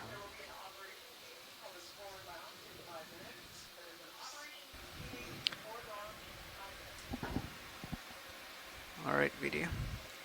All right, we're clear. Okay, let's come on.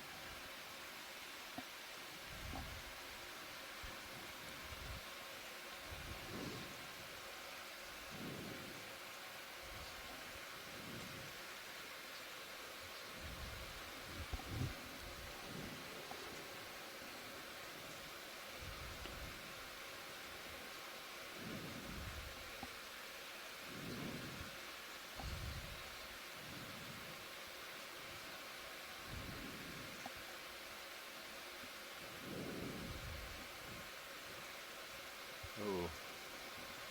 Haven't seen that yet. That's that was me. Oh, That's gotcha. still camp. I found it. So I can bring it Oh, up. it's on the router? Yep, it's this one. The unlabeled one? Naturally. Perfect. Should we try it? So I need to power it on, and it should come up, right?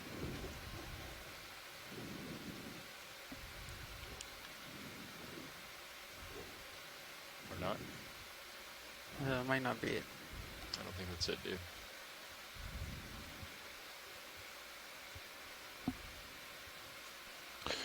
See a really well-defined radial pattern on the seafloor there, emanating from that burrow. Yeah, that's an interesting one. It almost looks like a spoonworm, series of spoonworm traces, although I'm used to seeing those more of a complete sunburst all around. This Looks like it's only coming out in one direction.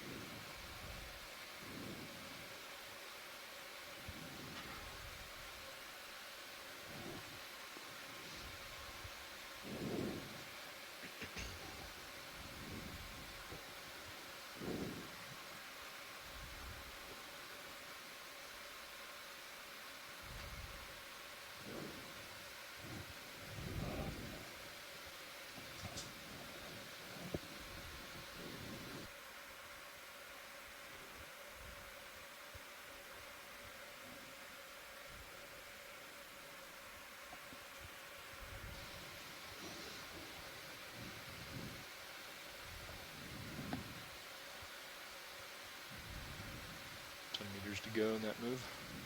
Okay.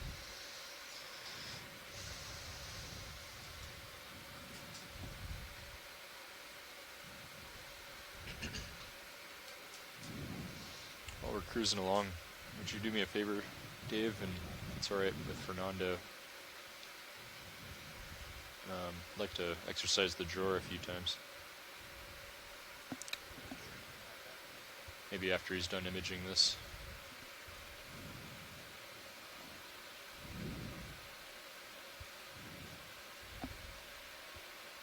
All right, let's come in with you. All right. Hold right there.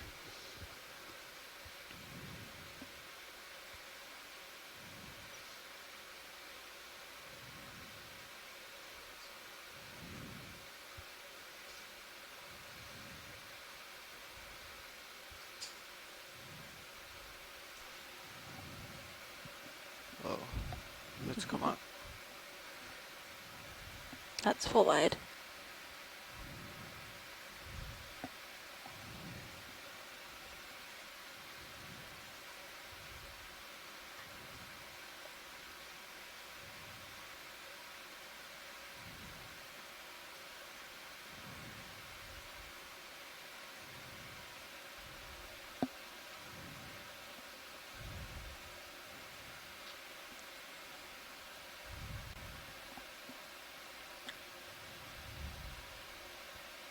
No, I don't think.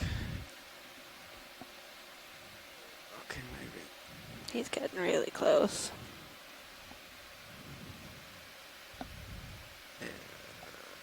Yeah, let's let him go. Okay. He keeps on rising up and rising up and rising up. Okay, I'll get that door moving if that's all right, Tyler. Yep, go ahead. Maybe you can drive forward and catch up. Get centered in Sirius while he's, if you stay up off the bottom, you can do the drawer. Copy bridge, thanks.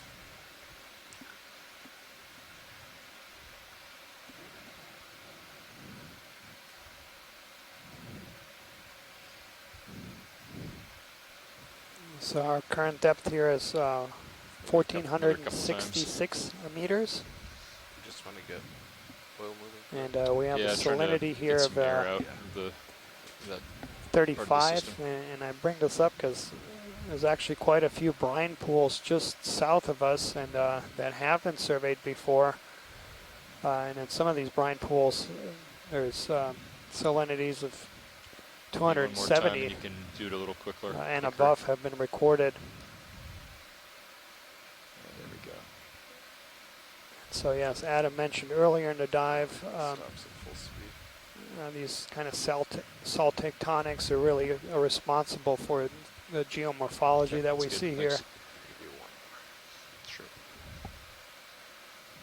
Looks like another Aldrovandia there in the distance.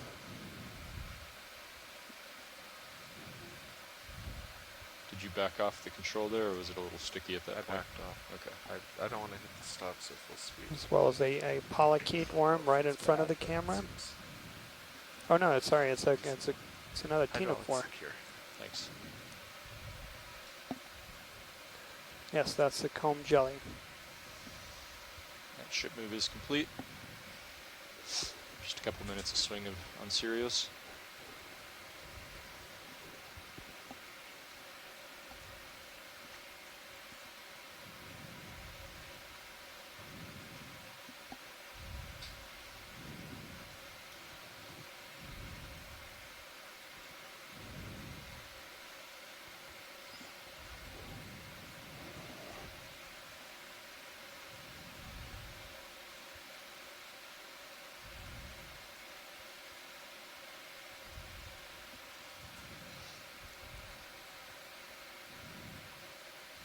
right, let's come in partially with you. All right. Right there, hold right there.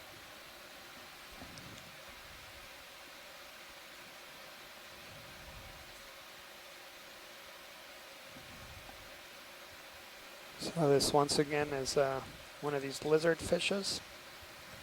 That's going to be Aldrovandia gracilis.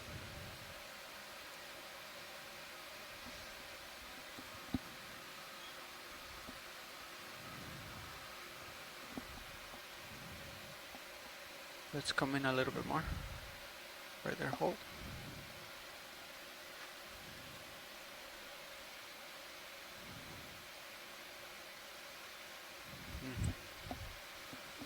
Looks like perhaps that's even the same individual we imaged earlier. He also has that parasite. Oh no, he's gone. There's the swimming worm. We just swam uphill. That looks like a polychaete worm there. Maybe we can moving get across the worm our right there. camera view.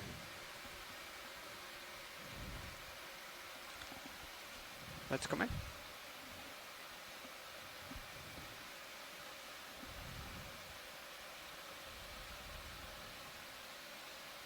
Is that full? Nope, that's a partial. Okay. So yeah, this is the Come in a group little bit commonly known as the more, bristle right there, worms. hold. Also extremely diverse Is that full? Nope. and Still got species-rich more. group. I don't know if over I can 10,000 keep it center if you come described in a little bit species, more, but let's try it. including Go ahead. some that are in fresh water. Yeah, that's the thing. It's, Yeah, let's come out. Right there.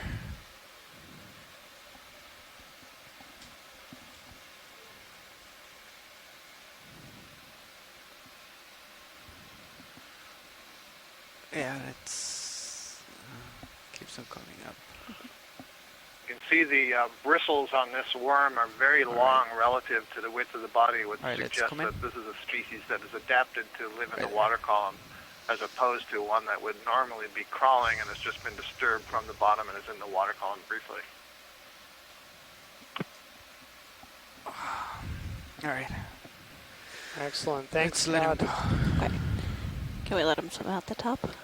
Oh. Oh. No, that's okay. No worries. Sorry. I'll come out. We're full wide. All right. So 255. I can't really tell what's up. Well, that's 255 is waypoint 3. So I figure we'll do that. It's Yeah. certainly flattened It's out. getting flatter. Yeah, I think 255 is perfect. All right. Glad you agree. Seeing no slope, we'll go for nav's waypoint. Bridge, this is RV nav. Another move, please. 40 meters, that's 40 meters, bearing 255 at 0.2 knots.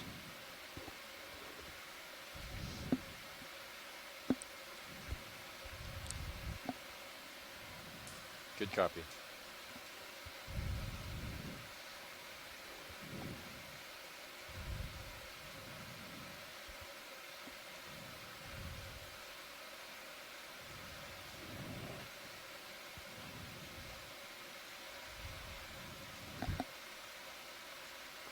Do we want to go for our friend one last time? I'm always up for it. Okay. This is actually a better view. They like the scales on the top of the head. Copy. All right. Let's go ahead and zoom in partially. Right there, hold. Let's not get so close this time. Hopefully we won't scare him. All right. Go ahead and come in a little bit closer. Okay. Right there. Head's dirty. Nice of him to put sediment on his face. All right, and then we So can yeah, come again, in a that's little bit more a if you great want. shot, and that's actually the money shot for that group is to reliably ID these guys. You do need a good close-up of the head because the scales or lack thereof on the head is what distinguishes a couple of the most common genera in this family of Halosauridae. I'm going to turn it on, Fernando. That's okay. All right. Try again. Yeah, zoom out a little bit. Yep. Yeah, now he's really coming in. Oh, come on.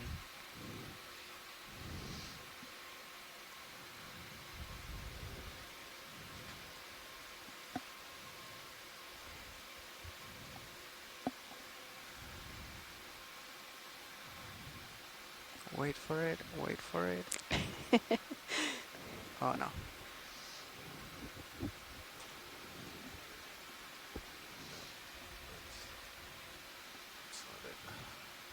And he's gone. Nice. Oh, Yep. there he goes. Alright, turn it off. Yeah, this is the second or third time this cruise that I've seen starboard temp probe on and port off. Do you know? Yeah, beautiful Why view that of there is? of that Why fish, that but would it be. actually also illustrates the other wonder that's down here, and that's the Deep 2 ROV. Really a tremendous piece of machinery, and all these lights and high cameras, high definition cameras. 13 or so cameras on the vehicle with over 20 lights, and really allowing us to provide these spectacular images. In many cases, being us able to see features that you typically need microscopes to see on some of these close-ups. So really remarkable, this imagery. All right, right there in the water column. Yep. Let me just slow down a little bit. Okay. Okay, it's rising. Both temp probes Let's are come in recording partially. data, I suspect, Hold right they're there. on the same relay. Oh, I think that's It's just. mislabeled. Is that just mucus? I can't tell yet. Yeah, I think so, right? Let's zoom in. Start to zoom in a little more. Go ahead.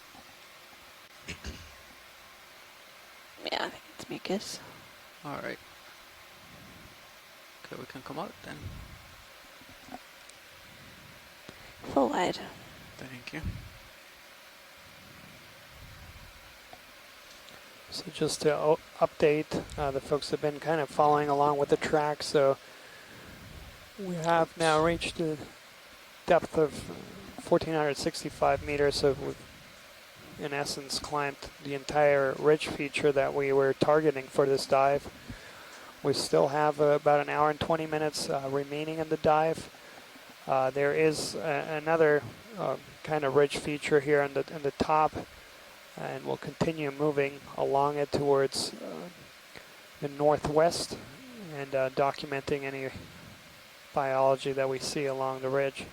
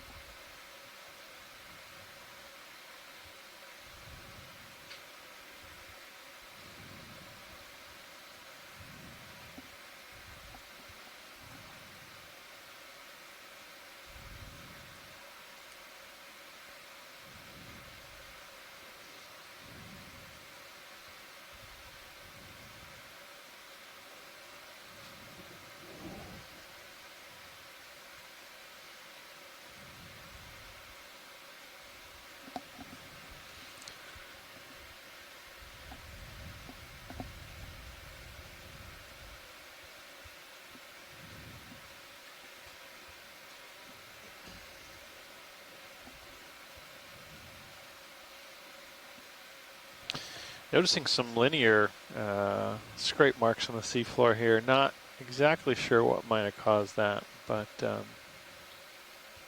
interesting.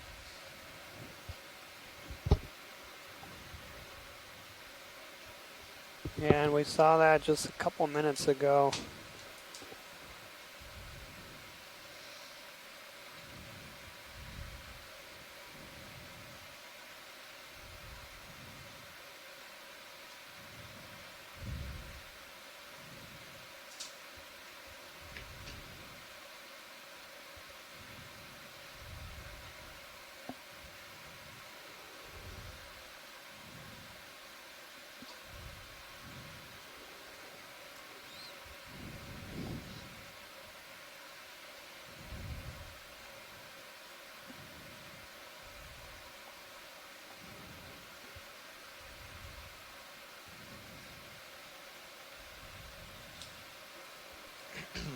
Copy that, Bridge. Pilot, let's zoom on that dark feature when we get a chance. Thanks. Okay, go ahead. All right. Just a shadow. Yeah, I think it's just a burrow. Yeah, it looks like it's just a shadow for a burrow. Thank you. Go ahead and gum wide. That's fine. Let's come a little bit closer. That's good. Looks like maybe a little bit of sargassum in front of that burrow.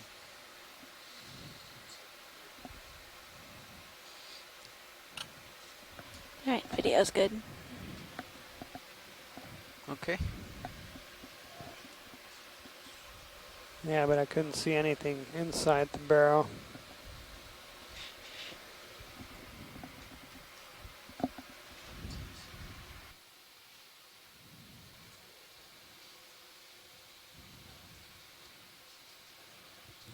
And then just to update folks about what's up ahead for the next couple days, as our ROV piloting team is going through a personnel change here. So again, we're going to leave the bottom in about 1 hour and 15 minutes. And then we're going to steam due west. And the target is to get to Perdido Canyon. That is quite a ways away. And so we have picked a site in between today's dive and Perdido. There are some habitat suitability models for deep sea corals that were developed several years ago by folks at the NOAA's National Centers of Coastal Ocean Science that correlate records of deep sea corals to a series of environmental predictor variables. And a couple of these models show a couple of very promising features in between here and Perdido Canyon, and we'll explore one of these features at a depth about 1,000 meters. So that's up tomorrow. It's again in an area that has never been dove on before. No historical dive site anywhere close to that. Hey, and, video. We'll get to explore that, and you'll can So join I'm just on, sitting in here and haven't exploratory admittedly seen all dive. the And then watches. on Wednesday, weather So you permitting, just call we're going to be something out diving if in you see Perdido it. Canyon, and that's All going right, to be we've got a quite a bit Tina deeper Ford in the water dive. column straight in front we of seen us. We don't We have good maps of haven't the area, gotten so we hope great to get imagery of there it yet. Then we'll try with a to few do hours that. at My least left to skid is to going to hit. map It's the pretty low, feature but in- maybe I can in sink a details, little. prior Alright. to diving on it. Just based on the maps that are available, Okay, that are let's quite low hold here. I'm resolution. gonna There are push some into it. extremely promising features, Keep some that really toe steep off. topography. And so What I that want it to do is should be, rise up and get in the on dark. Wednesday. Yeah. So let me tilt up. And That'll luckily get you weather out is off the looking good for the next reflective. couple of days. Feel free Nice. to zoom whenever Okay. you want. And here we see another Tino 4 or comb jelly. All right, go. You have control video when you want it. Awesome, thank And you. so there was a discussion earlier about these, about bioluminescence and iridescence. Sorry. And so, yeah, there are some species that bioluminesce, that produce their own light. And then Still some that calibrating over just here. reflect worries. the light that's coming from external sources.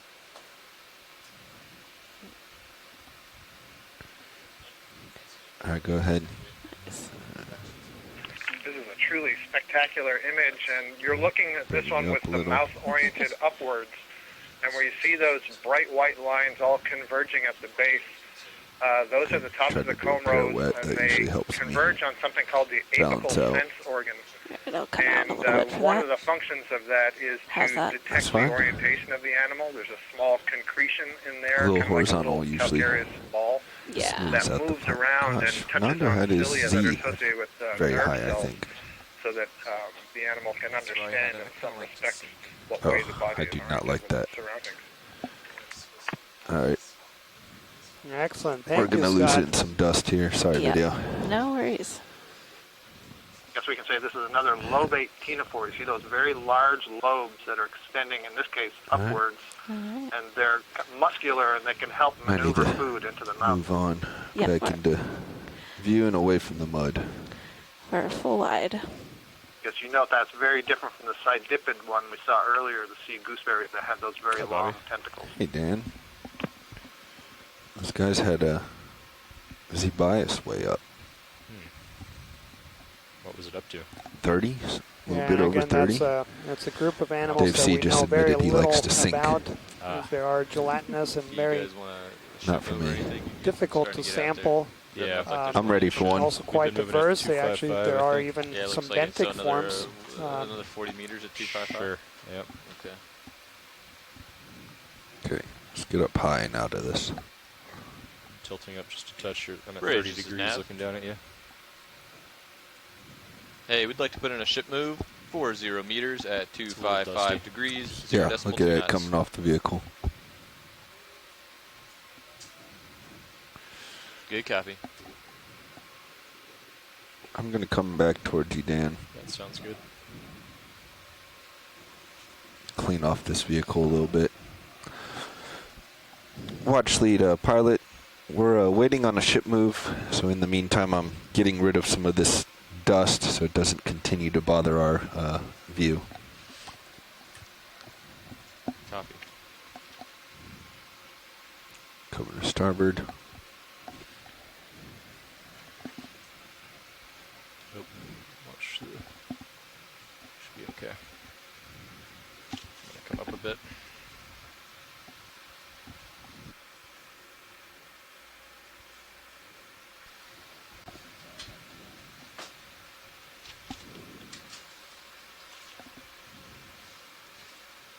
Hey, co-pilot, do you know what this is?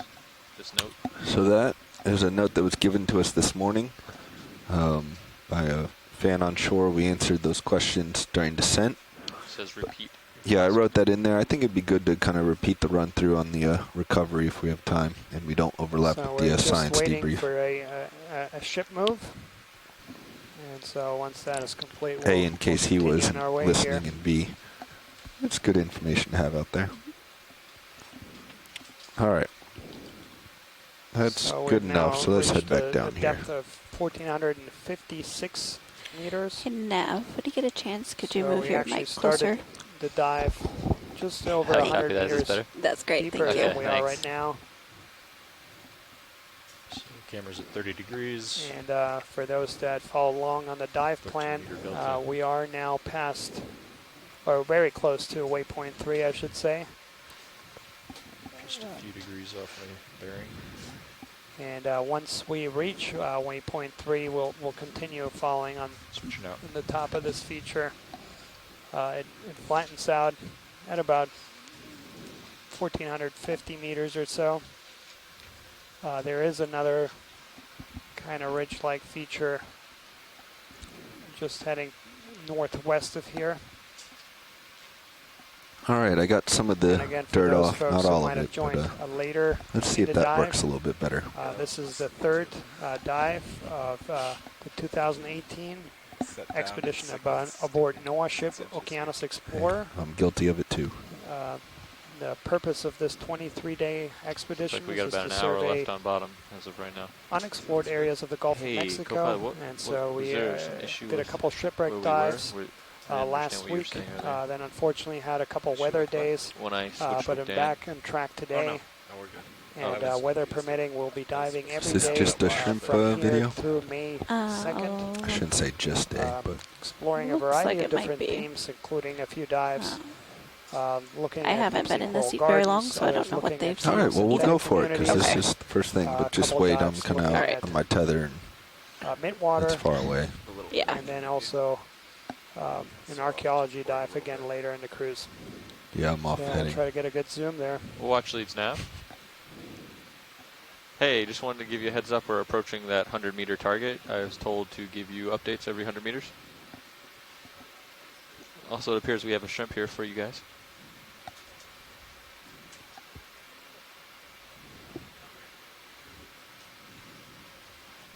So we'll try to get a zoom here. Okay, go ahead. Video. All right. Yep, looks like it. Looks like a Just for you watch leads. And that looks very similar to something that Mary Wixton ID'd for us. Sounds in like the we have an last ID, so just expedition. go for your beauty shots. all right. Sorry, we have an ID from earlier, I should say. Sounds like they have an ID from last expedition. Ah. And I'm pulling up the image right now, and it looks very, very similar. So her ID was Glycocrangan aculeata. And As soon as you're ready, video, I need to get back on track. All right.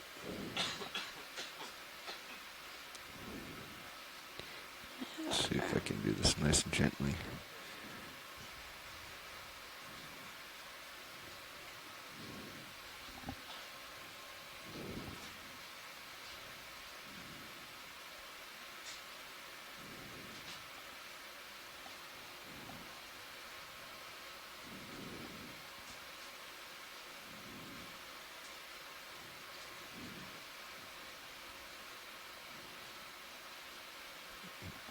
Squat lobster or crab.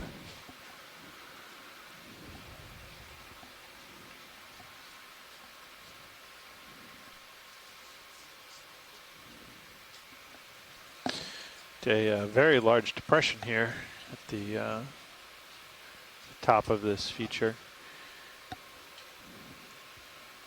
Was somebody calling for nav? I can. Quite deep. I faintly heard somebody.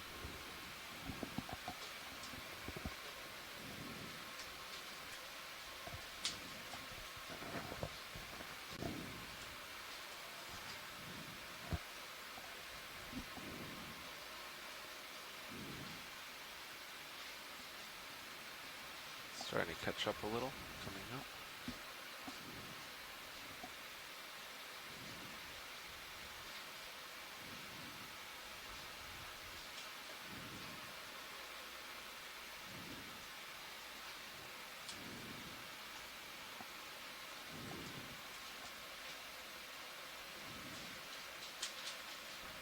Should be noted for those on shore who were following on earlier, we saw abundant ripples along the crest of this ridge, and now we've actually made it to the top of the ridge. We haven't seen ripples in quite a while, which may be indicative of a little bit different hydrodynamic or current flow environment up here on the very top of this feature rather than along that crest.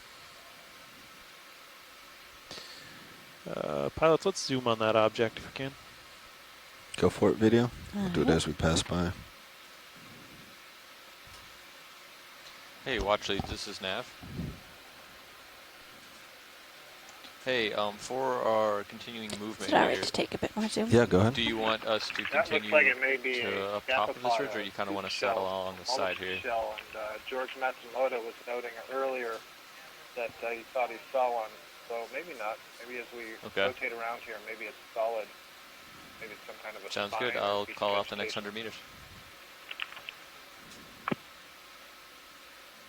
I think we got it, video. All right.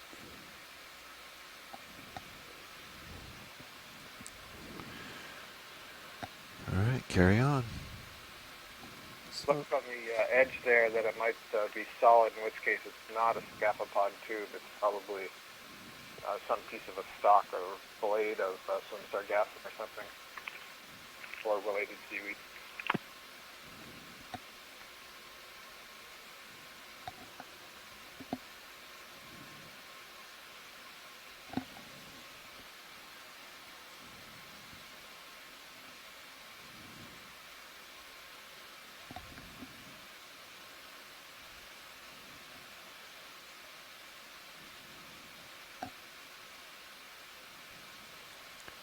So yeah, our navigator has informed us that we have reached waypoint 3.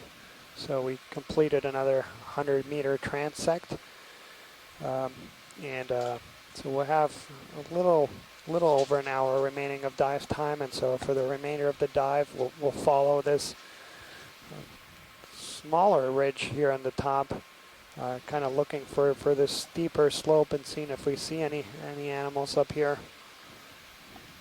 And so yeah, we'll leave the seafloor about an hour from now, and for those folks from our shore-based science team, we'll have our post-dive call at about 4 o'clock Central Time, and that is to plan tomorrow's dive, which is going to be picking a site in between here and in Perdido Canyon.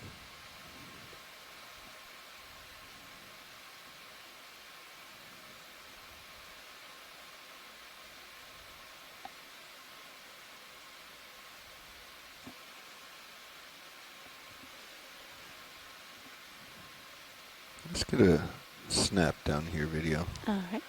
The one looks like sargassum, but the other is an anemone, I believe. Yep, you're right. Watch lead, any desire to see that closer? No, I think we got some good. All right, you got it. Yeah, so this is one Come of on. these Cerantherian or tube-dwelling I had a anemones. feeling we We had saw seen them. a bunch of these earlier in the dive, You guys want and another next to move? it was a piece of sargassum I'd say keep it seaweed. moving. Yeah, we could move. Copy again, that so bridge.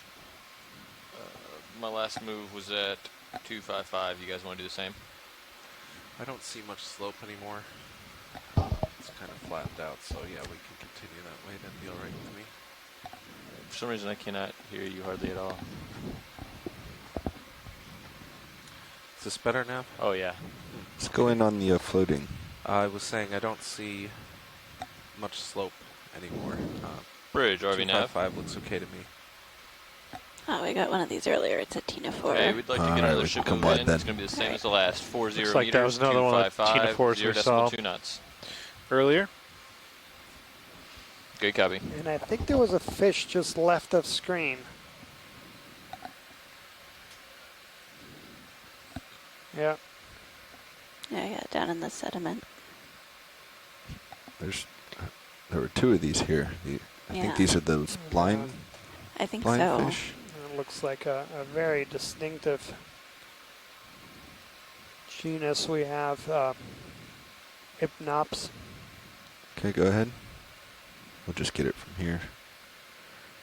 We have lots of good images of these. And that's exactly what that is. That's a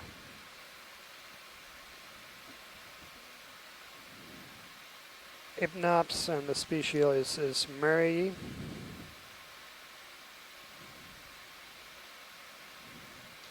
Okay, that's an ID. Let's come All right. wide.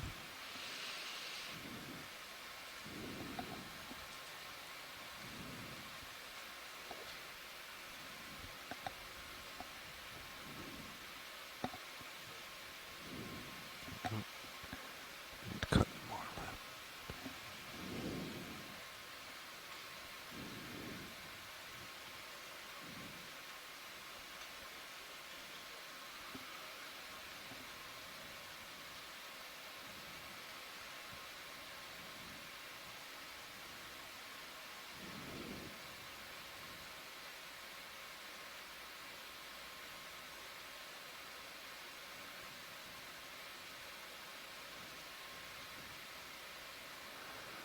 I can't tell what that is. Can you video? Maybe a snap? Just Yeah, for I ID. can tell.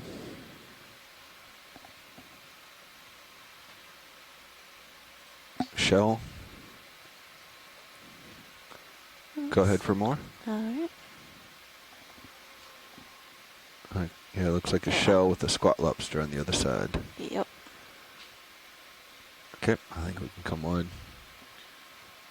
Look on the Sirius view, there's a series of lines right under you. I don't know what those could be from. Crossing over it.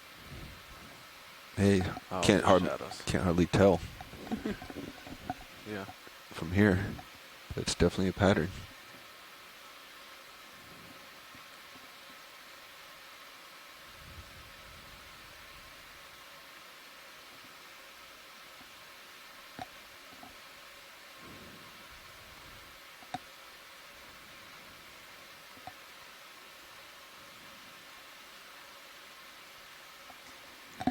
Something bigger over here to the right.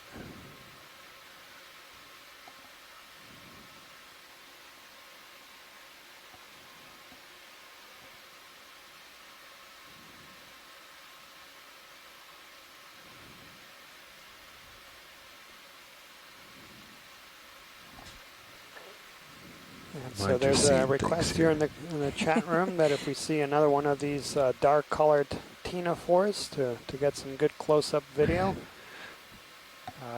Copy. Yeah, I don't think that's anything here, just a hole. Mike Ford, Yeah. who studies a lot of these midwater organisms, believes that All is right, an undescribed let's species. look for another so one yes, of those Mike, dark we'll try to get Tina 4s floating around. some more close-up video next time we see one.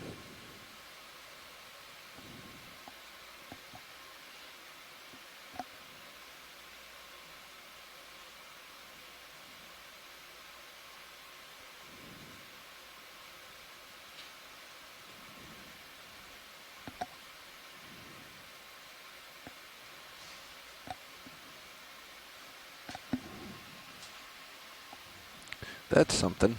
That is something.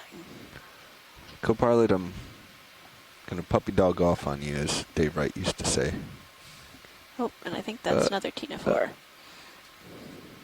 I'll stop, but it's a big vehicle.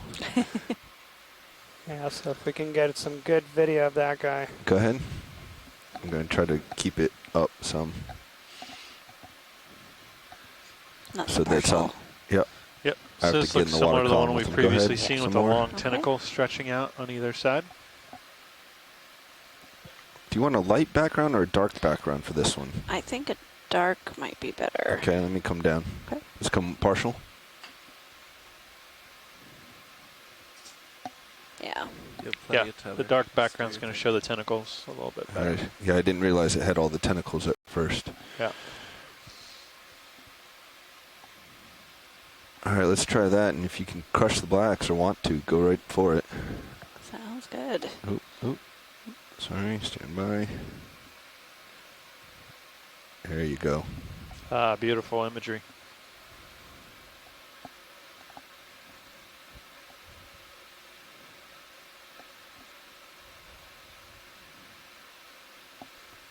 Yeah, absolutely beautiful imagery. And I don't know, Mike, if you're also on the telco line, if you have anything to say about this group of Tina 4s. Go ahead back in if you want. We still got some time. That's spectacular. We got a few seconds there of all the tentacles out. You got a real good image there of how those tentacles are retractile. You see the one that is now on the right is retracted all the way. It looks like a little worm. Yeah, I think it's time to let them go, unfortunately. Okay. That pressure wave from when I stopped finally caught up to us. Full wide.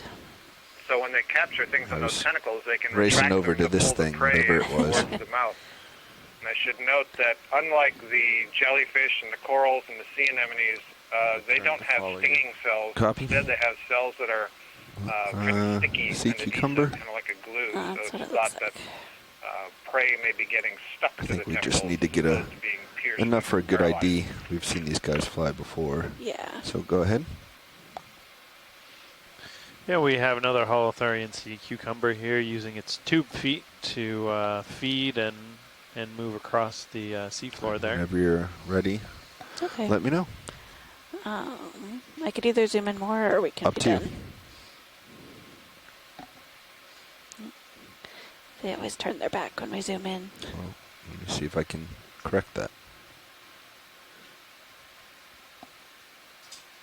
Turning more.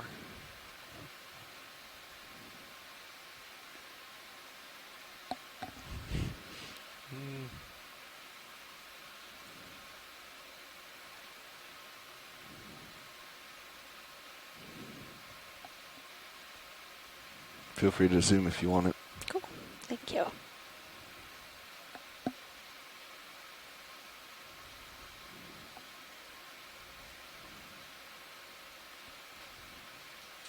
Copy that, Bridge. And then once you're ready, I need to get going again. All right, I think we're good. Okay.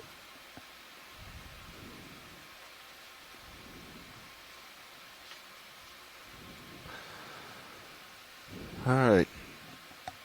I've turned about 45 off from our direction of movement. Okay. Zoom for ID. I think this is another one. Well, that's sarcasm. sarcasm. Okay, come on. I have to get back on track. Coming around, co-pilot. All right. I'll follow you back. What's our way forward? Looks like it was 255, but I mean it's whatever you want to set right now. We're done moving. No, 255 is fine. Just trying to figure out where to head to.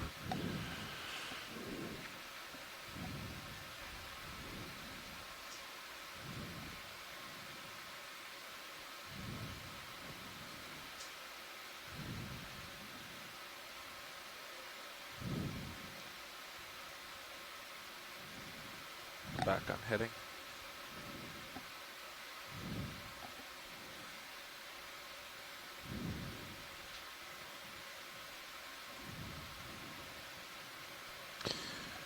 See another linear feature across the seafloor here.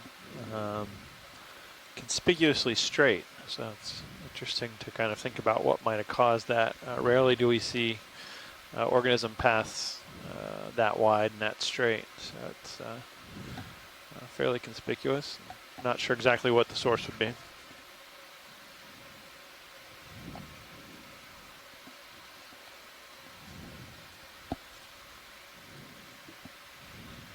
No, we saw those guys earlier. Yeah, we did.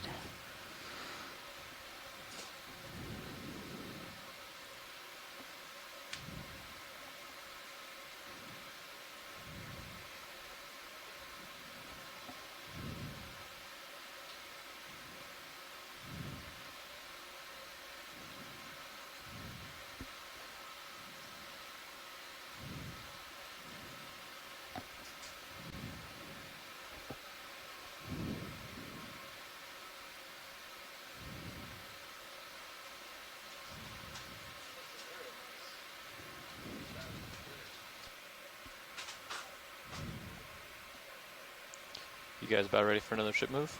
Keep it moving. Okay, dokie. Yep, that's fine. Bridge, RV Nav.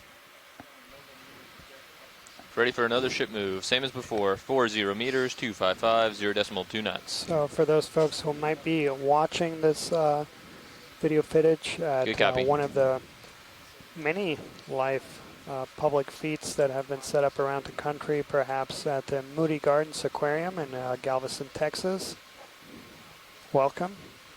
You are watching live video footage from close to a mile deep, about 150 miles offshore Louisiana.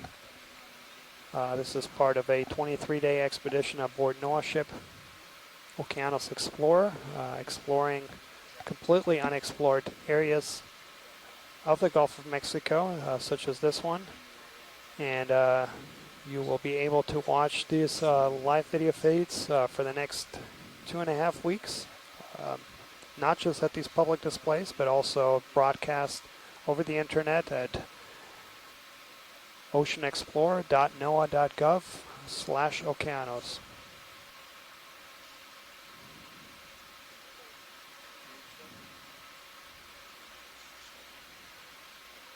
And looks like just a couple seconds ago we passed another one of these tripod fish, the genus Ipnops, very distinctive for those huge eye spots they have. So we did see a couple different species of tripod fish on this. So those are in the family Hypnopidae, and so they're characterized by the fins that are modified to these long appendages that they sit on, and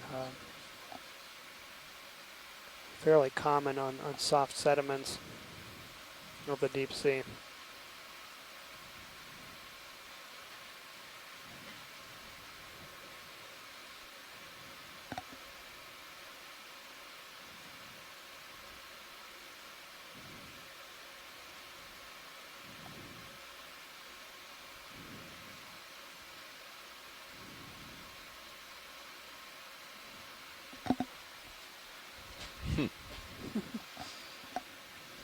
Okay. Go back south. And so yeah, thanks. Sako has made a couple comments here in the chat room. She'd actually sent a couple of screen grabs of that tube-dwelling anemone or Cereantha that we have seen a few of, and sent it to one of the leading experts in that group, Tina Molodtsova in Russia. And Tina has studied those images and said that there's currently only 2 species of Cereanthus reported from the Gulf of Mexico. So yeah, thank you, Osako.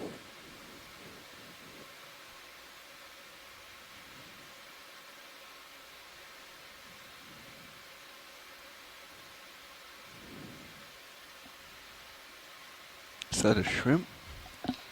Looks like it. I think that's a shrimp. If it's a shrimp, we can move on. So go ahead and snap. Yeah, it's Yep, a shrimp. we can move on.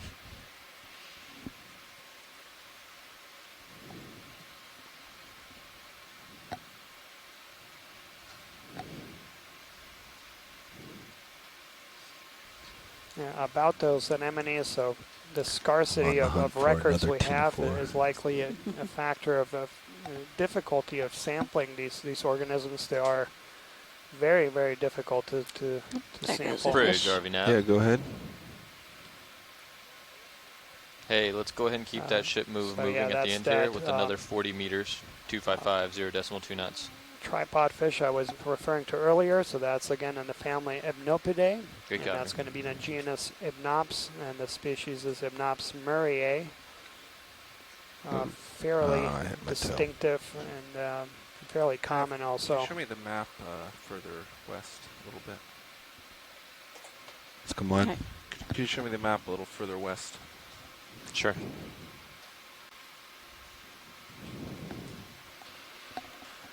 That's it. Okay. It just stays flat. Yeah, it's real flat. Yep. Thanks.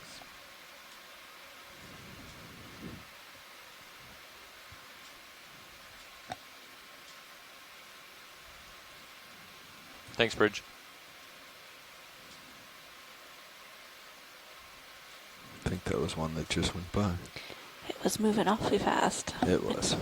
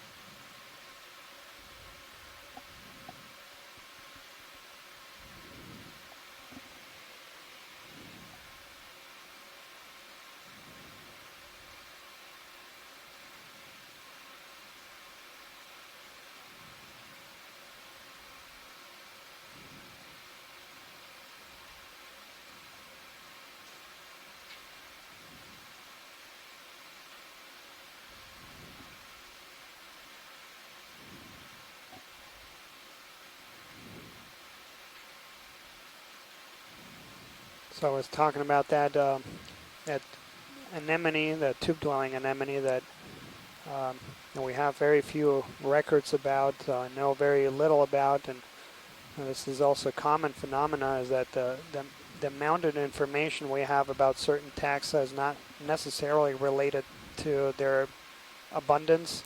Let's zoom in here. There are some fairly common species that we know virtually nothing about just because they're really difficult to sample. Oh. That's certainly true for a lot of the gelatinous fauna. Yeah, the same thing we were looking at before. Yep, come on.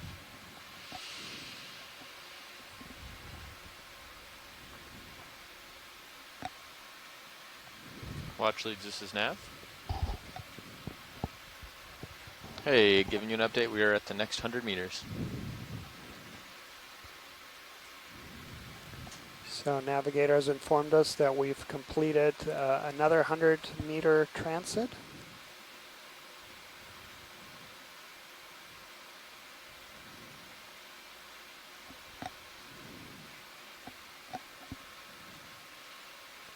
So related on that, on of course the amount of information we have of certain taxa, be related how easy they are to survey. So yeah, the deep sea, of course, in general is a very difficult environment to survey. It does require large ships, and of course to get these kinds of images it could require some really let's go ahead and high-tech get it video.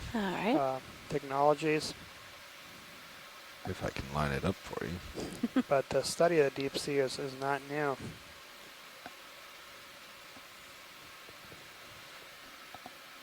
Go for more if you haven't.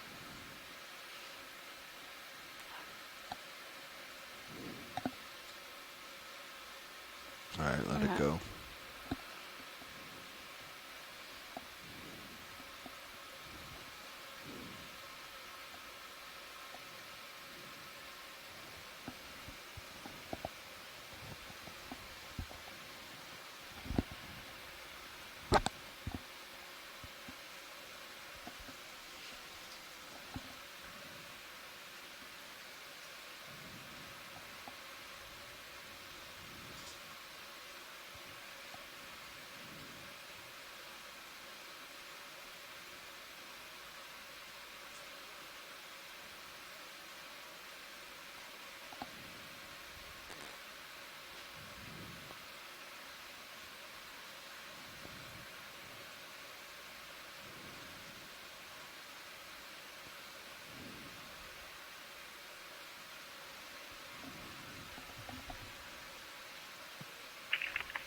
we haven't moved forward from where we were just imaging that thing in the water column, which may be a dead ctenophore. Can we look down at the sediments? I thought I saw partly buried isopods. Roger that. Looks like we moved a little bit. Yeah, I saw us turning, but I didn't see us going forward, but I think we probably moved on from it. No problem. I'll keep looking. Thanks, Scott.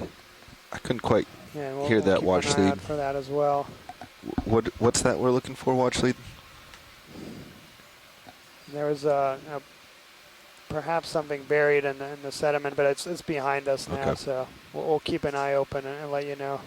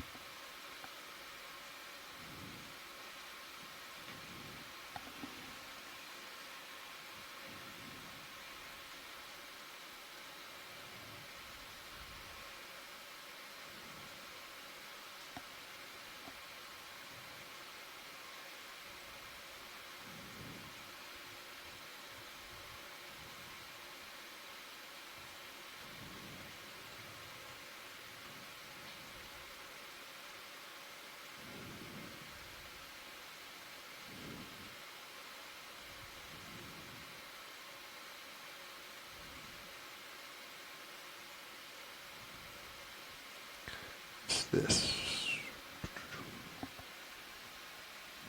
Snap zoom real quick. Yep. Looks like shells. Yeah, it does. Come on. Looks like there's a big holothurian in the distance a little bit. Yep. We did see one of these swimming earlier. Couple of them up there. We'll at least go this direction, see what's over here. Looking down at 90. Understood.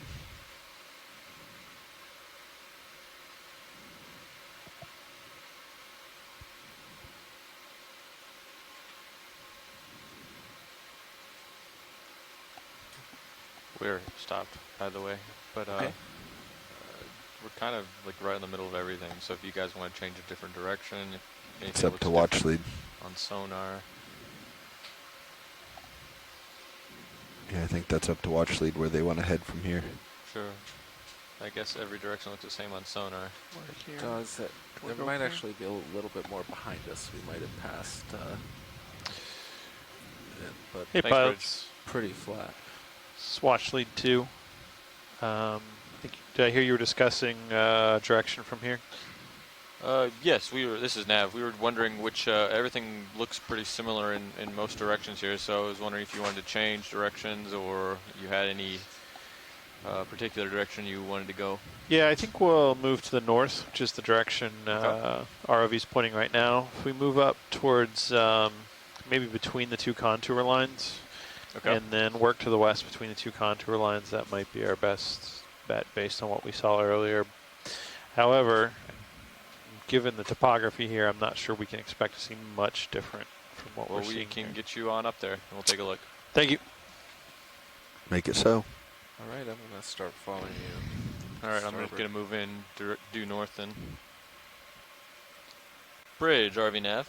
So yeah, we just had a discussion Hey, we are here ready for a with, move. 40 meters at navigation. 000, So we've arrived at this, 0.2 the knots. top of this feature, which looks it's pretty flat all the way around here towards the north. copy. It basically drops off, and by dropping off, that's a very gentle slope. Right, we're lined up on that move. That slope's about 20 degrees or so, but we'll try to pick up that gentle slope again, and then once we find a transit towards the northwest.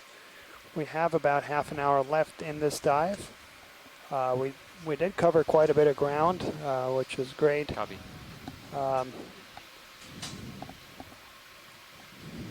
Close to a kilometer that we've surveyed so far, and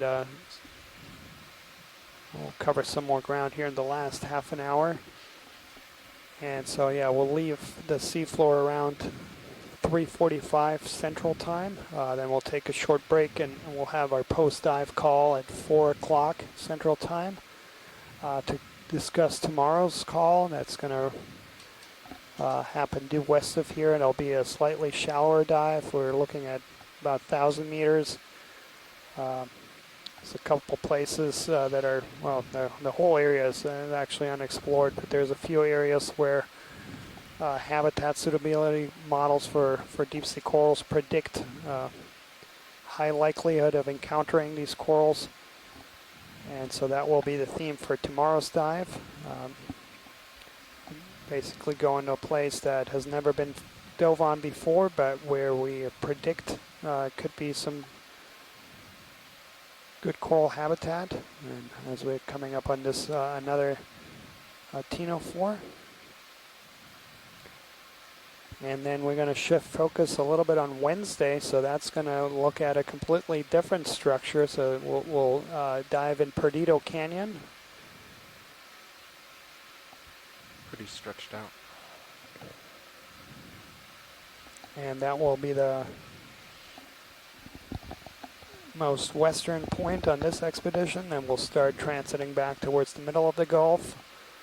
We have a dive on a volcano, as well as a full midwater dive coming up. And then the last weeks, or week and a half or so of the expedition, we'll focus on the West Florida escarpment, this really long feature extending for several hundred miles. Very little has been done on that large feature, and there's actually some towards the northern portion of that. There's a lot of places that actually haven't yet been mapped at all using multi-beam, and so we'll try to cover some of those holes in our overnight transect. And that should take us to Key West on May 3rd arriving, so we'll have, weather permitting, dives every day between about 9 and 5 Central Time.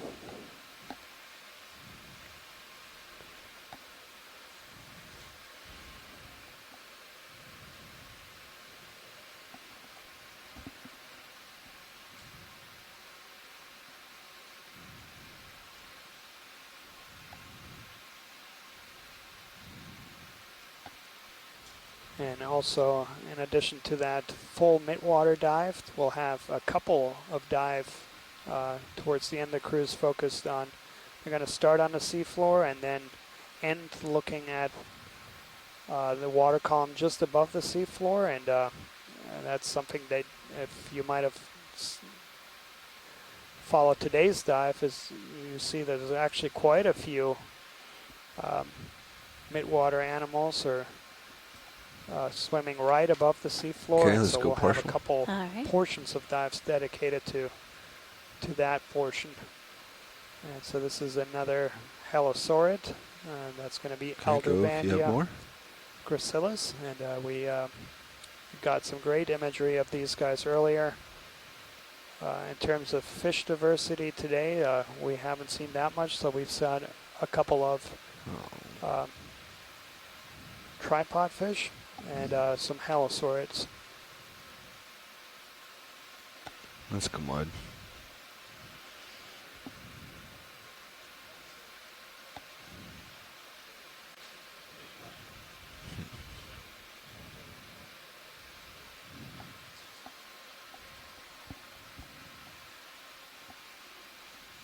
We also had that larger black eel-like fish, right?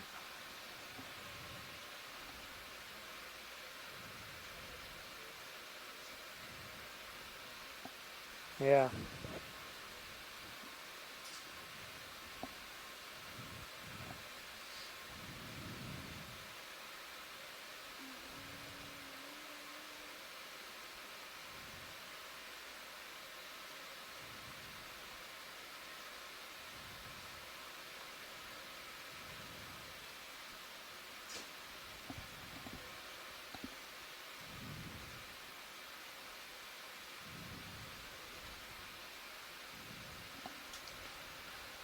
We have a little less than 25 minutes on bottom.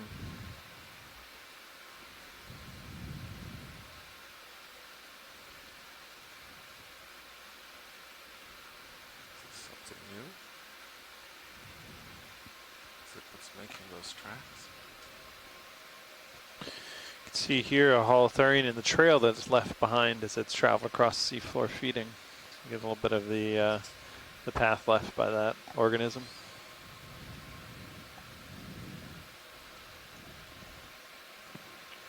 It's a nice observation. I think this sea cucumber looks substantially larger than some of the others we've been seeing.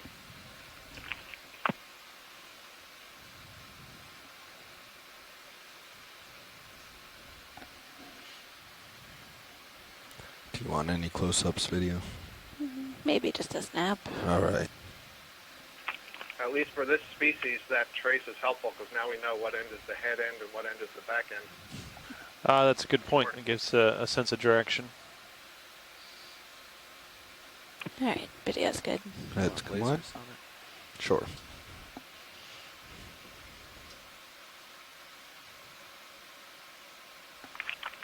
I noticed in the sediment when you zoomed in there, lower left of that sea cucumber, there was another one of those traces in the bottom that looked almost like something had stuck claws in the bottom and created a series of holes.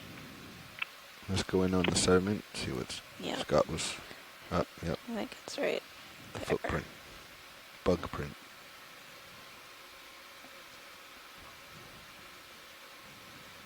Good eyes, Scott. Yeah, we've seen that at least twice earlier today. So something's buried there. I'm not sure what. It almost looks like, I'm not sure what.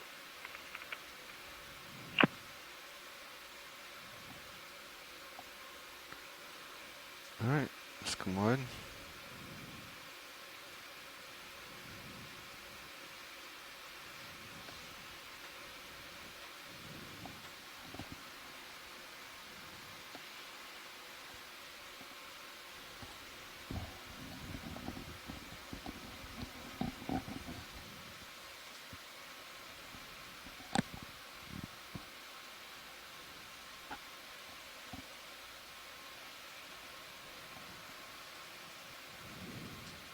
You ready for another move? Keep it going. Bridge, RV nav. Same move, 40 meters, 000, 0.2 knots. Okay, copy.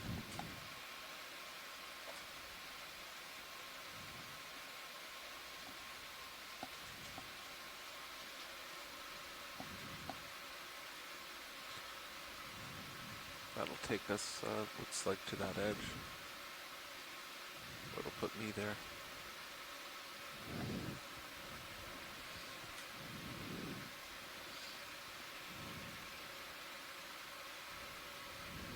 Watch leads, that puts us at about another 100 meters there.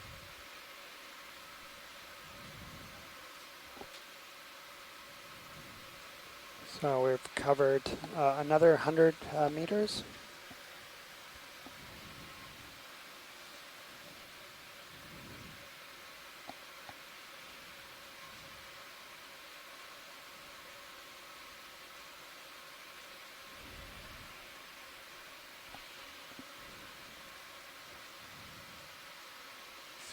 holes under you into port. I think we've seen a lot of that though.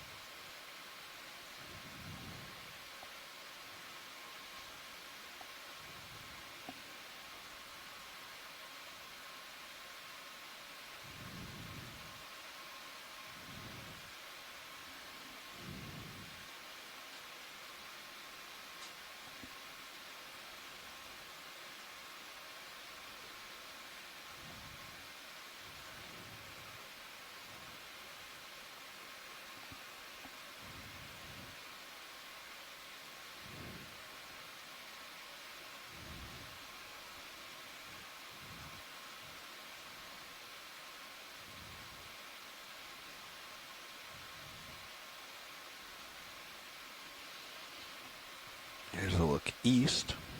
Nothing really out there.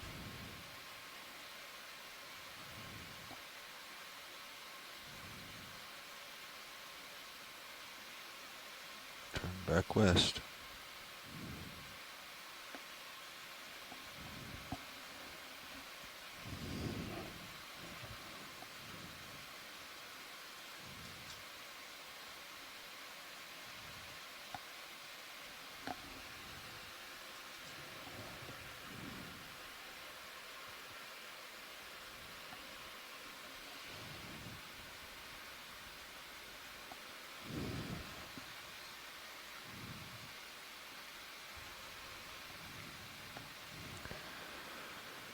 Well, that's the way forward. Let's head that way.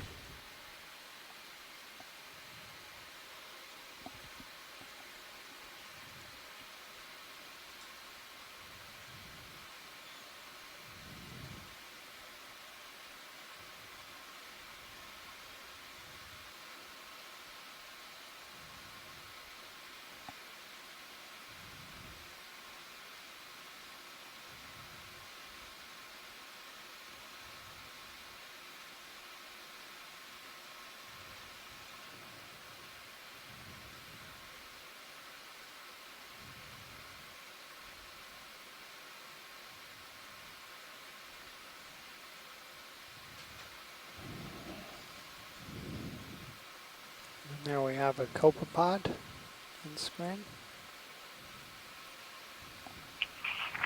I think that was a mysid shrimp, Daniel, possum shrimp. Oh.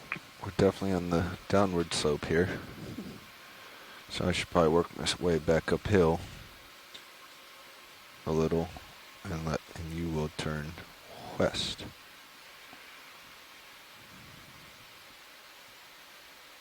Okay. I'll follow you.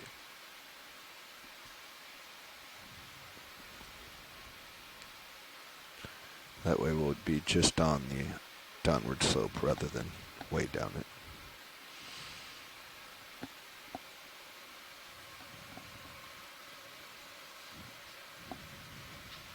I'd say keep it moving, Nav, if we're ready to go. We're currently moving, but I can turn Looks us like if a we don't want to couple go right to barrels the here middle to our That left. doesn't matter. Might Okay. try to get a snap zoom on that. Right, I'm on due west now. But as we keep moving, I should swing in behind you. And a crab. Bridge, RV Nav. Where do you want the zoom watch lead? Hey, about how much do you have Let's left in zoom this ship that move? crab. We Okay. originally said burrow, but let's go crab. Okay, at the end of this, while we we're work going on an to ID go for ahead that and guy. change. We're going to put a Going for crab. 40 meter move at 270, 0.2.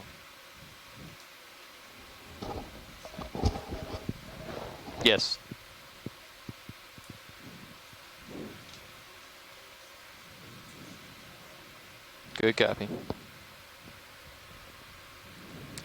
Changing my mind video. I'm going to come around to the starboard. All right. Look uphill. Hey, can we get the lasers off? Yep. Oh, moving target. I think I'm a bit faster though. Go ahead for partial, since he's now on the move.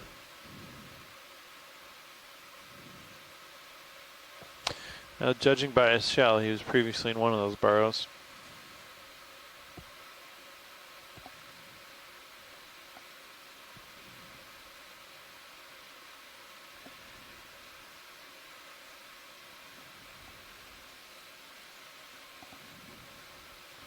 See if I can't head him off and force him to go a different Stand direction. I think he'd want to show I you think his he's trying the claws. same move on you.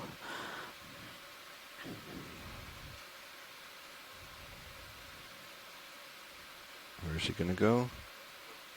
Back out. Okay.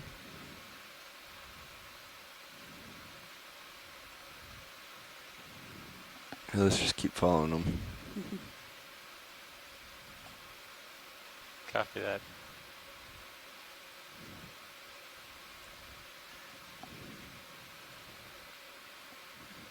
Is it all right to zoom a bit? Yeah.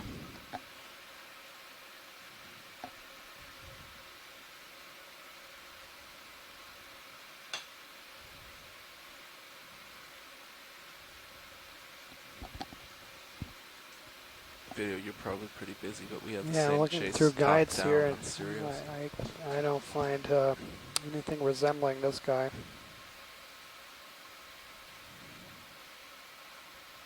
Oh, I'm kicking up a lot of dirt now. It's gonna come get me eventually.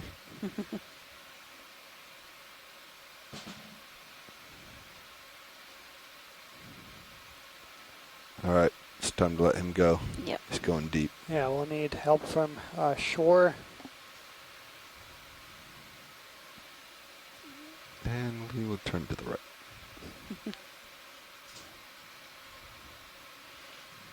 Smoking.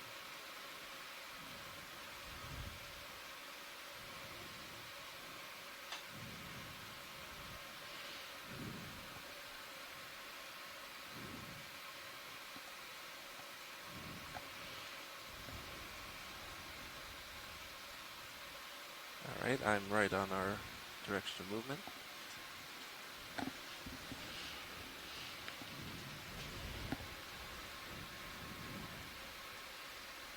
Got about 12 minutes left. 12 minutes.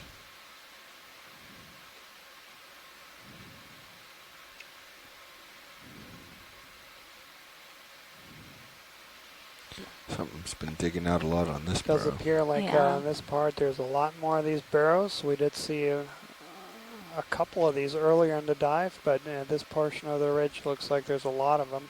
Let's go partial.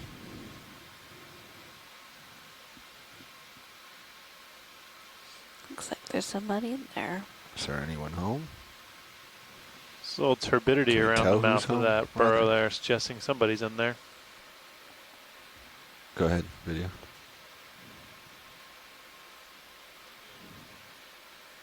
Might be able to move the lights down. I could try that if you want. Pilot, try some other If light. you want, go ahead. I'm going for it.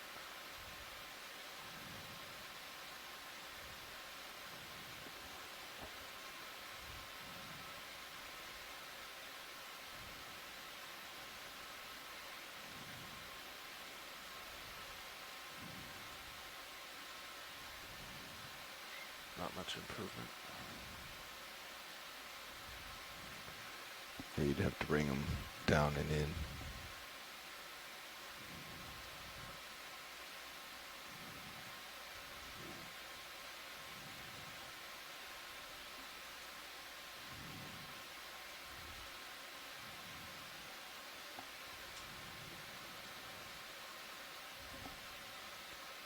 It's not me kicking up that extra.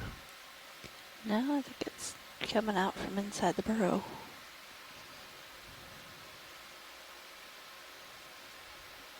You're doing my what, lower port? Yeah.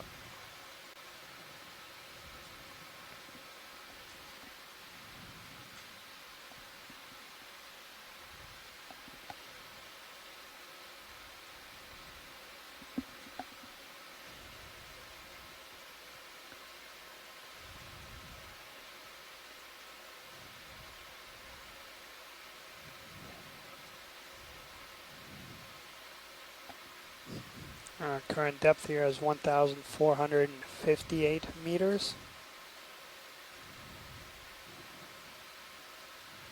Yeah, I'm not sure we're going to get a clear view. Seems to be more and more sediment rather than. Yeah, I think we're probably scaring whatever is. Yeah. And then we come up So some. we started the dive. Yeah, it's about 110 meters not going deep to clear there. up anytime soon. Nope.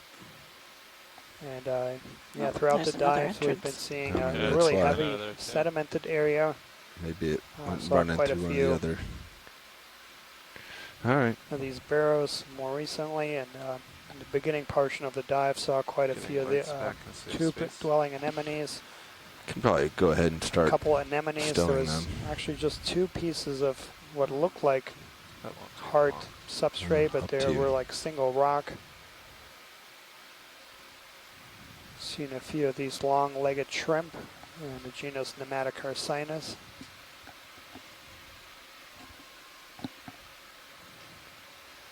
And then several of these tripod fish also, all characteristic inhabitants of soft sediment communities.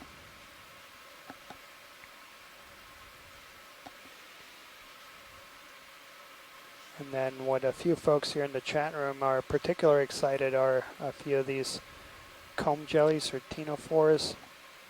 Got some really spectacular imagery of a few individuals. Let's go for it video. I think this will be one of our last. The last ones.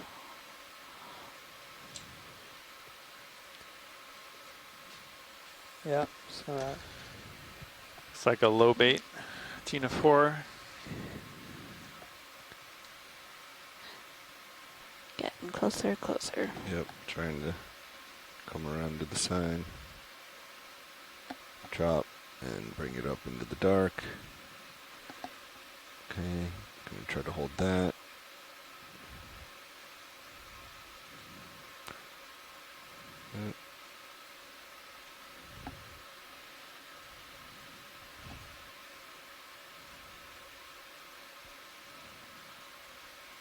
Go for more if you haven't. Yep.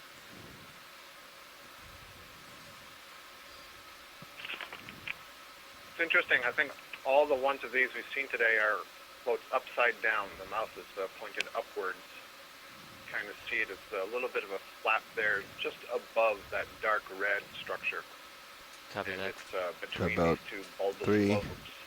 2, And then the apical end is at the other end, in the middle of those white bars that you see, which are I gotta let go. Alright. We have time for maybe Wait, one just more let it leave move screen. here. Through the water column. It's probably not going to want to Let go it in go. 270. The paddling of those bristles that give it the rainbow effect when the light hits it. Looking more like a 250, 255. Make it so. All right. Turning to that. Yeah, Video's Mike gonna switch job, out. Nav. forward Okay. here. Hey, we are ready for another ship move. Noah had 25 made a comment sorry, that 40 they meters at actually provided 255 a degrees, ID for that 0.2 knots. comb jelly as well, is that they sometimes collect falling particles, Something which over would here. explain the mouth Let's go see facing what it upwards. is. Please repeat. Good copy.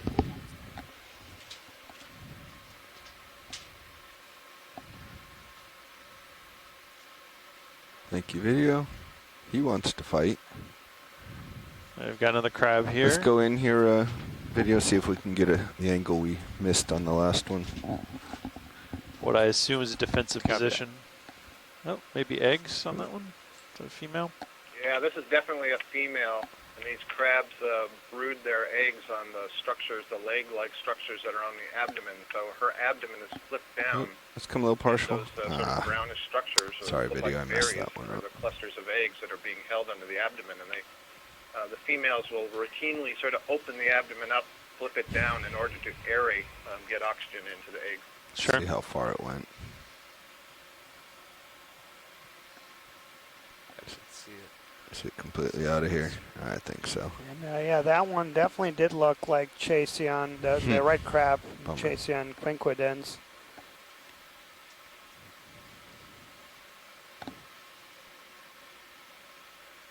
Looks like a mug.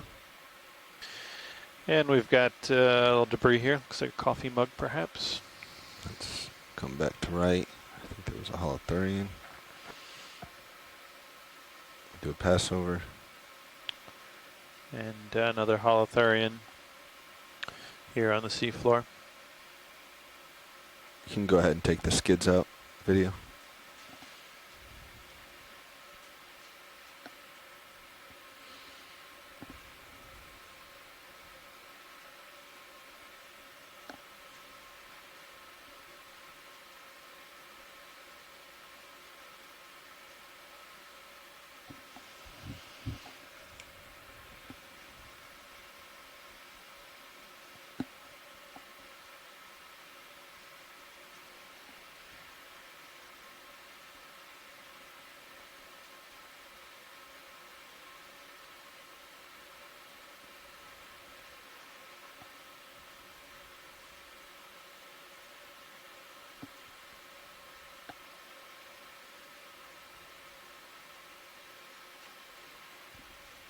Not much tether left. Yep.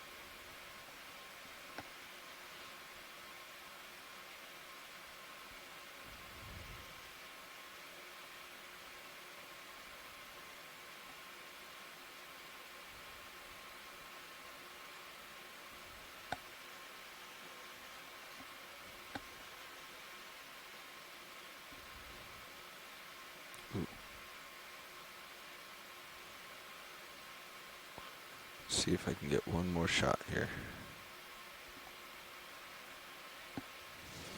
Looks like another one of those dark ctenophores right in front of us. This one's gonna be tougher to get. Go ahead, video.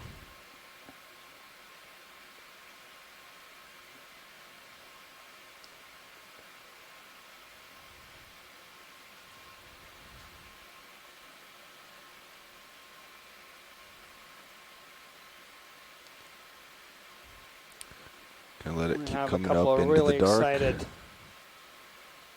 and the lights. people here in the chat room. And we haven't even given you a full mid-water dive, Mike, but more to come. And we're getting a request from shoreside, if possible, to zoom in tight on the body. Go ahead. Do it now. We've got some dust coming our way. Oh, excellent.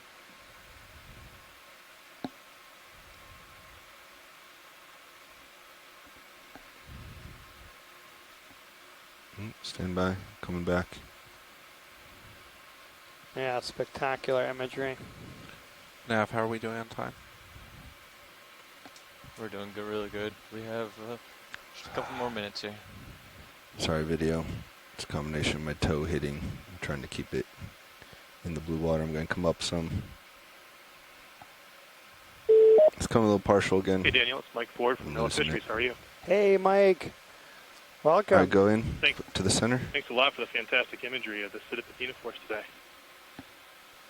These are great. We've seen these a bunch of times. We've seen some in Puerto Rico a few years ago, and we saw a bunch. This imagery is fantastic, by the way. The detail of the canals on the inside of the body. You can see the tentillates all retracting back in. Oh, this is fantastic. Where am I, co-pilot? You're off to Yeah, it's excellent. We are doing really well at catching these organisms at a position where their tentacles are fully extended, feeding. Yep. It's great. You now. This will add. Well, this is probably going to be the last fantastic. zoom. This will definitely add to our We'll have to studies. start getting ready to come off bottom. Which we caught way back in Puerto All Rico. right, let's go ahead and bring the ship to a 2015, stop again, then.